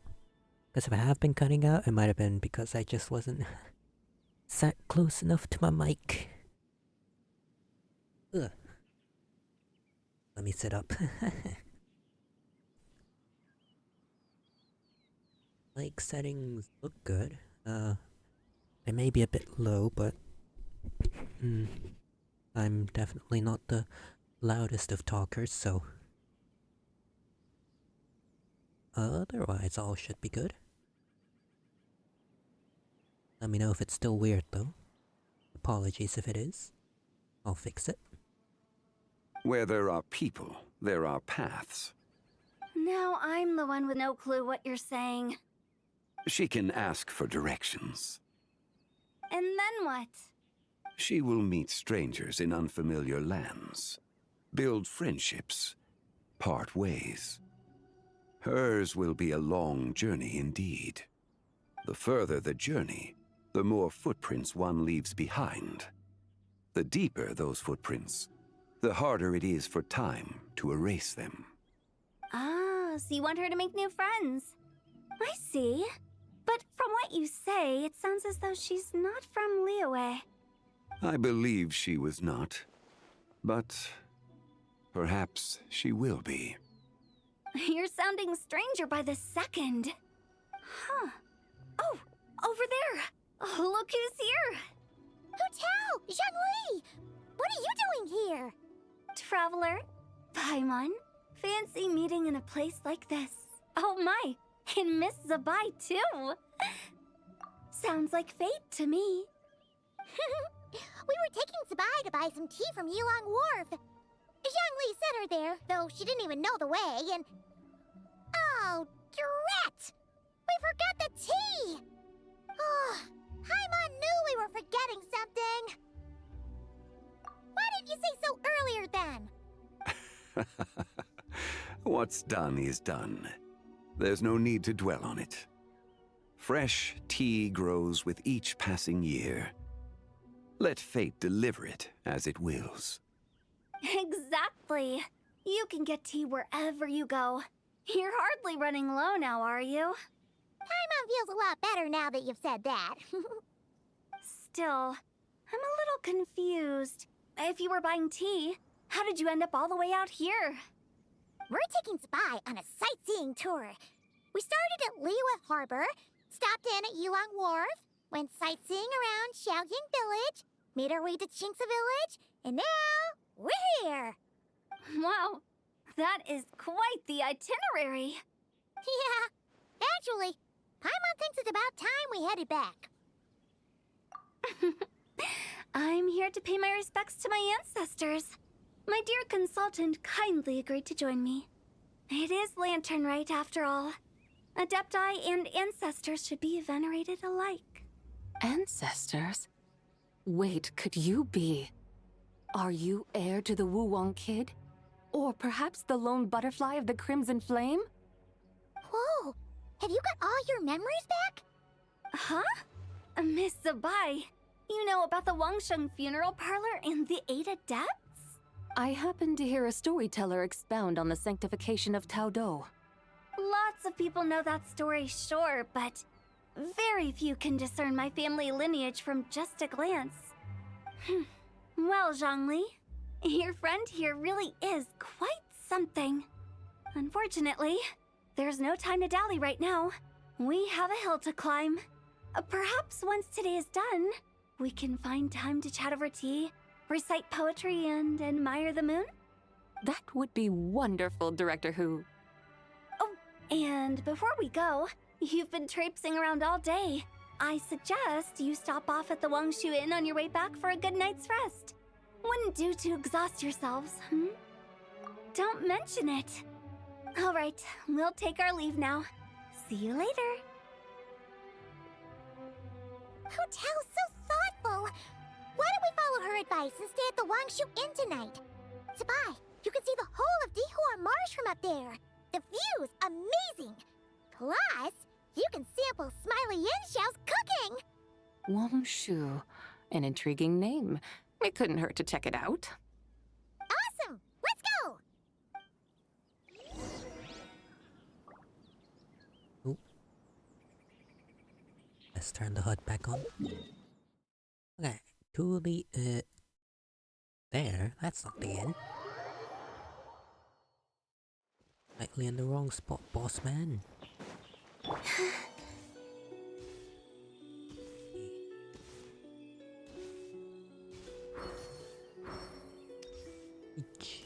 In.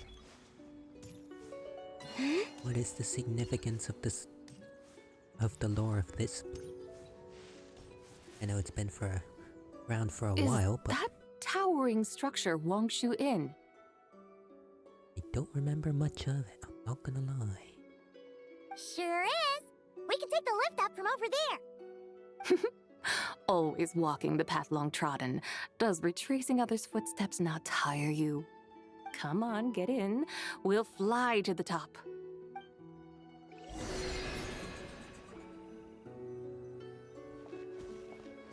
Extremely subtle, isn't she?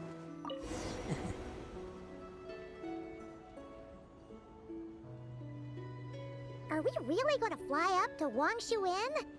Isn't that a bit showy? All the guests are going to see us. Is that a bad thing?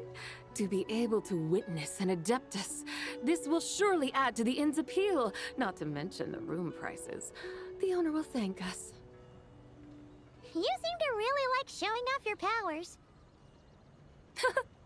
This inn's architecture is incredible, and the surrounding countryside radiates a picturesque charm. No wonder the new proprietor of the Baiju guest house thinks he can't compete and has decided to change his own establishment's name. The new proprietor?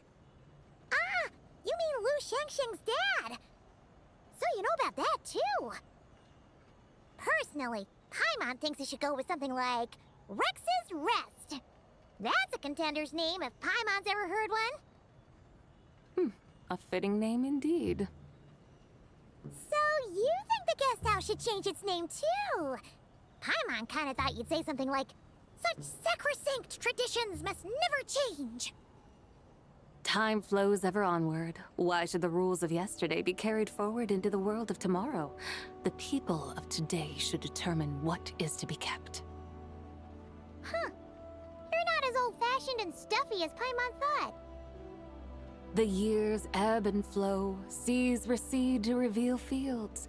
In the vastness of time, I am but a wild horse in a boundless sea of dust.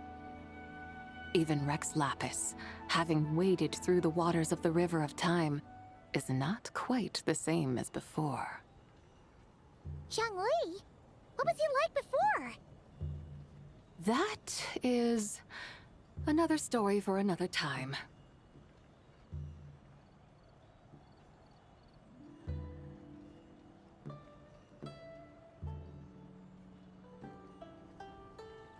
We have arrived. Are we gonna see Xiao here?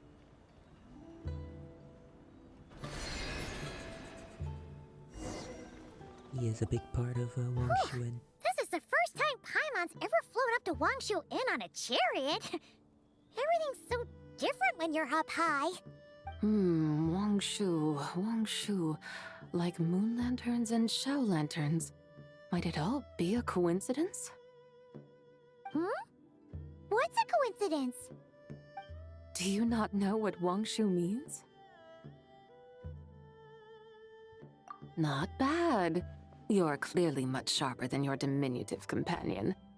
Wangshu can refer to the moon, but its original meaning is actually the goddess who rides the bright moon's chariot. And you must be the conqueror of demons. Xiao! Paimon was wondering if we'd disturbed you by flying down from the sky. Not at all. I sensed an unusual presence long before you arrived, though I didn't expect it to be you in a flying chariot. Ah, a witness at last. I was starting to think we should fly a bit lower. 'Twould be awfully dull if no one ends up marveling at my lofty bearing. No need. This is already showy enough. I'm not one to do good from the shadows, as Rex Lapis is wont to do. Then you must be... Nay, I'm only cosplaying as the White Horse Adeptus, in truth. Cosplaying? What's that?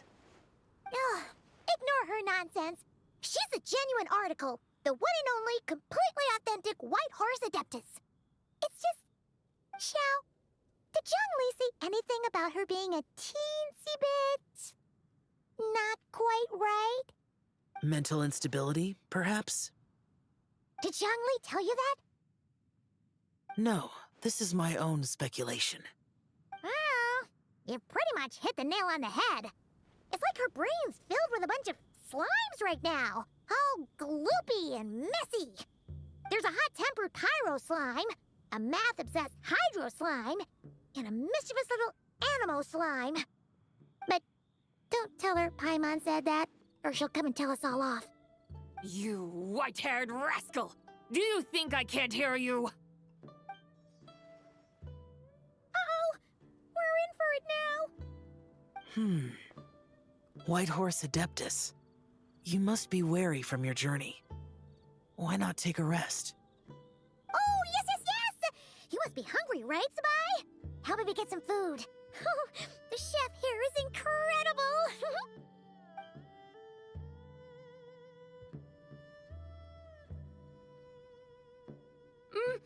It's so hot! So spicy! Are you okay? Do you want Paimon to get you some water? Don't worry about me. I just need to pace myself.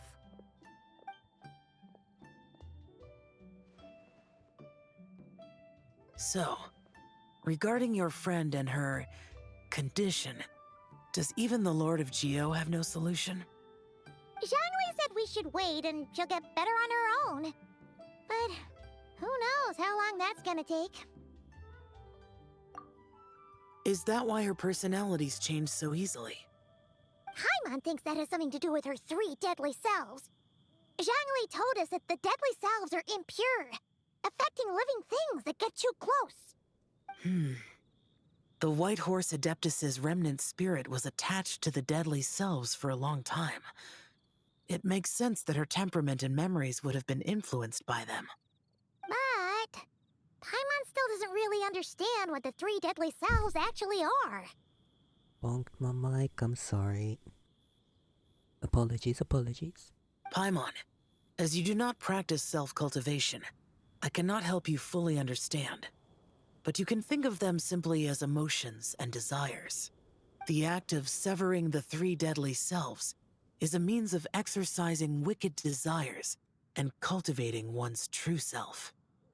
I believe other nations have similar practices. In Sumeru, it is known as shattering Atmagraha. Oh, so it's about emotions, desires, and attachments, that sort of thing. It includes those. I wonder, does she still remember what happened in the past? Some of it, but right now, it's like she was suddenly awakened. Like she's still half dreaming. The half that's still dreaming might remember things, but the half that's awake doesn't quite get it. Conqueror of demons, are you looking to learn about Rex Lapis's past from me? You are an old friend of his, so please, call me by my name. But Conqueror of Demons sounds so much more imposing. In days of yore, he was the Lord of Geo, Heaven's Star. Huh? You said the same thing the day you came back. But what does it mean? I'm afraid I can't remember. Hey, did you really forget? Or are you just pretending so you don't have to tell? Why not ask Rex Lapis himself? Whether I've forgotten might be up for debate, but I am certain he remembers. He must have his reasons for not raising the past, and you likely have similar concerns. I shouldn't have asked. An answer that suits your style, General Elatis. Now that we're on the subject, though, I suddenly remembered something. Which is? In the distant past, there was a feast, which I attended. I faintly recall the Lord of Geo also being present that day. Oh, and then? What happened? Among the dishes served, there was one that could be found in every household throughout Langan at the start of spring. A dish called Flavor of Spring. I suddenly remembered the recipe for this dish. Is that it? Yes! Since it's Lanternlit here in Liyue, why don't I make some for you to try? That sounds good. Wow! It might not have been the story Paimon was hoping for, but this looks delicious! The spring breeze stirs, Now is the perfect time to savor this dish. My dutiful guides have gone to great trouble to show me around Liyue, and even the conqueror of demons has graced us with his presence. I feel deeply honored. This flavor of spring is my way of expressing my gratitude. There's no need for such grand words. What's this? Hey! It's that broken jade token from the antiques exhibition! Indeed. This was once an adeptal treasure of mine. I'm amazed it ended up in your hands. Alas, it serves little purpose now in its fractured state. Please, keep it as a memento. Oh, that's a shame. Can't we fix it? This is the way of the world. Once jade is broken, it can never be made whole. Then, what about forging a new one? That is a good point. That it has ended up in your hands must be a message from fate. I could try to craft it into a little trinket for you. One that might prove useful on your journey. Ooh, what sort of trinket? It's just a passing thought, one that will require the right opportunity. I'll think about it more when the time comes. Now that we've had our fill, we should get some rest. Tomorrow we return to Liyue Harbor, where I'll have need of your guidance once more.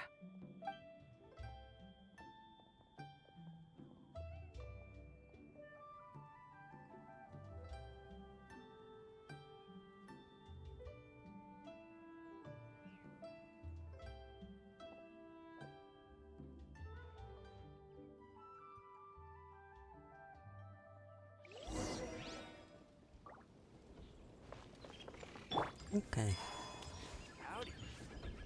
The Liyue Grand Tour comes to a close. To the harbor. I expected there to be a cutscene, so I switched on down a bit. Unfortunately there wasn't, but there still might be, so I'll guess I should be prepared for the possibility.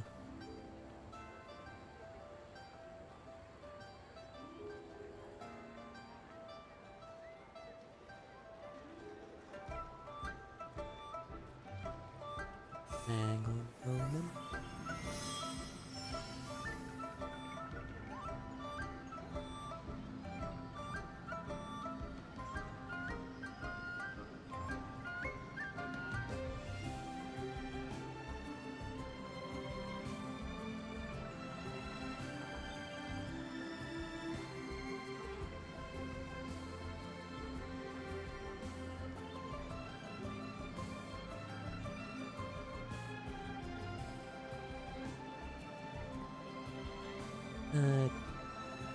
Yeah, a bit more. Hang on.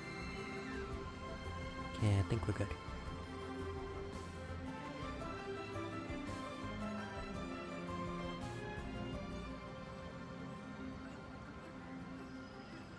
Okay, apologies about that. To hopefully the end. We'll see though. Chi-Chi, the lantern ride is almost over. Do you remember how to make a Shao lantern? Morning, split bamboo, traveler. And get silk, make Paimon. You've got it all mixed up again. They're here again. Yow Yow! Looking good in that new outfit, huh? Hey, it's Paimon! Dr. Baiju gave this to me as a gift. How does it suit me? Thank you.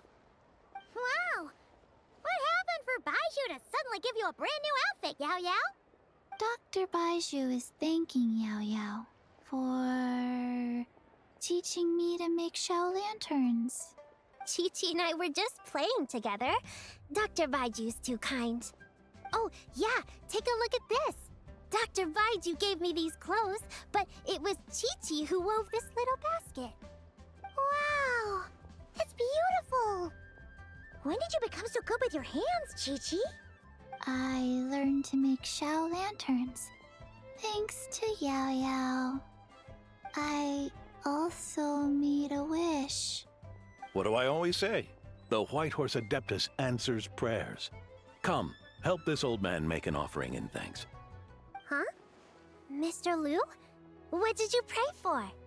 For my idiot son to finally come to his senses and not change Baiju Guest House's name, which he has. Huh? He's keeping the old name? Listen to this. My granddaughter planted a tea seedling in our village just a few days ago. She made a prayer to the White Horse Adeptus to help it grow. Overnight, her seedling flourished into a mature tea tree. Oh, that sure does sound like a miracle. Could the White Horse Adeptus really have helped it grow? Of course she did. Oh, White Horse Adeptus, how blessed is our family over whom you keep watch. Truly, this is an extraordinary miracle. You must record it in your family history without delay. Of course. Huh? Is that you, Miss Zibai? Indeed. I have a long-term booking at your guest house. Yes, I recall. Mr. Zhongli said to charge your expenses to the Wangsheng funeral parlor, if I remember correctly. That Zhongli. Always making trouble for poor Hu Tao. I noticed when you were here last that you bear a striking resemblance to the pictures of the White Horse Adeptus in my family history. You both have golden eyes. Perhaps fate has had a hand in our meeting. And a glad meeting it is, Miss Zabai. Now why don't I gift you some tea from my garden to celebrate this encounter? We grow Sunglaw tea there, and it has quite the reputation throughout Yilong Wharf. I hope you will accept it. Oh! Sunglaw, buy 10 boxes, get half off teas, back on the menu. Buy 10 boxes, get half off? Don't be silly. This is a gift. It's free. Woohoo! Nice! Thank you so much, Boss Liu. There's no need to thank me. You're a visitor from out of town, which makes you an honored guest. Make yourself at home. Lanternlit may have ended, but the streets are still bustling with activity. Make sure to take everything in, meet some new friends, and enjoy your time here. And that goes for you kids as well. Happy Lanternlit. Got it, Mr. Liu. Happy... Lanternlit. Yeah! Happy Lanternlit, everyone! Happy Lanternlit indeed.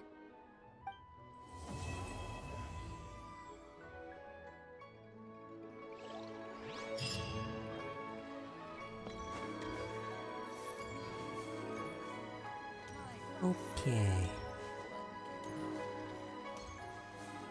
That looks like it's gonna be it for the main quest line. Oh. Yeah. Normally I would just go through, play all the mini games as well. But unfortunately I have to go soon, I reckon. So I shall be off for today. I will be, let's see, what am I next gonna be I don't sing for anyone in streaming? particular. Still, if someone stops to listen.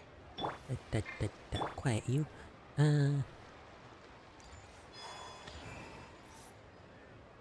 Next stream,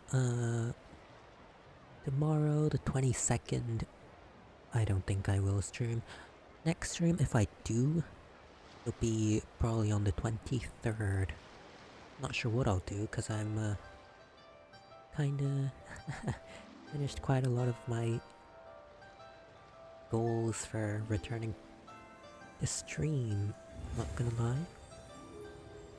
I initially only returned to stream because I wanted to play through all the Archon quests and Lanternlit on stream. I have been doing that for the last 3 years now.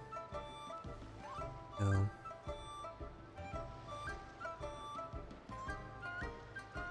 then be the plan.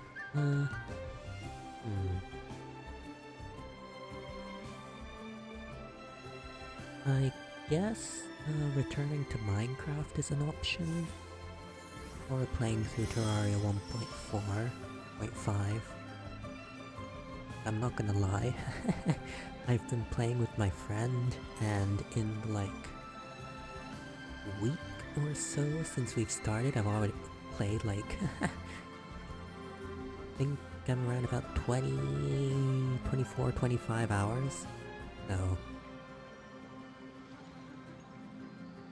we started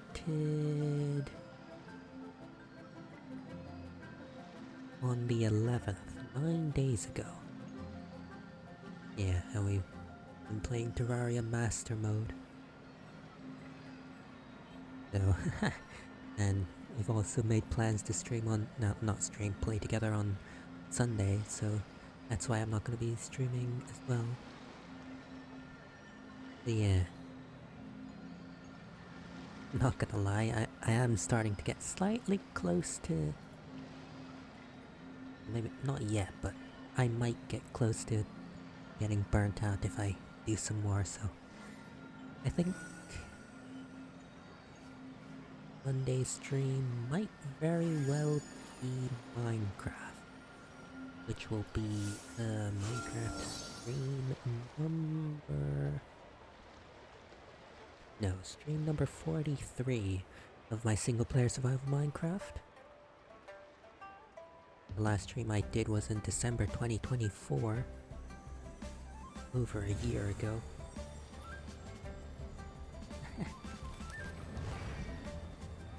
Yeah, not gonna lie, I haven't made much progress in the between times. I was building my Guardian farm and I got like... I think I'm like a third of it done. Third of clearing the water anyway. And I started that in July of 2024. So... Would you like to go moon gazing? You can sit in my rocking chair and admire the view. Or we could go to the moon and gaze down at Tefat. Whatever you prefer. So we'll probably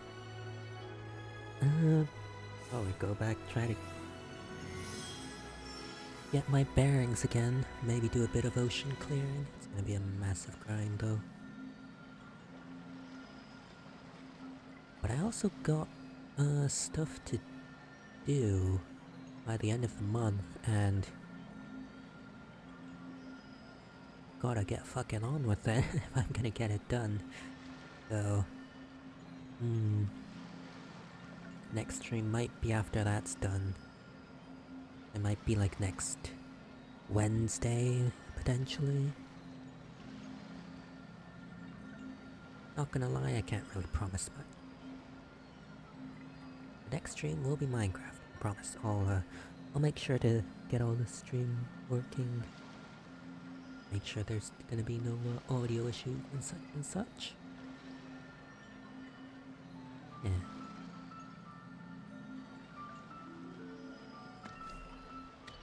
Next stream will be Minecraft sometime next week.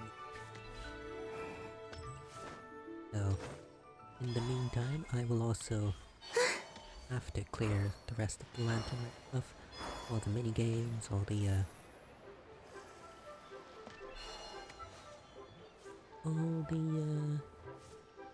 other stuff.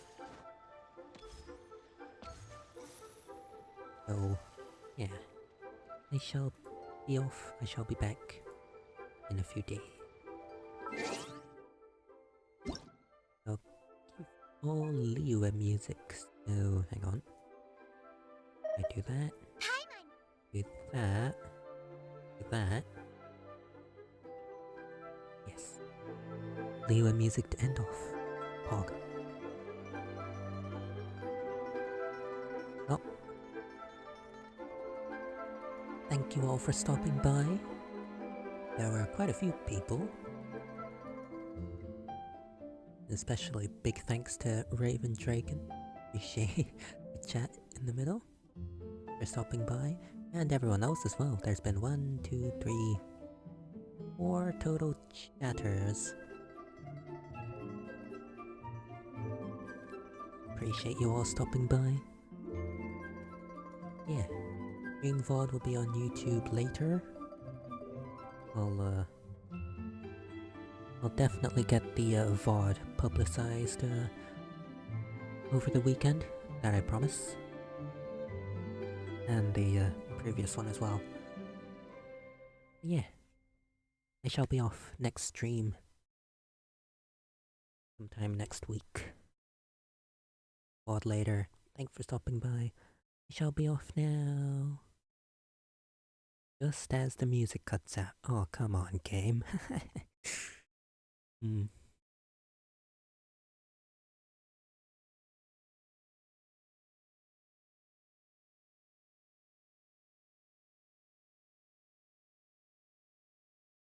Come on. Game, hello?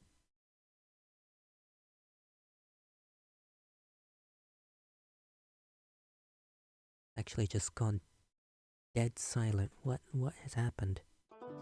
There we are. Okay. I'll be off now. Bye bye bye bye bye bye bye.